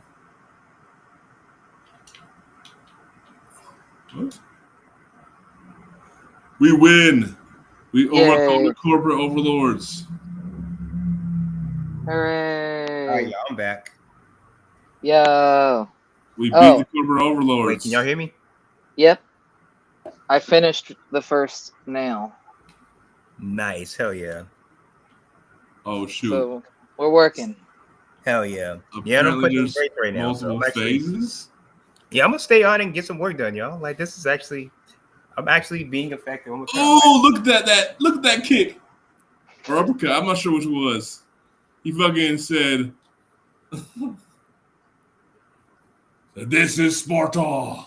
This game actually looks pretty cool. Area liberated. Hell yeah. Incredible. Hell yeah, BP. Permanent revolution. Unlocked. Oh, shit. All right, we beat the game, y'all. Wait, the game's over? We beat the game before Oh EJ shit! got here. Oh shit! Awesome. BP did it! We did it! Revolution! Oh shit! Oh shit! And by revolution, we mean like not an actual revolution. We mean for the YouTube algorithm. Only in We a game. mean, We never do A it in real life. revolution Just- in the mindset. Yeah. We're Look, for talking all the about- We're pessimists, all changing minds right now. That's all For we're all- talking about with the revolution. It's an allegory. look, It's an for all the allegory. pessimists, we showed that we can win. So we'll never say you can't. You know what I mean? Mhm. Look, This is merely an intellectual thought exercise. It is in no Mhm. means a practice. oh, apparently I clicked fast ending, but okay, I didn't know there was an ending. Oh dang! Yeah. Oh shoot. Yeah, man. We won. All right. So, a couple of we just sit and chop it up for a second. Oh, I like the other way. I don't know why it's not doing it the other way. Cool. But or we can watch some shit or we play some other stupid games. I don't know. I'm I gonna can that make- simple. Yeah. I'm Oh, down well. for whatever, BP. Like I'm actually being productive right now, so I'm getting shit done. And I keep putting my letter too far to one side. yeah, when I have to switch to my other computer, I'll probably hop off. But for now, we're good on this computer. Okay. Well, what about y'all, chatters? Let's engage. Because Yeah, we're celebrating y'all. Y'all made this Pretty happen. great. Y'all made this happen. So we celebrating y'all. You know what I mean? Because we had 10K because of all y'all tuning That's so in, awesome. rocking with it. You know what I mean? Hell yeah, BP. Can we say something? Can I like boost you for a minute? BP. Like, Sure. I'm incredibly proud of you, BP. Like, Yeah. from like the times when you were at my old ass apartment when you were like doing YouTube shit and you probably had what 500 subscribers or something like that, like to your old Overthrow Media account. What was it? High Gods Entertainment, right? Was that the old Yeah. one? Yeah, it was the old name before it was this. Yeah. Yeah, like so the way you've grown, not just in like your content, but just in like everything, BP has been amazing to see. Like, I'm so proud to call you a friend, BP. Because I've only recently, over the last couple of years, really used like my autism powers to watch YouTube videos, and like your content is peak, BP. Like at this rate, you will get that 1 million subscribers. And when you get that 1 million subscribers, BP, they will all be revolutionaries. Like, Yeah. you're not in the short game of just getting people who are clout chasing and shit. Like, you're one of the few content creators who are like doing the thing for real. Like, you don't just like do it on like your channel and stuff like other people do who are just like talking about being a revolutionary in the mind, y'all. Just in the mind. It's in the mind. Intellectual Thought exercise. I mean, I think we still say we're revolutionaries. I think maybe. I'm not sure. We'll find out. Nah. No, I mean, think also, I'm being facetious a bit. I'm being a bit facetious there's right now. like legitimately, there's billions of hours of content on YouTube. Yeah. Billions. You couldn't possibly ever watch all of it. No one person, even multiple people, couldn't watch all of YouTube. So to be able to get like 10,000 subscribers, like, Yeah. and also just like the consistency. Yeah, and that's another is one too. Yeah, you awesome. get really consistent. Like, so Or when you see your friend come up as your friend is scrolling through their feed. Fact, That's I will say that, cool. BP. That's So the other cool. really thing I want I'm to like, gloat I about know you is them. that like when I've been to other places, like in organizing pages and stuff, especially among Black folks, they'll be like, they will have seen your content either through FD or just through looking at your content on your channel. Like, so that is dope to see other people like familiar with you, and that definitely wasn't the case when we first met. So you're definitely like doing the thing for sure. And like I say, your shit is authentic. You BP, one of the things I love about you is that you're unapologetically yourself in every video. That's beautiful to see. You don't have to sugarcoat things. You don't say something because you think it's gonna make people feel a Let's certain be real. way. It does slow down my growth a lot. That's true. There's plenty of people who subscribe to me and they're like, "Oh, I don't like you." You know? I mean, Like, sure, but like, I'd rather have quality like Yeah. subscribers than like a bunch of people who I don't. Yeah, who don't exactly. fuck with me. Yeah, exactly. Like your fans are your actual fans. They're not necessarily just a fans of your Mhm. video. They're fans of you as a human too. Like which I think is a big difference. Like yeah, I mean, I'm I not think saying you're most of the the only reason person people who don't makes like that kind me. of content, but I will say that you are one of the people who does that. I think most people who don't like me because of my politics, anyways. You know what I mean? Like, just Yeah. be real. Like, you know what I mean? Yeah. Like, people unsubscribe because I'm pro-gun, anti-gun control, Mhm. and they're like, "Oh God!" I was like, "Dog, I'm actually left. That's why I'm not just left as in AKA liberal. I am left as in I am actually a leftist." Mhm. But you're And it means also I'm actually for the removal of the state, and to do Yeah. that, Mhm. and also to be able to defend ourselves from violence from people who are the state. Yeah. We need ... You know what I mean? And it's like, I don't know. I think people like that's like been a big one for people. Although I have moved people, I've been really blessed to have people tell me how I change their position on that by talking in actual sense to them, and not just because for them they always have the liberal narrative and the Republican narrative. It's like, fuck both of them shits. Like, there's some gray area. Well, and And I also think- too, Oh, you go ahead. are also just really like you're always evolving with new information and new perspectives. Yeah, true. Which is really dope. Like True. you there's a lot of people who want to put, especially when you're considering like who you're going to bring on or things you're going to talk about. Like, there's certain things that, you'll hit me up about like, hey, what do you think about this? Like, you're open to input, but you're also not scared of conflict. And that's really important because we can have a disagreement about something and it's not affecting our friendship. Where and one of us might be wrong and neither of us might be wrong, or we both could be wrong, right? But the idea that you can have a dialogue and get passionate about it, but at the end of the day, like, as long as nobody's doing any like weird Nazi shit, like we're gonna be we're gonna be open to each other's ideas and experiences. And it can be sometimes difficult in leftist spaces because people, they're dedicated to this weird purity politic thing. Yeah. And so bad.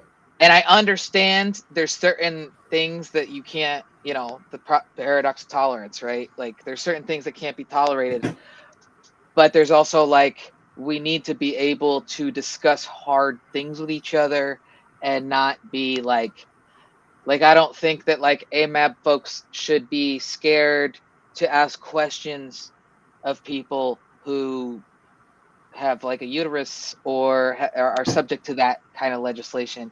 I don't think that straight people, like, I don't think anyone, I get a lot of people ask me questions very respectfully about trans shit, and they get nervous to ask me a question because they have this belief that they're just going to be shot down and cut down immediately and told that they suck or something like that. And I'm like, most people aren't like that. You just,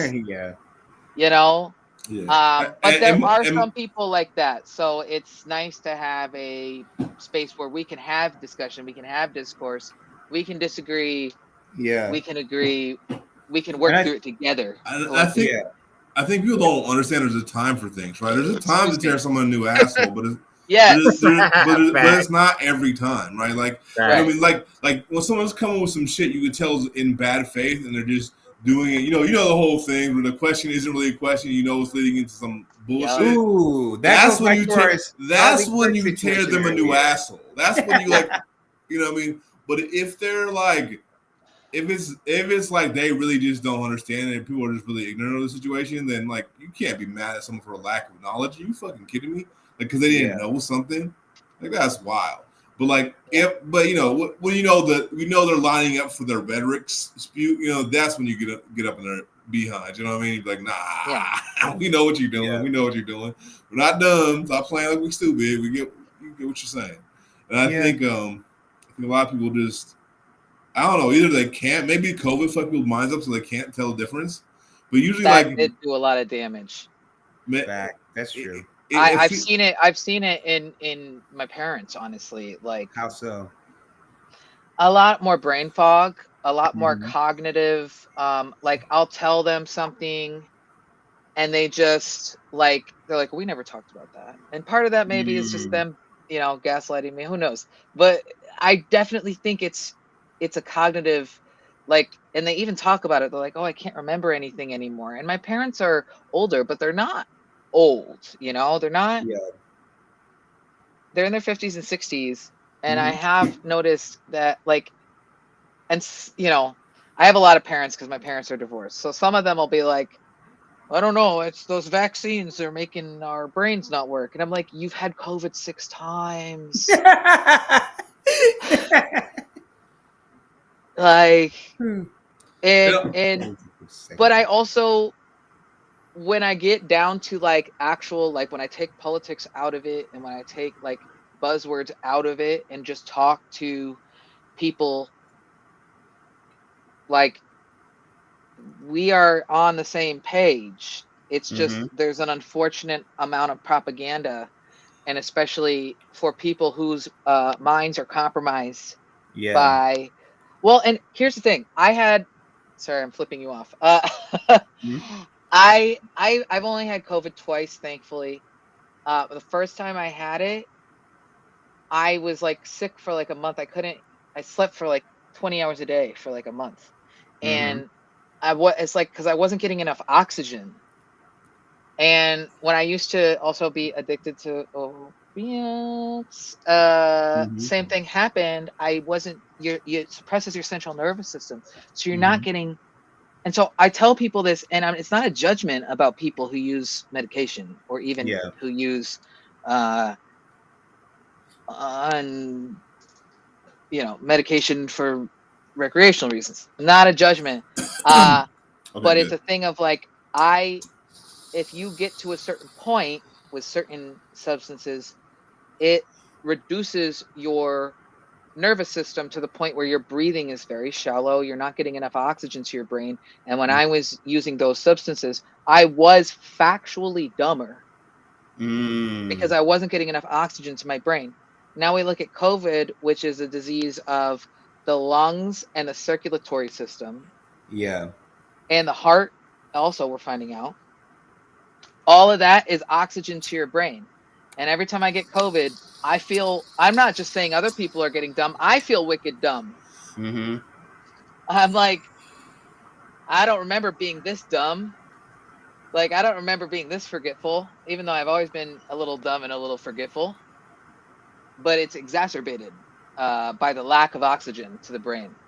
I mean, that makes sense. I've only had COVID once, and I got it from fucking Dr. Phil. But like, wait, what? Like Dr. Phil?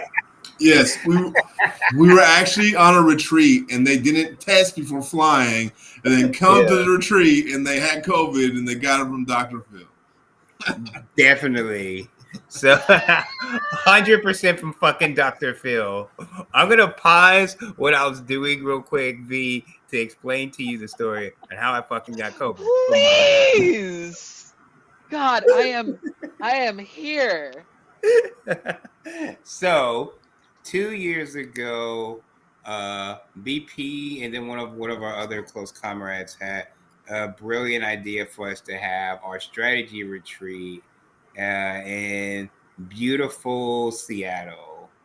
Mhm. So like bought tickets, did all the things, but also that week, being a full-time school teacher, we had a field trip planned to go see a taping of Dr. Phil. And what happens, like things that people don't know, Dr. Phil, they pay most of those production studios, they pay for their studio audience. And specifically, they'll pay schools and stuff like that for their studio audience. Really? And Yeah, you're underfunded being a school in Texas. absolutely. So you have to, Yes. sorry. So What the? they offered us, I think it was $1,000. Yeah, it's $1,000 total. So they Holy offered us crap. $1,000 to come to their studio, which I think is in McKinney, if I'm not mistaken. Oh my Or maybe God, it's that's just right near me. right outside of might be just outside of Dallas. I'm almost certain it's in McKinney. So they're a really nice new studio that they have. They invited us to come out there to the new studio for $1,000 to do 2 tapings of the show. And each taping was worth each taping we got $500. So that's how I know it's $1,000 per show. Okay. So Wait, we- $1,000 per kid or $1,000 total? $1,000 total. So 500 for the taping of each episode, and we took Okay. about like 30 kids, and it was 30 kids and 10 teachers. So about 30 kids, 10 teachers, and a few administrators and personnel. So about 50 people total to watch the taping. Dang. So that's what Dr. Phil does. They typically invite schools and to come to those. Yes, anybody can come to the show and pay like $10 for a ticket to see it or some shit. But they specifically invite schools and stuff like that to come and do it because it fills up the audience. So they invited us to do it. And our principal was like, yeah, we'll take the extra $1,000. So we all had to dress really nice and shit. I didn't dress that night. I wore all black. And when we got there, literally, one of the things I didn't know, those studios are actually ginormous. Yes. Because when you're there, when you watch it on TV, you only see the studio, Right. the stage, but you don't see Right. all the stuff behind the stage. You don't see all the production lines. You don't see the waiting area and all that stuff. I only make that comment because not only are those spaces huge, they're usually filled with a shit ton of people. So whether it's other people who are going to be on the shows, or because Dr. Phil doesn't just own the taping of Dr. Phil it's not just his show. They've got several other studios in there. So there are multiple studios there. We're just only on the set for that. So there's a shit ton of other people there. Several other studios were recording stuff there. All this is to say there's probably over, 1,200 people in a small space together. 1,200 white people. Oh. Where and I'm sorry, but my people again. My people, bad hygiene. Yeah. Yeah. 1,200 people in a tightly closed, in a tight area where masks haven't been mandated in years, nor was it ever a super big thing because Abbott was one of the few governors who fought that shit tooth and nail. So not to mention again, white folks, probably many of them unvaccinated. And then on top of that, how did Dr. Phil personally give me COVID? So once we went to the taping, we sat there for 2 full episodes. What was the first episode about? The first episode, I don't remember that much. I think it was some shit about mom and her daughter, they're having intergenerational dating shit. It was pretty boring.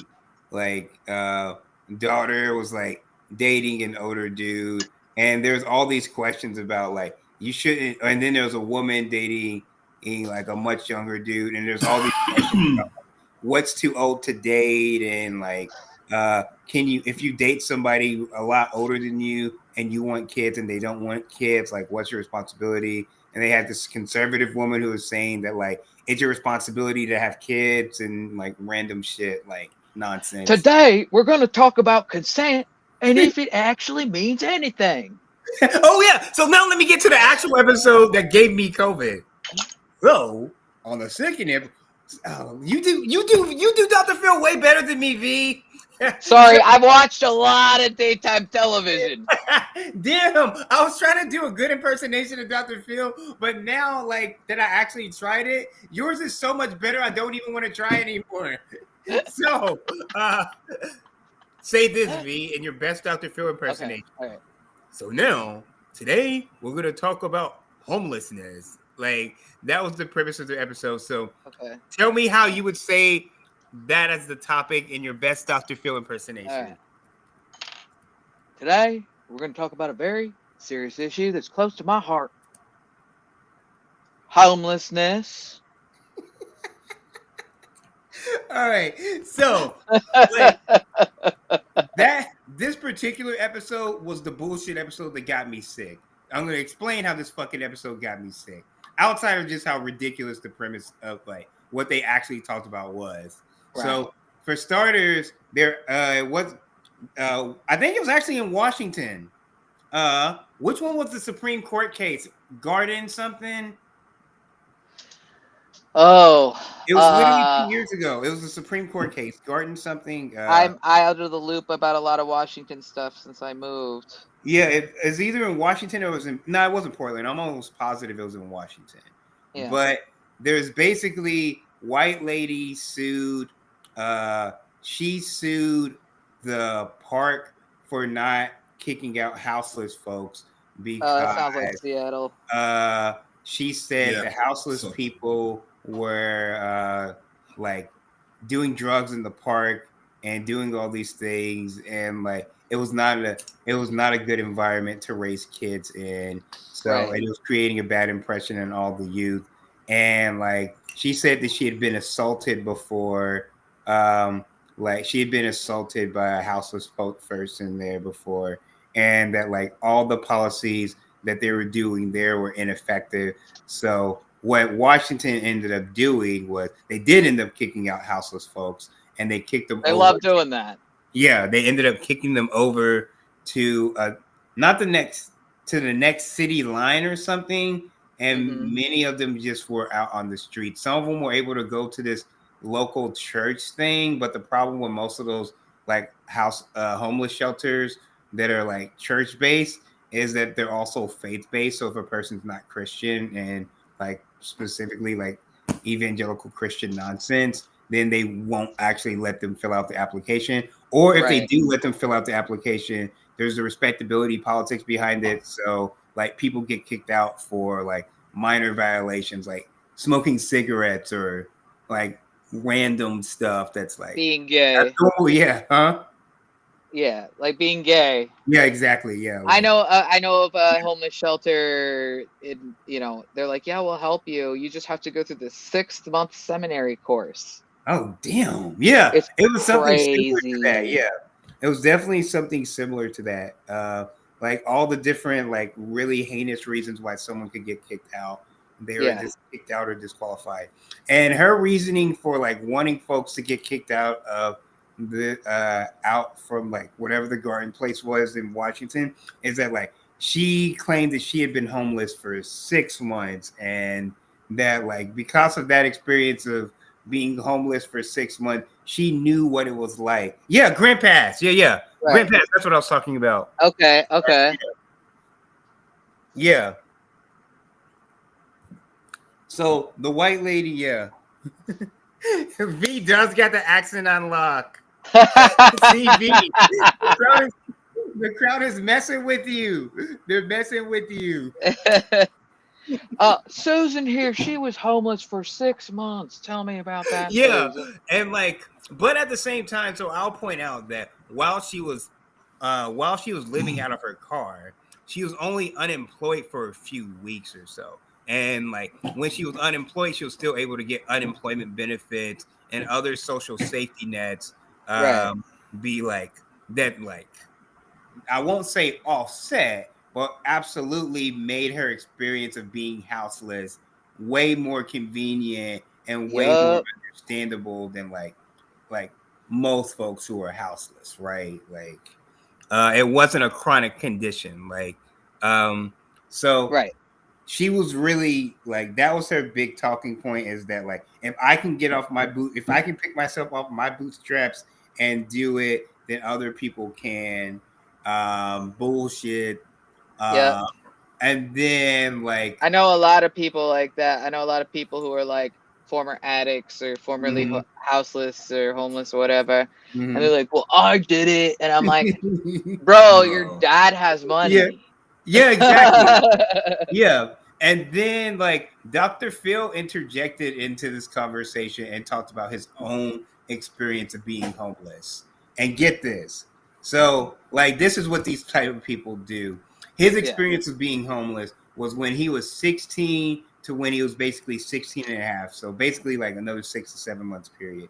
He didn't have a place to stay. So him and his mom like they got evicted.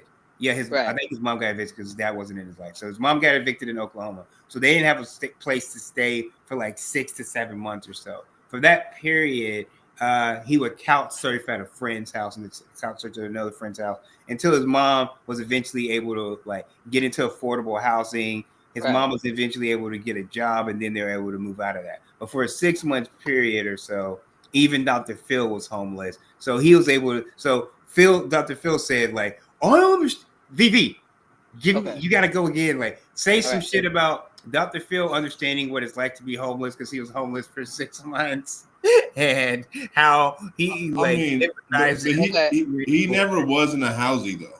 Yeah, exactly. He wasn't in a housing unit too, BP. No, he wasn't. A housing means someone who sleeps inside a house. Who has a house to live in. Whether even if they're like couch surfing or they're living with like a friend on their couch, you're considered a housing. So it's like, yeah, I mean, you're technically homeless. You use the nonprofit's definition of homelessness, but you're not like. I mean, most of my organizing career, in my earlier organizing career, technically fit the homeless criteria, but it wasn't the same of when I was staying in shelters and shit. When I was a kid, can we take a second real quick? I want to welcome our next guest. Everybody who's been waiting, non-compete is showing their face. You know what I mean? Coming on to the stream because actually, before I bring them on, I want to say this. This is the first person that helped really elevated my channel. You know what I mean? I was a commenter in their shit because one of my homies is in the Black Anarchist Reader and they were talking about him. So big love. I don't think I'd be here without EJ making that one bump up that got me introduced to a lot of other people, allowed me to network out and shit. So here comes EJ to the shit. Let me still get used to this way of working this. Yeah. Oh shit, we're reformatting this though. Boom. Yeah. Hey, Richie, I haven't seen you in a while. Yeah, what's up, man? It's been a minute. Yeah. And also, other person too, V. They might have looked a little different at the time, though. V, yeah. I mean, I'm the ever-changing man. Yeah. It's been a long time for all this. I haven't even streamed in like probably about a year, except for we had one little thing a couple months ago. But yeah. Nice. Shoot, man. Yes, it's been okay. Okay. Sorry, I didn't mean to interrupt you, V. Go. Yeah, you're good. No, your point is right though, BP. Like, I could say the same thing similar to myself. Like when I was in grad school, like because of some bullshit, I didn't have. I was houseless, and I didn't have a place to stay for probably the entire summer. But I had income because I worked because I still had 3 jobs, so I didn't have an actual place to live because of some random, like not random, but some really academic-y nonsensical bullshit that I had to live in. Like I actually lived in like the Wesley House, which is where I worked for like a few months. I lived there for 3 months, but I would never consider myself homeless based on this because I didn't have need-based housing or anything like that.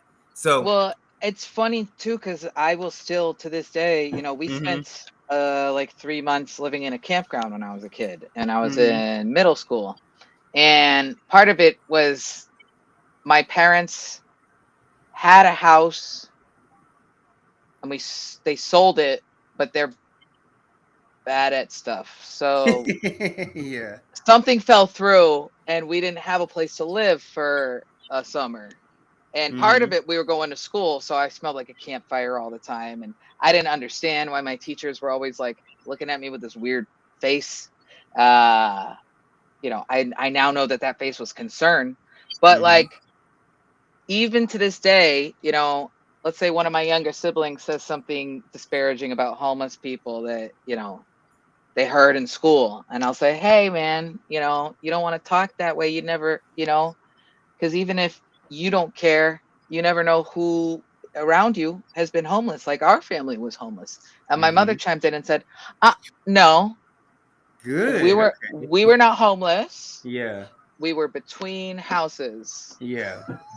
I mean, And I think I get your mom but it's like on that. I understand as a mother, Yeah. she didn't want to acknowledge that we were technically legally, for all intents and purposes, homeless, but that would make her feel like a failure.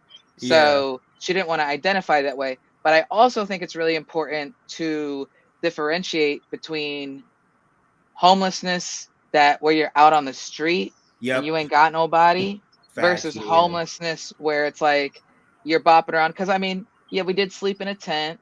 Yeah. But we also had a pop-up trailer thing, It was, we had access to showers, we had access to, the only reason we lived there is because it was cheap. It was the state forest. It was $3 a night. So my mom, real quick, that's some white shit right there. it is. We went camping all the time. My mom was like, hey, we're gonna go camping all summer. I lived in a camping. My mom and I, for like a full year, we lived in this like camping trailer, like a little RV? tiny No, like it's not trailer. a trailer park. It's an RV park. It wasn't a trailer park though. It wasn't that nice. It was like my grandma's backyard in the middle of the countryside. But and it's like it was a very similar situation. It was like between houses kind of thing. Yeah. I think part of that is. I understand, like, and there's been multiple times, I'm thankful. I'm so thankful that I'm where I'm at right now. Like, I was able to, my mom was facing a similar situation. They lost everything because of the horrible place, the people that they worked for, who were supposedly Christians. Yeah. Just ruined their lives. And, I'm lucky I was able to help them afford a place to live. Yeah. But even in that situation, it's almost like there is this thing, and a lot of white families do it, of like, okay, like we might be poor, but at least we're not like that poor, or like they still try to, like, there's always that thing of like a lot of white people think they're just temporarily embarrassed millionaires or something. Exactly. Yeah. Like exactly right. Yeah, like, and they'll be poor as shit. But no, we're not like that. That we need to ingratiate ourselves to the wealthy people who are surrounding us, even though we don't live anywhere close to the same lifestyle as them. That's because in the U.S. we are like, especially white people, we're conditioned to believe that poverty is like a moral failure. Yeah. Like it's something that we've done wrong, and because if you try to look at any kind of systemic problems, or if you try to look at the fact that all workers, especially right now, are very precarious, then you're being like woke, like any kind of systemic analysis, like labeled as like wokeness, of course we had different terms for it back in the day. They called it political correctness, 20 years ago. Right. But they always have some way of morally damning you as like trying to shirk personal responsibility. They have all these like individualist moral frameworks to basically victim blame people who fall into poverty. So, and that's why I understand why she didn't want to say homeless. She didn't want to be seen as somebody who had failed her children. Yeah. But I didn't but feel with- like it was real a talk. failure. See, my We had- mom's we had actually the fun. same way too, though. Look, Like, real talk. It took years and years for me to admit that I've been homeless. Like even like Yeah. I can admit being an adult, I can admit everything else but that for a minute because it was like a mad shame, right? You know what I mean? Yeah. Yeah. So Huge and like stigma. and it was of course the points I've been homeless. Like I had no family. Like you know what I mean? Yeah. Nobody to have my back. Like this type of shit that most people have didn't have. You know what I mean? So Mhm. but yeah, I mean I think there's a humongous stigma of it. I do want to differentiate though, EJ. I think yeah, between PC and like people having just politics, right? Because I think PC is more the word policing and the all that weird shit versus like, nah, man, don't try to like oppress people for being them or being in a fucked up situation. You know what I mean? So Yeah, well, no, it's the same thing with woke because like woke had a meaning that black folks came up with, and then white people weaponized it. And it's the same with political correct. Like political correctness had like a definition that we can use constructively, but then in the 90s and the 2000s it got weaponized back against the same people who like came up with that Man, construct. You know what I mean? So I'm very upset because it took me. I'm from. I've spent most of my life in Massachusetts. mm-hmm. It took me a really long time to stop saying the R word, and now they're bringing it back. Like, come on, that was hard for me. I Why are you mean, guys bringing it back? they're trying to. That's the whole thing. They're trying to roll everything back to like the 50s and earlier. You know, it's like. I mean, I think we should just give up that fight unless we're willing to literally fight over it. You know what I mean? Yeah. Like I think I've never believed in like the PC list unless you're willing to put fists behind it. Like honest, how you buck with you? Like because the reason white people can't say nigga has nothing to do with PC list. It has to do with yo get your ass whooped and you know it. And you know it. Like and so it's like I've always been like, man, if it ain't that big of a deal, I'm just chopping it the fuck up. I don't care. If it's that big of a deal, then we just gotta carve that out. Motherfuckers respect it because I think the thing is trying to like have these dialogues with people about like, oh, we should. I don't think it's useful, and also I think a lot of times just marginalize people who aren't really in those conversations and don't really think language is that big of a deal because they have way bigger problems to deal with. You feel me? I mean, I'll have the dialogue, but when it comes to like, especially the white members of my family saying certain things, I let them know I'm going to have a dialogue with you right now about why that's not cool. Yeah. But next time we're not going to talk.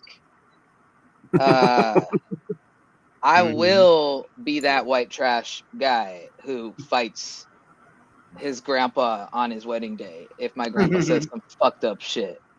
And I think the thing is, I fundamentally agree with that, and I also think that the thing is also kind of this thing about, is the idea, not the words. And I think we get caught up on these words. It's like, no, what concepts are they saying?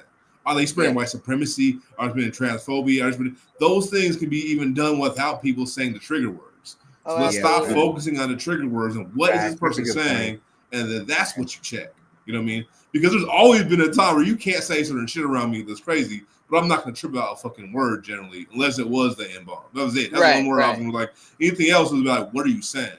Now you start spending hate speech, you're probably going to catch his hands. But even back in the day before I'm that political, right? I'm not going to play that shit. That being said, it's not like it's the ideas that you're pushing. Because you could say all politically correct, you still push the same idea, I'm going to have the same problem with you. You know what I mean? I'm going to have the same hostility because it's like I'm seeing what you're saying. Can't guise it in a specific way. So I mean that's my only pushback because I've been pushing back against it forever. I know it's like it's a hill I feel like I'm willing to die on. Everybody's like, oh God, it's like, but I feel like there's even besides just people like being able to say whatever. I think the bigger problem is when we focus on the words, people don't focus on the concepts. People don't focus on actually struggling against the concepts that are the actual threat. You know what I mean? They focus so much on the word choice itself.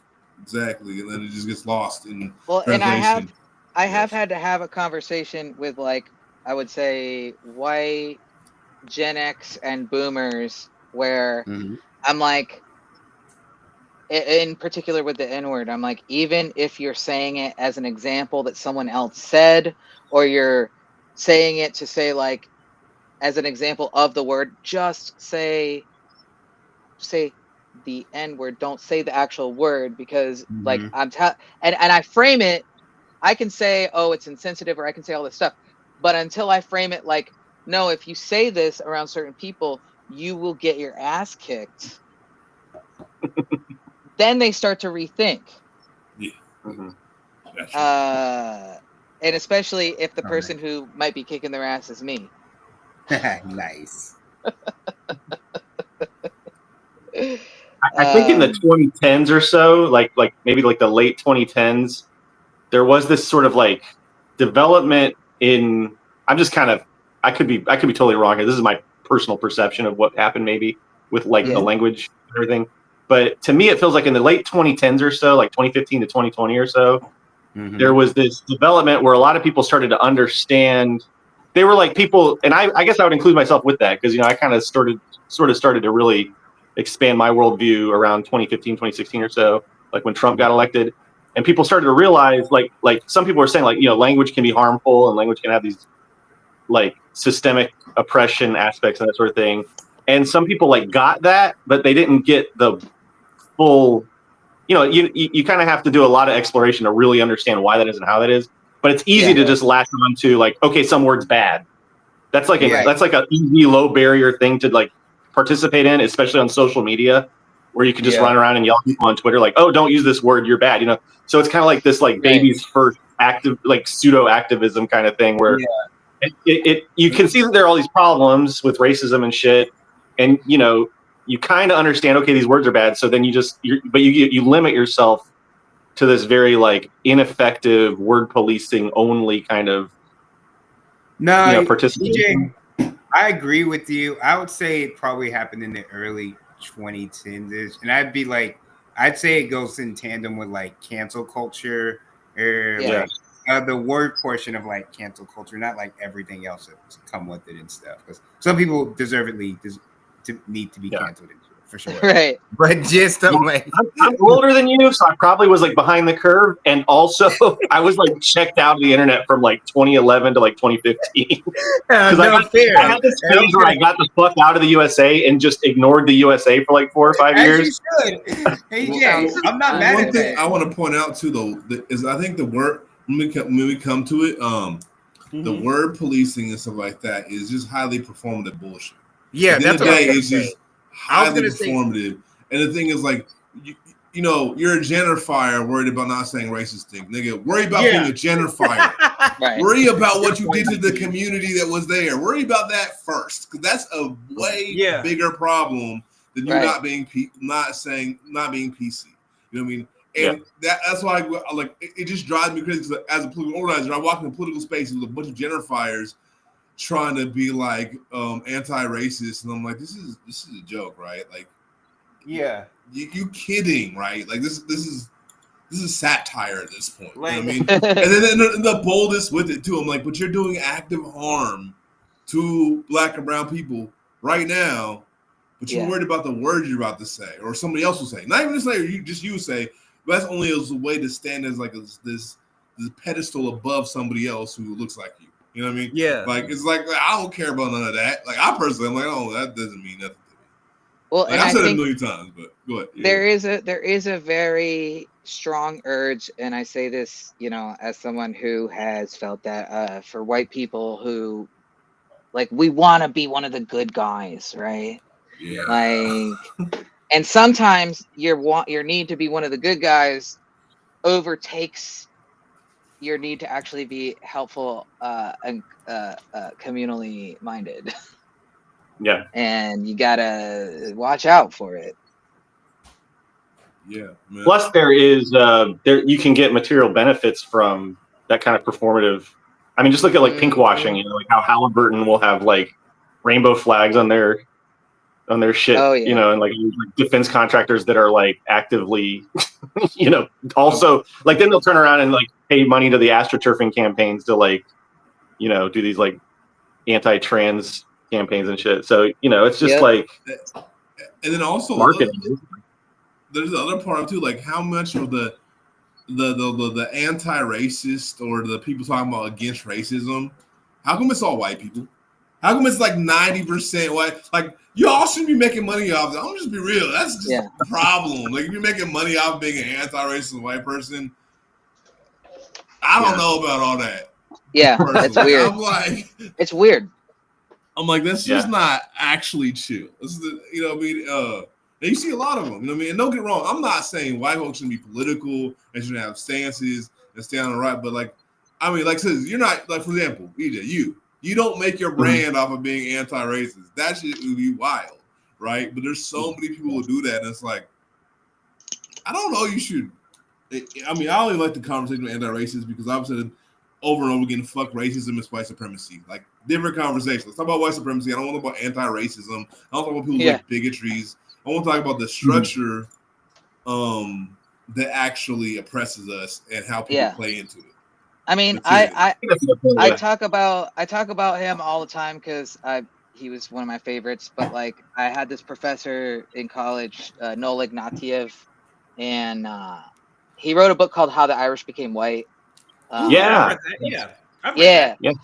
dude. So he was my professor. He was a professor. That's awesome. Holy shit. Yeah. That's actually pretty dope. I did not know that about you. Yeah, I took a class with him called Work in America.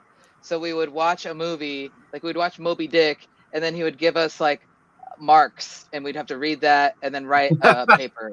And he ended up getting in trouble with like Fox News or whatever because he would just tell all the like cisgender straight white guys in the room that if they don't do well, then they should just fucking kill themselves. I'm sorry. Unalive themselves. And so he got called out by conservatives for that, and it was really funny. But he was like, he had a newsletter called Race Trader, because that's what people started calling him, was a race trader. And he was like, yeah, I like that. I'm taking that name for myself. That is what I am. And I really looked up to him because he really kind of helped myself and a lot of other, like, as a white kid, you understand that things aren't quite right, but you don't understand it deeply in the way that, you know, kids who aren't white are growing up and understanding it. So he kind of helped put a lot of those pieces together and gave an example of how you can like a lot of people in Boston are Irish, but the Boston Irish are askew conservative. And he would sort of talk about how, like, you know, the Irish traded their dignity in America, their humanity, for whiteness. Fact. And understanding that is for the white, really I think, critical. is the expression. What's that? I think he used this expression that was like they traded the green for the white because they like gave up all their Irish culture and and I have Irish ancestry, and it's like I have no connection to it. I have no like nothing was transmitted to me. You know what I mean? Like I'm really trying to, like, you know, my legal name. You know, I'm lucky I got to choose. You know, but it was really important to me that I chose the Celtic spelling and not the British spelling, because those guys. But like I really am trying to, Ireland itself is trying to go back, like trying to reclaim, like if you go there, all the road signs are in English, but they're also in Gaelic, and all the children's cartoons, they have all these Gaelic children's cartoons. So they're trying to teach kids their ancestral language, and it's really awesome. But it's also like, I know they're so exhausted of Americans coming over and be like, I'm Irish. And they're like, okay, well, how do you feel about Gaza? And like, not to say that there's not some loyalists that are still there. I've met those guys too. I actually met an Irish Trump supporter when I went to Dublin, and he was a brown dude. A couple of Vietnamese. I went to the embassy one time to do some shit, and there was a Vietnamese guy with a "Make America Great Again" hat on, and I was wild. My blood was boiling. But that's actually kind of incredible. I don't really have words to describe that. I was just sitting there fuming, you know, like, Well, Yep. like I've heard that I've heard that like Samoa, like he's popular or he was popular in Samoa. But it was partly a thing where like in Samoa, like you need to be a certain like percentage Samoan to own land. Mm-hmm. And a lot of them are like very, very against immigrants because they're native and they don't want people stealing their stuff. So like in a weird way, they were like, well, we like him because he's against immigration because we don't want white people coming in and stealing our stuff. Mm-hmm. But I don't feel like internationally people are, maybe they are more now, but I feel like until recently, they, you know, a lot of people just get the cliff notes of Trump. Yeah, and that's why it's a lot Yeah, that's easier. true. In my experience, it's easier to spread misinformation when there's like a language barrier because yeah. you know it's just harder to fact check and you don't get the full picture. So a lot of people like, you know, I lived in South Korea for a while and like this was like a long time ago, but they were just like they were getting like a certain version of this story that like USAID and like other like American state agencies were heavily pushing those. And it's kind of hard for like independent voices to break through that language barrier in the same way. So, you know, but yeah, I mean, back to the Ireland thing, if you want to know, like I just think I always try to bring this up anytime Ireland comes up, because I just found this out a couple years ago and it shocked me. Like, if you want to know the extent of the damage that the British did to Ireland ecologically before Ireland colonized them and started like taking all their trees to build ships and shit, it used to have this kind of ecology as the Pacific Northwest. Like think like Oregon and Washington. There was like this very huge much forest. similar. The weather. Yeah, is and now exactly but now it's like I think they're trying to regrow the trees, but if you look at pictures of Ireland, you see these big, long, like wide plains of like flat land that used to be huge forests and, you know, like old hardwood forests that just got destroyed. And that was like a big part of their culture too. So like, you know, like, I mean, the pagans were, you know, trees are, religious. Yeah.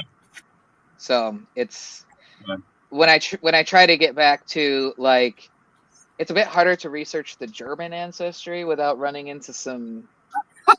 Tell me about it. Wild stuff. Similar path here. So I think I just stick to the Irish side because it's the majority, and I don't want to get into sucked into a fucked up algorithm. Well, just remember that there were anti-fascists, and we lost. That's true. You know, we lost most of them, I guess. But I have a feeling, like I can't, like again, talking about like losing your family history. I think that my like great grandfather might have been an anti-fascist because he left Germany in like the late 1920s, and then he was doing like. So did mine. Really? Yeah, my great. I mean, a lot of people that fled Germany in the late 1920s and early 1930s were like explicitly in danger because they were like opposing fascism and shit. So he had fought. He was conscripted to fight for Germany in World War I. Yeah, and then after that, obviously that was not a great experience, trench warfare and all that. And he saw what was happening in Germany, and he said, "This is really messed up. I'm gonna leave." And then he was at the perfect age where I guess he ended up joining the military in the U.S. and fighting against Germany in the next war. Oh, nice. Or at least that's the story I'm told. But I also am, as a white person, I'm always a little suspicious of the heroes. Right. Yeah. Well, that's the thing. I mean, because a lot of people left just for poverty, because obviously we all know that Weimar Germany was like super in poverty. So a lot of people just left for poverty reasons. But there was a lot of flight, especially in the late, because the poverty problem was like a lot of people left in like the mid 20s. I just did a lot of research about this for a video a while back. So, and in researching that, I was like putting together the pieces of what I do know about my great grandfather. And I was like, it's possible he was anti-fascist. I just don't know because it's not like, you know, we don't transmit that kind of knowledge in our families generally. Like to believe that. And the family. It's like a wishful thinking. I admit it's wishful thinking. It's plausible. It's wishful thinking. It's better than thinking, you know. Yeah, I don't know. It's just, but we don't know. All we could do is speculate in my family, at least. I mean, because we've lost so much of our connection to the past. I mean, Yeah. Yeah, I mean, Um, it always means only so little too on the white side of the shit. Because my great grandfather also fled Germany right Yeah. before the Nazis took over. Then immediately joined the military to go fight in World War II. So it was like probably was, if I had to guess, might have been an anti-fascist or at least anti-Nazi. You know what I mean? Yeah. That Yeah. being said, my white side is fucked up. Like super Yeah. racist and bullshit. So like you No, know what I mean? It doesn't it's- say I got plenty of this. fucked up history on my side too, on both my sides. It doesn't say in what's some on my- ways, in some ways for me, being, I mean, naturally, I've always been the type of, you know, I was taught, and maybe this is just like that sort of like, you know, they say that one of the attributes of people with like autism and ADHD is like the strong sense of justice, right? Yeah. And so I was taught these rules as a kid, and the rules were everyone is equal, and we should all be nice to each other. And I took that to heart. And also part of it too, though, is that I know so many people in my family personally, and also people who I've heard about who have done irreparable harm to the planet just by existing. Horrible people. I know a lot of people in my family I've never met because they're just that bad that my mother didn't want me to even know that they existed. And I know that that's not my battle, but in some ways I'm like, I have to leave things better than they did. Yeah. I don't know if I can ever make up for all the garbage that's been done by people in my bloodline. But I can at least like try to mitigate. I don't know.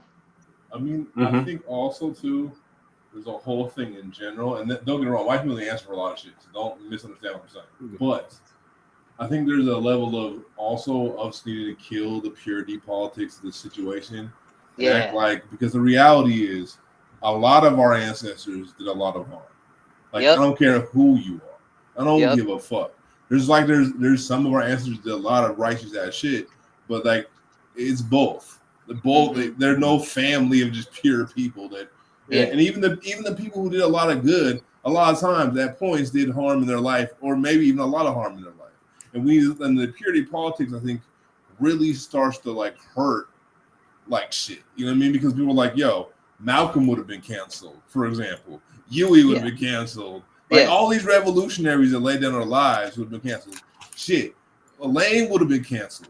You know what I mean? So it's like when you start thinking about all these things, like, bro, like this, the people who generally put their life on the line at the end of the day to liberate people usually have mixed backgrounds. Usually don't feel like they are righteous. They just feel like they're doing what they do because they're seeing how everything is fucked. You know what I mean? And how everything was a setup. You know what I mean? From birth, it was a setup. And it's not. And people who have been given enough of everything to be this upright person don't do that. You know what I mean? Because they haven't had the effed up shit happen to them that shaped someone to make certain decisions. You know what I mean? So I mean, I also think of it in like you know, I'm a huge science nerd, and like I promise this will tie in, but like I think about epigenetics, right? Ooh, epigenetics. Yes. So monarch butterflies, right? They fly from Canada to Mexico every year. They're making this big migration. What most people don't realize is that every single monarch doesn't make that whole journey. They like fly as far as they can and then have offspring, and then those offspring keep going. So there's this path that they take, and it goes down into the Gulf of Mexico, and there's this big like shape in the path where they like, it's like they're going around something, but there's nothing there. But there was something there 10,000 years ago. There was some sort of geological structure that the butterflies had to, like a glacier or some shit, where the butterflies had to fly around it, and they still do it. And like, how? It's epigenetics. And so when I think about my personal epigenetics, It's like, yeah, everyone's done a lot of bad shit, but I know personally some of the insane fucked up shit that people who are down my bloodline have done. And I feel like I would be irresponsible if I didn't acknowledge that could influence my epigenetics. Yeah, I mean, And culturally, but also like on a cellular DNA level. I mean, I agree with that. I mean, I think that's part of like, white people having something to answer for. Why I said at the beginning of the disclaimer. But I also think that's also to some degrees in most of our bloodlines outside of being white people, right? Like there's like we got people who've done some foul shit in our families.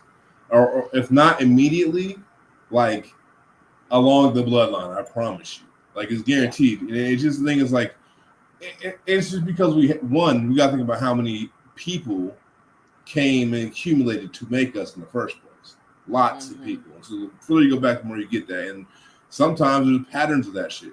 And then also people respond to trauma. Like we talk about oppression. People respond to trauma a lot of times by traumatizing others and by doing harm to themselves. You know what I mean? Yeah. And so there's also that long history of that. So when we start, I think we just need to be honest about that because I don't think there's any pure people fucking out there. I don't believe in that shit. I think that's a good point. And people try to push on that allows, I don't know. I think it actually it helps imperialism, not fights it. You know what I mean? It helps the colonists. It doesn't fight them. Because we're looking for these like pure people to lead the revolution, to lead the change. And I don't think that's where that actually comes from. I think some of the people may be people who did some fuck shit. You know what I mean? That like learn from their fuck shit and like, oh, I'm trying to like make a difference. I'm trying to make a change. Like even when we think about like the revolutionaries, even like when we talk about the revolutionaries, like some of the ones, even ones I don't really fuck with, like Toussaint Louverture is a perfect example. That was a slave owner. He owned slaves. He owned his own people. You know what I mean? And one of the most brutal forms of slavery that existed at that time. So it's like, we got to see these. And I'm not saying I'm care for Toussaint because I actually kind of don't fuck with that. But the thing of like realizing that it's not about this purity, it's not about this thing of being above. It's realizing, okay, how are people answering for the wrongs they've done, and what are they doing to like move forward liberation in general? You know what I mean?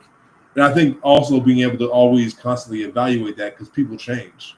Trauma changes people too. People change. I also think I've seen this a lot, and I think a lot of the more recent events have really highlighted it. And this is mainly when I speak to white people. I'm a sucker for someone who's like ready to learn and acknowledge shit. And sometimes, I've been under the impression that someone has been, really understands better, like what's going on, they're trying to be a better person. And then finding out that they actually were just agreeing with you just to agree. Mm-hmm. And that their ethos has not changed. Yeah, but fuck words. It's about action, right? Well, right. And that's what I'm talking about. I'm talking about words and actions. Like they say one thing and they find out they're doing another thing.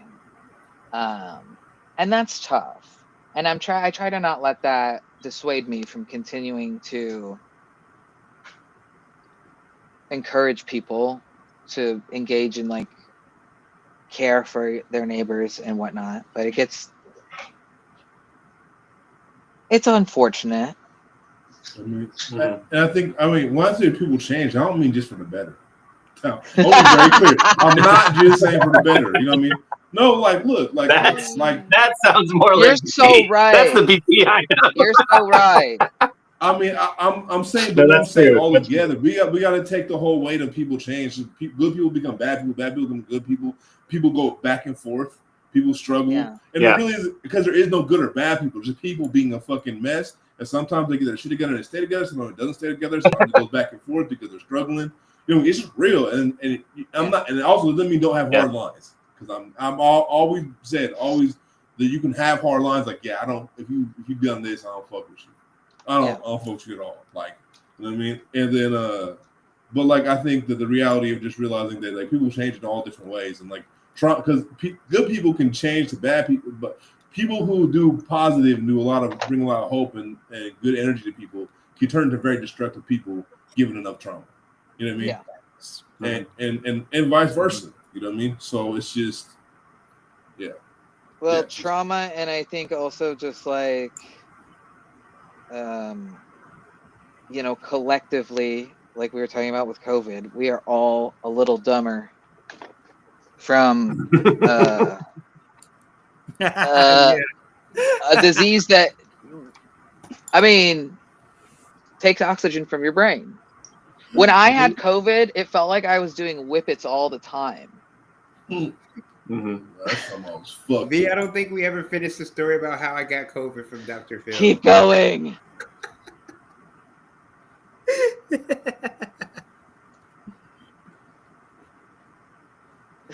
Wait, you want me to finish the story? Yes. All right, I'll finish the story. Then I do gotta hop off because it's literally almost 8:00. Yeah, I actually gotta give a little finish the story, and then we got a little more time to EJ because I should go a little bit over because we had some topics that we wanted to hit that we never got. Oh yeah, to, definitely. Yeah. It's been a good time, so I don't want to fuck up the flow. You know what I mean? Yeah. I'm gonna quickly do this. BP, I was only supposed to be on this stream for an hour. I've been on this stream 3 hours. Y'all just stay. I was expecting y'all to dip, but y'all just stayed. So I was like, I'm fucking with it. I mean, one of those hours I actually got some schoolwork done. The other 2 hours you've been fucking around. I'm glad you stayed. I wouldn't have gotten to talk to you if you only stayed for an hour. Yeah, facts. Yeah, facts. Big facts. All right. So, Dr. Phil was on his bullshit about homelessness and like what all that shit means. And he gave this terrible analogy about his own experience of like being homeless from the ages of 16 to 16 and a half. But like I think both V and BP both pointed out that like that's not a real thing. Like most people have a lot of people have like misconceptions on what does it really mean to be homeless in the United States or in general anywhere, because they don't necessarily see it as a chronic condition, and they don't necessarily see all the different causal factors and the fact that like the most severe in the way that it's really experienced is by people who have nowhere else to turn. So they don't have they're not getting income from another place. They don't have couch that they can hop on, stuff like that, literally living in the streets. Hey, it's like folks like often misconstrue or soil up what all those things are. So like that was one of his big talking points, was just making it like something that folks, if they just get off the drug, and this is something, I didn't get to like his other really horrendous point that he tried to equate. He tried to equate the deinstitutionalization movement in the 1960s and 70s, where and he's not the first person to do this. Oh, it's one of his favorite things. Huh? It's one of his favorite things. It is one of his favorite things to do. He is definitely the far superior. Bring back the mental hospitals. Yeah, like his big thing was to equate. Wait, what? I'm not familiar with this. What is it? Oh yeah, let me finish. I'll finish the explanation because I went into half thought on it. So basically, he blamed. So in the 1960s and 70s, like one of the things that really happened is that mental health gained more attention, and folks began to realize that mental health hospitals, or they're not into hospitals, they're literally called insane asylums. They're not. Yeah. There's nothing mental health about them. They're literally places pretty much like prisons. They're like slightly less horrendous prisons. There's only slightly very minuscule difference between like the insane asylums. I'm using the politically incorrect term because that's the term that they used during that era. So those facilities would mainly house folks with any ailment that you couldn't physically see or diagnose. So 60s and 70s, like doing liberation movements, like liberation disability movement folks, like fought to get folks released from that. which led directly to the deinstitutionalization movement, where folks were just let out of like institutions. Many of them were then placed in hospitals, which like Dr. Phil kind of conveniently forgets. And he says that based on like when those people were released in the 60s and 70s, the one place they went to were the streets. But he's like, there's a whole bunch of shit statistics that he's like very skillfully forgetting. Like many of the folks who are houseless like are veterans and lots of other stuff like that. Right? There's like a lot of different causal factors for that. And like the two things, there are some like relevant stats that go with it, but they're not that similar.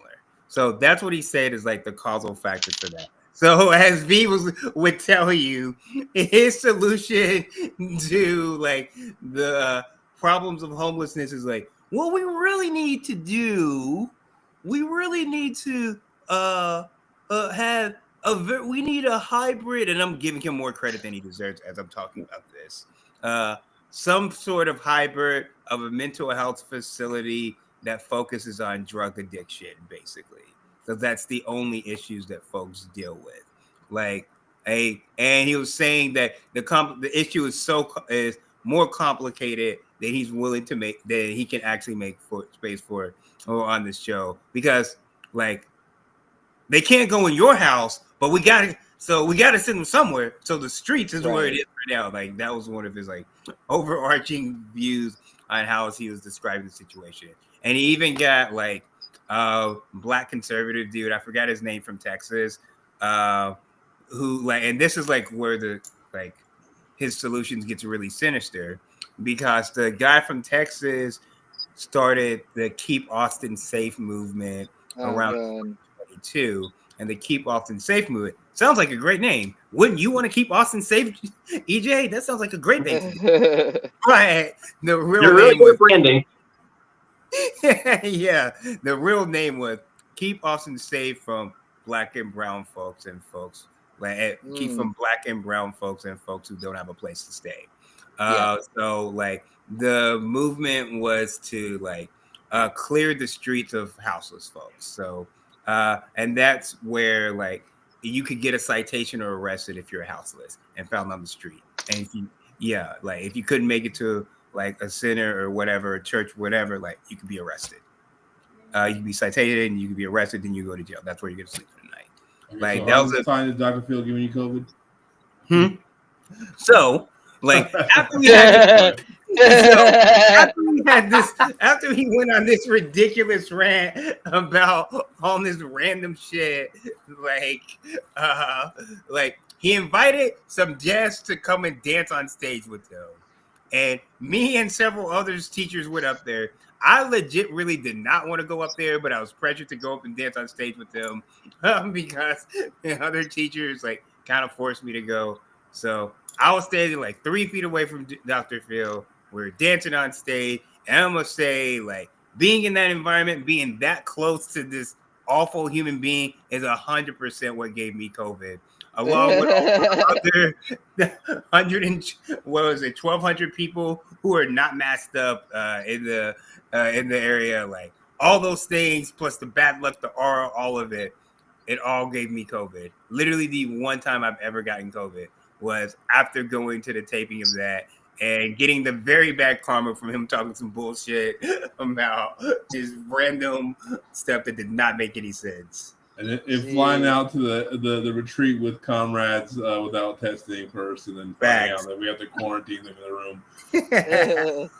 Oh, V, I did not do you any justice. You have to give EJ your Dr. Phil impersonation. Oh, let's see.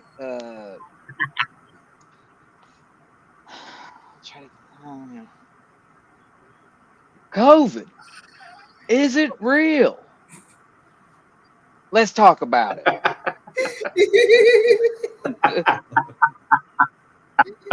fucking hate that guy. He's not even really a doctor, is he? Doesn't he have like? Isn't he just like? He lost his license. Isn't that a fake? He has a doctorate. I did research on this motherfucker. Right. He does not have a. He does not have. He's not a clinical psychologist, and he does not have a doctorate. He has a doctorate, but it's in experimental psychology. So he's not like a real I see. doctorate. What He is doesn't his have doctorate in? medical Yeah. and or any psychology. He basically background. shouldn't be practicing like medicine on TV, though, right? Isn't that basically the? Yeah, like, and Yeah. he's not even qualified to do like counseling or anything like that. Like, his doctorate is in, and this is a very questionable doctorate at that. Like, I looked at the program he did. It's a very questionable doctorate in experimental psychology. Okay. So Good old doctor. Let's it's, talk about that, Doctor. Nicole. experimental psychology, huh? So Mhm. stuff that's not cleared. I got it. Facts, You know, and yeah, I have good job. I have a doctorate in UFOs myself. Yeah. So I know EJ. Before we go, so we'll go a little bit over. Maybe run until 9:30. That's about 20 minutes late anyway. So, then we'll be at a full 6 hours for me. Talking content versus organizing. Do we Wait, still want to PT, handle I that? gotta tell you real quick where Dr. Phil got his doctorate degree. Okay, go on. UNT. Oh, that was it. What is You got UNT? It's the University of North Texas. That's where Yes. I live. Yes. Oh, shit. Okay, I'm gonna read this. He holds a doctorate in clinical psychology. However, he ceased to renew his license after to practice psychology in 2006. Yeah. 2006. It's like 20 years ago. Yeah. Yep. He hasn't That's been funny. licensed in a long time. All right, that's it. I'm gonna hop off. It's 8:00. I've been out here way too long. It was great talking Bye. to you. Bye, Richie. Yeah, good talking Good to to see y'all. you. All right. I can change the title so it reflects We what we're kept about to talk about. Okay. Gotta change the layout again.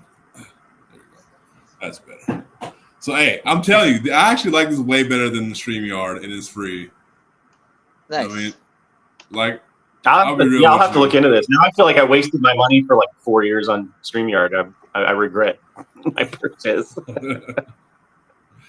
I mean, there's like paid things so you can remove the Restream logo off of it, you know, if you get the paid version. But like, even the free version is as good as Yeah. StreamYard or better. Like, I think probably better because like I couldn't game on StreamYard without looking all fucked up. You know what I mean? Hold on one Right. moment. I just need to use the restroom. All right, we'll be start talking without you. But I'll be right back. All right. We'll hold down the fort.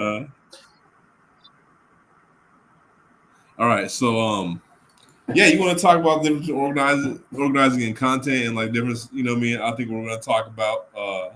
So if you want to start us off. Okay. Yeah, I don't know. I it's a vague idea of a topic, but basically I've just been thinking about it a lot lately. I know it's something you've talked about a good bit. And I think it's something where we need to. Okay, so first of all, I have a YouTube channel.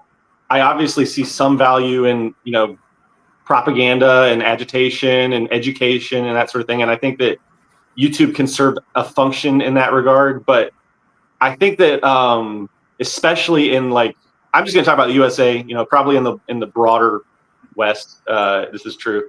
But we over-index on like making content and discourse and debate and talking about shit online, and versus like actually participating. And the reason this really kind of started to click in my head and I'm thinking about it more is because for my most recent video, I was reading and watching a lot of Fred Hampton speeches, because this is something that he talked about a lot. And I've heard him say this phrase for years now, where he talks about the way that you learn and the way that you build is through participation and observation. That's a line that he repeated a lot.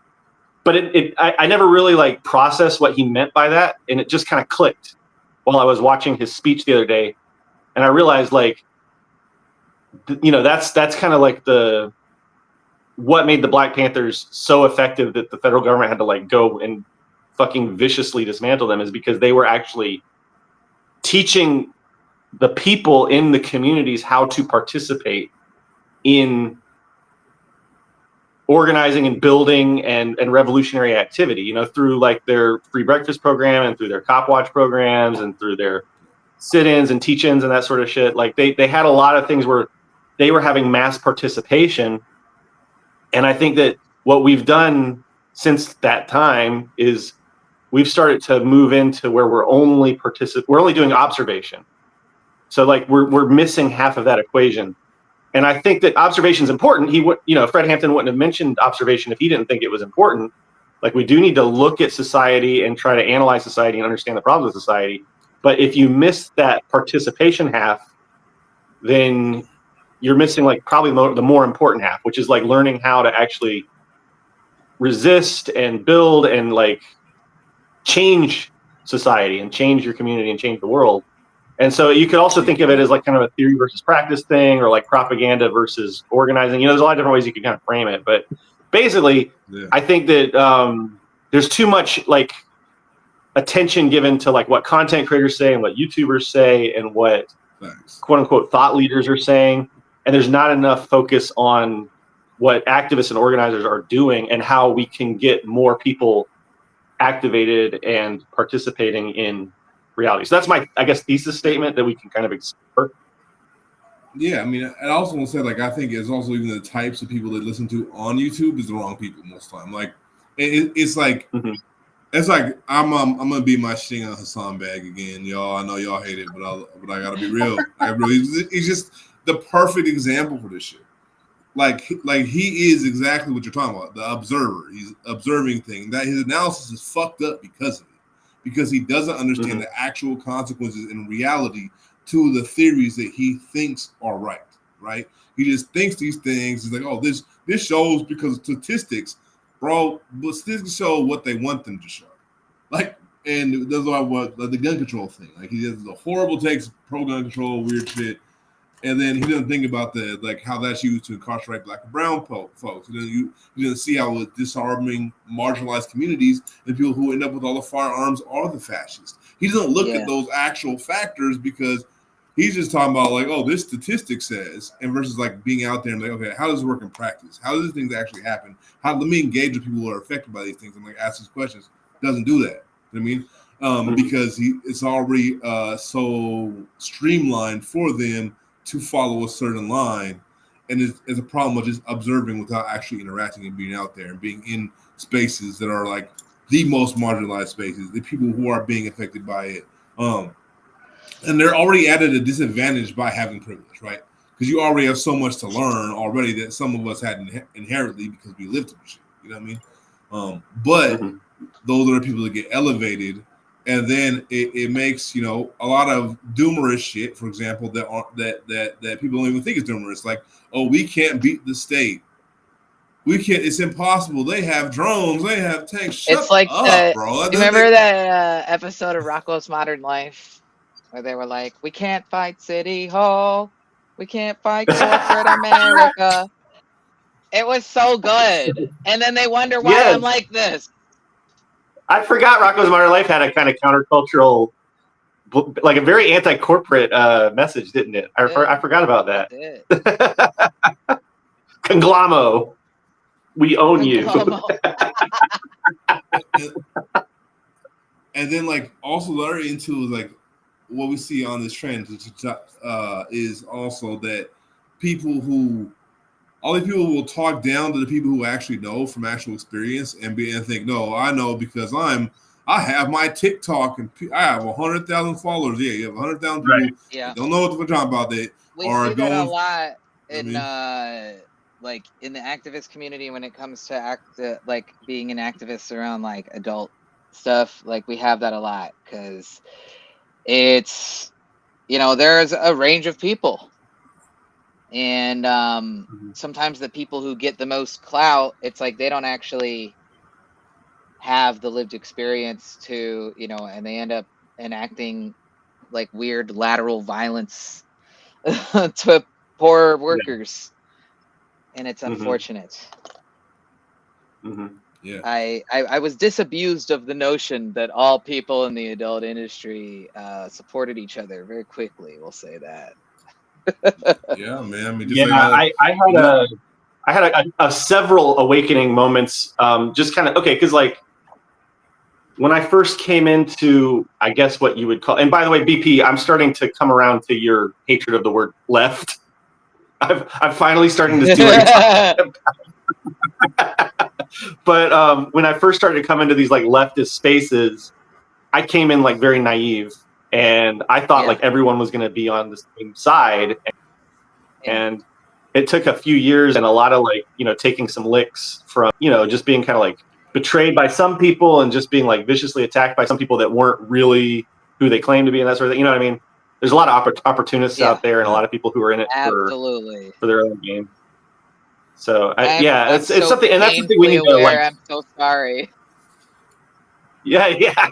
I mean, but that's it. That's what. I don't think I'm the only person. I think everyone's gone through that over the last like 5 years, especially. We've started to see like where people really stand, and especially like this year, we're really starting to see like how people are shaking out between like the genocide in Palestine, the obviously Trump's escalation of like overt fascism and all that kind of shit. Like you're starting to see where people really stand more, and people, and I guess like that's kind of like what they call it, like sharpening the contradictions. Like right.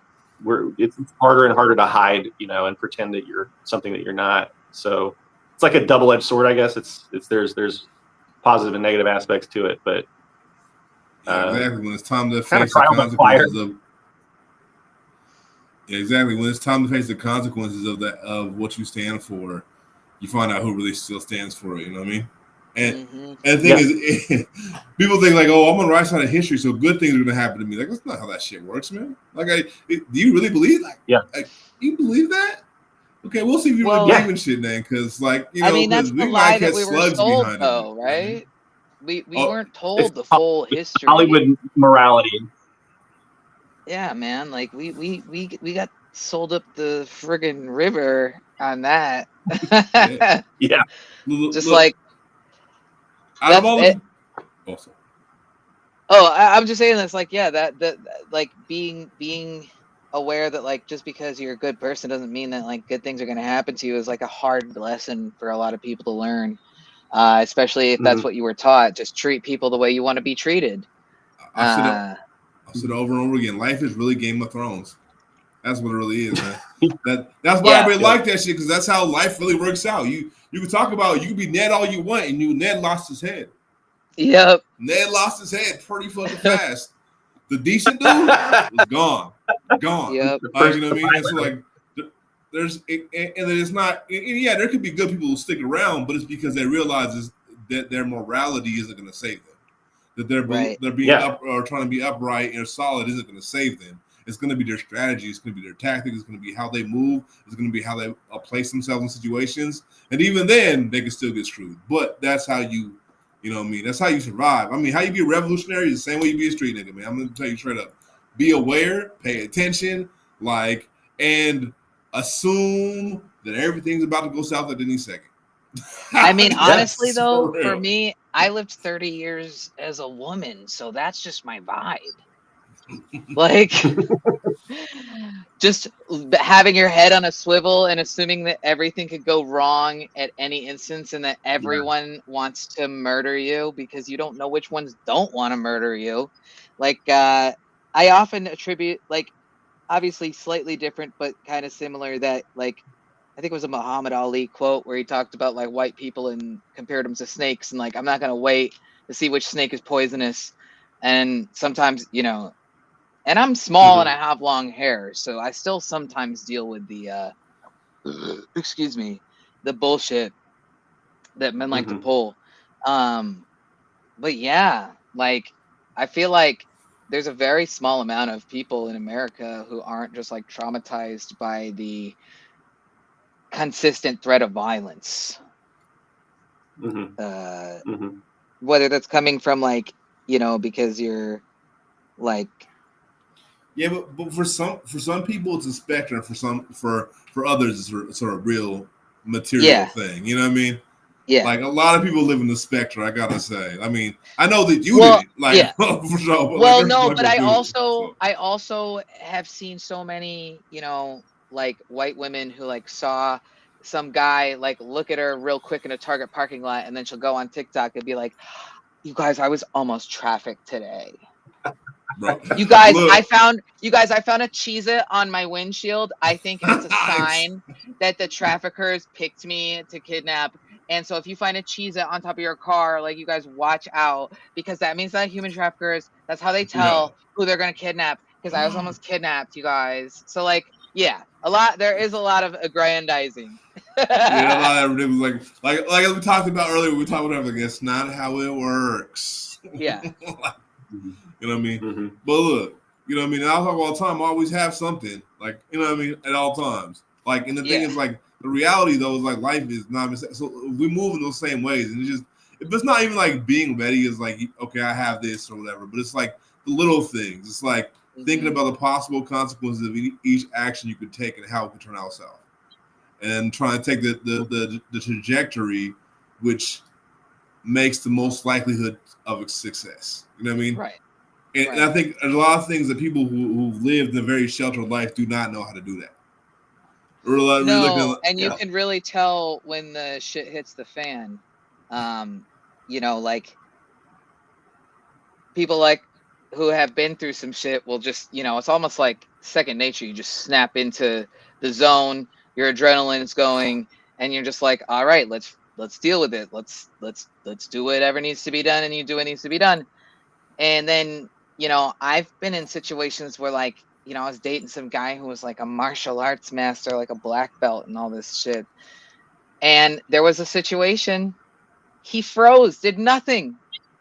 Well, I separated two like 6 foot tall men from continuing to hurt a woman. Like, you know, and it doesn't take physical strength necessarily. Sometimes it just takes a little bit of smarts, but it's also like a thing that I don't even think about, but it's because I've had to de-escalate situations before, but I don't even think about it. I just am like, oh, there's a problem, I need to solve it.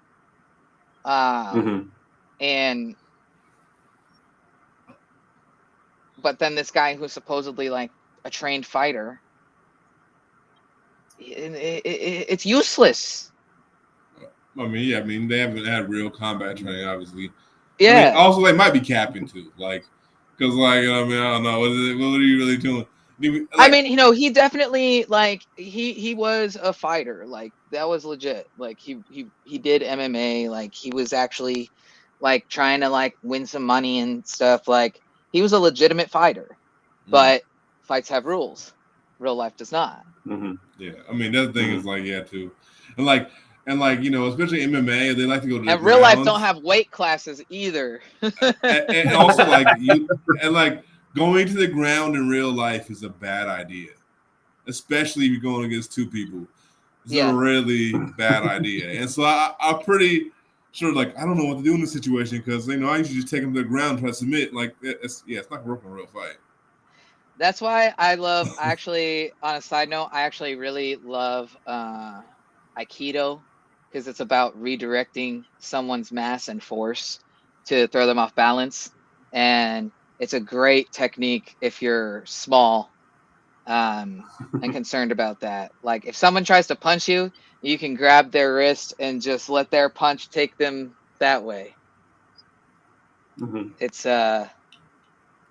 one of my favorites. It's a good metaphor for where we are right now, revolutionarily too, because we're like as a and it's important revolutionary society, we're very small, and we need to be able to leverage and redirect energy. Like, that's good mindset for us to practically. That's why I always I try to teach people, you know, because most people who try to pick on gay people or trans people, they're really, really dumb, because they don't.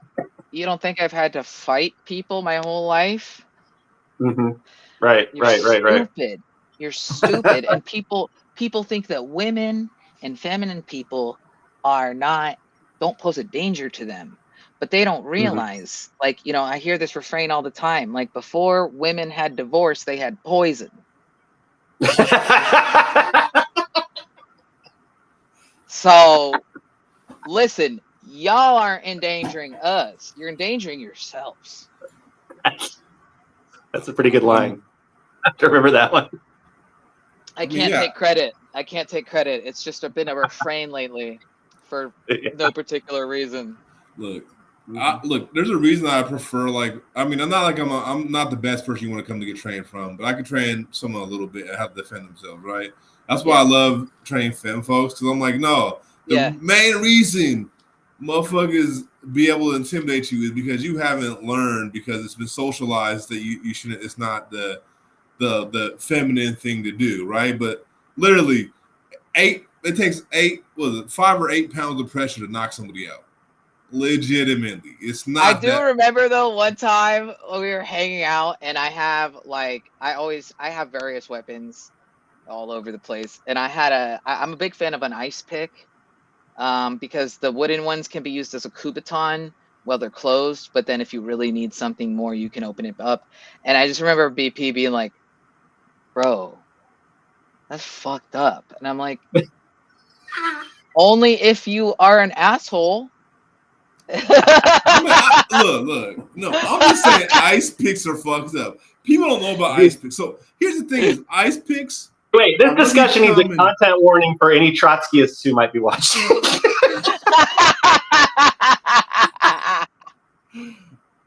Sorry, I couldn't resist that. Are the most common weapon to be made in the joint, right? And the thing you learn about ice picks is they go in and the wound closes. Yep, puncture wound.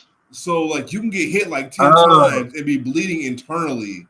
That's what I was like, ooh, that's brutal. I was saying, I'm not. If you need to use it, you need to use it. But I'm just saying, it's one of the brutal things, because what people have to do if they get with the ice pick in prison, they use baby oil and stuff to rub it over to try to help see where the blood, there's blood inside. There's going on like a flat tire, like when you put soapy water on a flat tire. Yes. Yeah. Holy shit! Yeah, figure out where you're leaking. Well, and here's the thing. It's at the end of the day, I mean, maybe that's just because I'm from the East Coast. When you would go into bodegas on the East Coast, I don't know about anymore, but people hadn't had black ice refrigerators for a long time, but you could still get a $3 ice pick at a bodega. And it's not for ice. It's just, so I don't know. It's just always been I'm from South Carolina. I don't think I've seen an ice pick. It's basically just like a long spike, right? Like a long thin spike. Yeah. I shouldn't show it on the screen. You got one laying around somewhere? I've got. They're everywhere. I mean, it's fine. You can show it. I don't think that's going to trigger anything. I don't think that's even. I have one in the living room. I think the only people think about ice pick as a weapon, or like you said, convicts and Trotskyists. So I found half of it. I've got a couple of them. Oh, I was using it to garden. Hold on. This is very high comedy. Yes. Okay, we got it. I've never seen an ice pick. You're like, oh, I got one later. You probably seen it and just don't realize you've seen it before. Yeah, I used to have an ice pick for legitimate reasons, because I had a little refrigerator in my house that would have a lot of ice buildup. Ice over, good. So this is a walnut. So it's really heavy, thick, wooden, nice and smooth. And then it's got this brass little thing. And then if you unscrew it, you have your ice pick. Okay, and that looks. It's like it's like a ball. That's a small one. That's a small one. There's the ones that are long too, like that. Yeah, I do have bigger ones, but this is like my little pocket one that I take when I, EDC. Exactly. And the cool thing is, if you get someone a bunch of times, and they're also great for just getting in those knots in the back of your neck, multi-purpose. It is. The coldest thing with it, if you're forced to defend yourself with it, the average Joe would have no clue that they were even hurt, and so they'd walk somewhere and just drop. You know what I mean? What's the fuck? You want to know what's even more fucked up about this one? Is this one actually needs to be glued back into place, because this comes out really easy. So if I did use this on somebody, this would probably stay inside. So That's a bit too much, though. I got to glue this in place, but these cheap ones, you never know. You always have to So- properly maintain your ice pick. Yes. Yeah. Yes. I mean, like that. Like, that's crucial because that's what basically people have and enjoy all the time is ice picks mainly. That's mainly. These are the kinds of life hacks you only learn on Overthrow Media. Care maintenance on your ice pick. Ice pick maintenance. Nah, man, like Well, I like it. Okay, well, here's why I like it. Because, like, right, so if I'm walking, so I'll unscrew it. Like, if I'm walking at night, I'll unscrew it and just place it like this. So that way, like, it's not very obvious what it is. And also, it could just be like, oh, I'm just trying to be all fashionable with my little scrunch shirt. But then you're like, you know? That was surprising. That would surprise me. You can't always carry a pew pew, even when you live in Texas. Because I also don't want to carry one when I've been out drinking. Mm-hmm. Mm-hmm. I'd Yeah. rather carry something that I won't accidentally fire in my own face. Right. Right. bro, Because I've done plenty of drunk axe and knife wielding. That's not a problem. I knew this fool, right? I could not stand it all. Who, you know, he had his gun in his pants, you know what I mean, and tried to pull it on somebody, you know, no safety, and shot his own foot. And I was like, yeah, dumbass. Before he typed it. Wow. Like I always feel bad for him because it was an unnecessary gun pull in the first place. You were trying to intimidate somebody and blew it on. Well, you know, That's what it's you get. funny. That's what you dumbass get, bro. My partner always talks about how there's like this strained politeness in Texas because at any point, like in the back of his head, when he's getting into an argument with somebody, he's like, is this worth getting shot over? Mm-hmm. Because everybody has a gun. I mean, a pew pew. I mean, South Carolina is very similar. Yeah, it's like basically I just avoid even like at the gas station, especially, you know, there's a lot of drunk fucking dudes in like big pickup trucks with boats that I'll just like go to the farthest fucking gas pump to like, right. You just never know. Yeah, I have to be careful because, like I said, I'm from the East Coast, so I've got like an East Coast mouth on me, and it used to be okay when I, looked like a woman, but now, if people don't know that I'm trans, they still see that I'm feminine, but I'm like now, and I've gone from looking like a girl to looking like a boy who looks like a girl you can punch. Like me.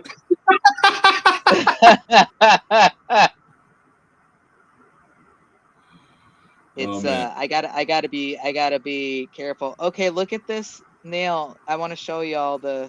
Okay, this is good. Your nails are going to be the end of the stream, though. Okay, like I'm at 6 hours now, and I want to log off. I love all of y'all that are staying. This is the first time I've ever seen BP the first one to tap out. That is a first. This is a first. I've also been here way longer than all. Like BP always has extra gas in the tank. They're not done yet. I got 2 more to do. Are those? I can't see it clearly. Are those letters? Yeah, is it it's ACA, and this one's going to be a B. All what does that mean? Beautiful. Oh, okay. You just I asked get what it. ACAB means. No, I was still trying to decipher the letters visually, so I was distracted. No, okay, that's awesome. Sort of Chinese porcelain style. Yeah, I love that. That's awesome.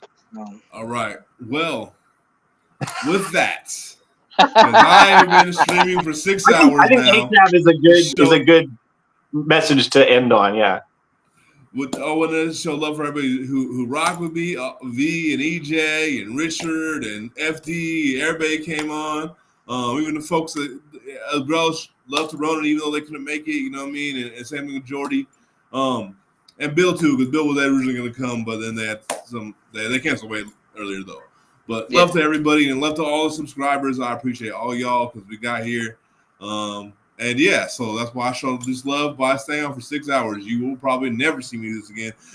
6 hours is too much for me, but I'm glad everybody enjoyed and rocked with me. You know what I mean? So Thank you.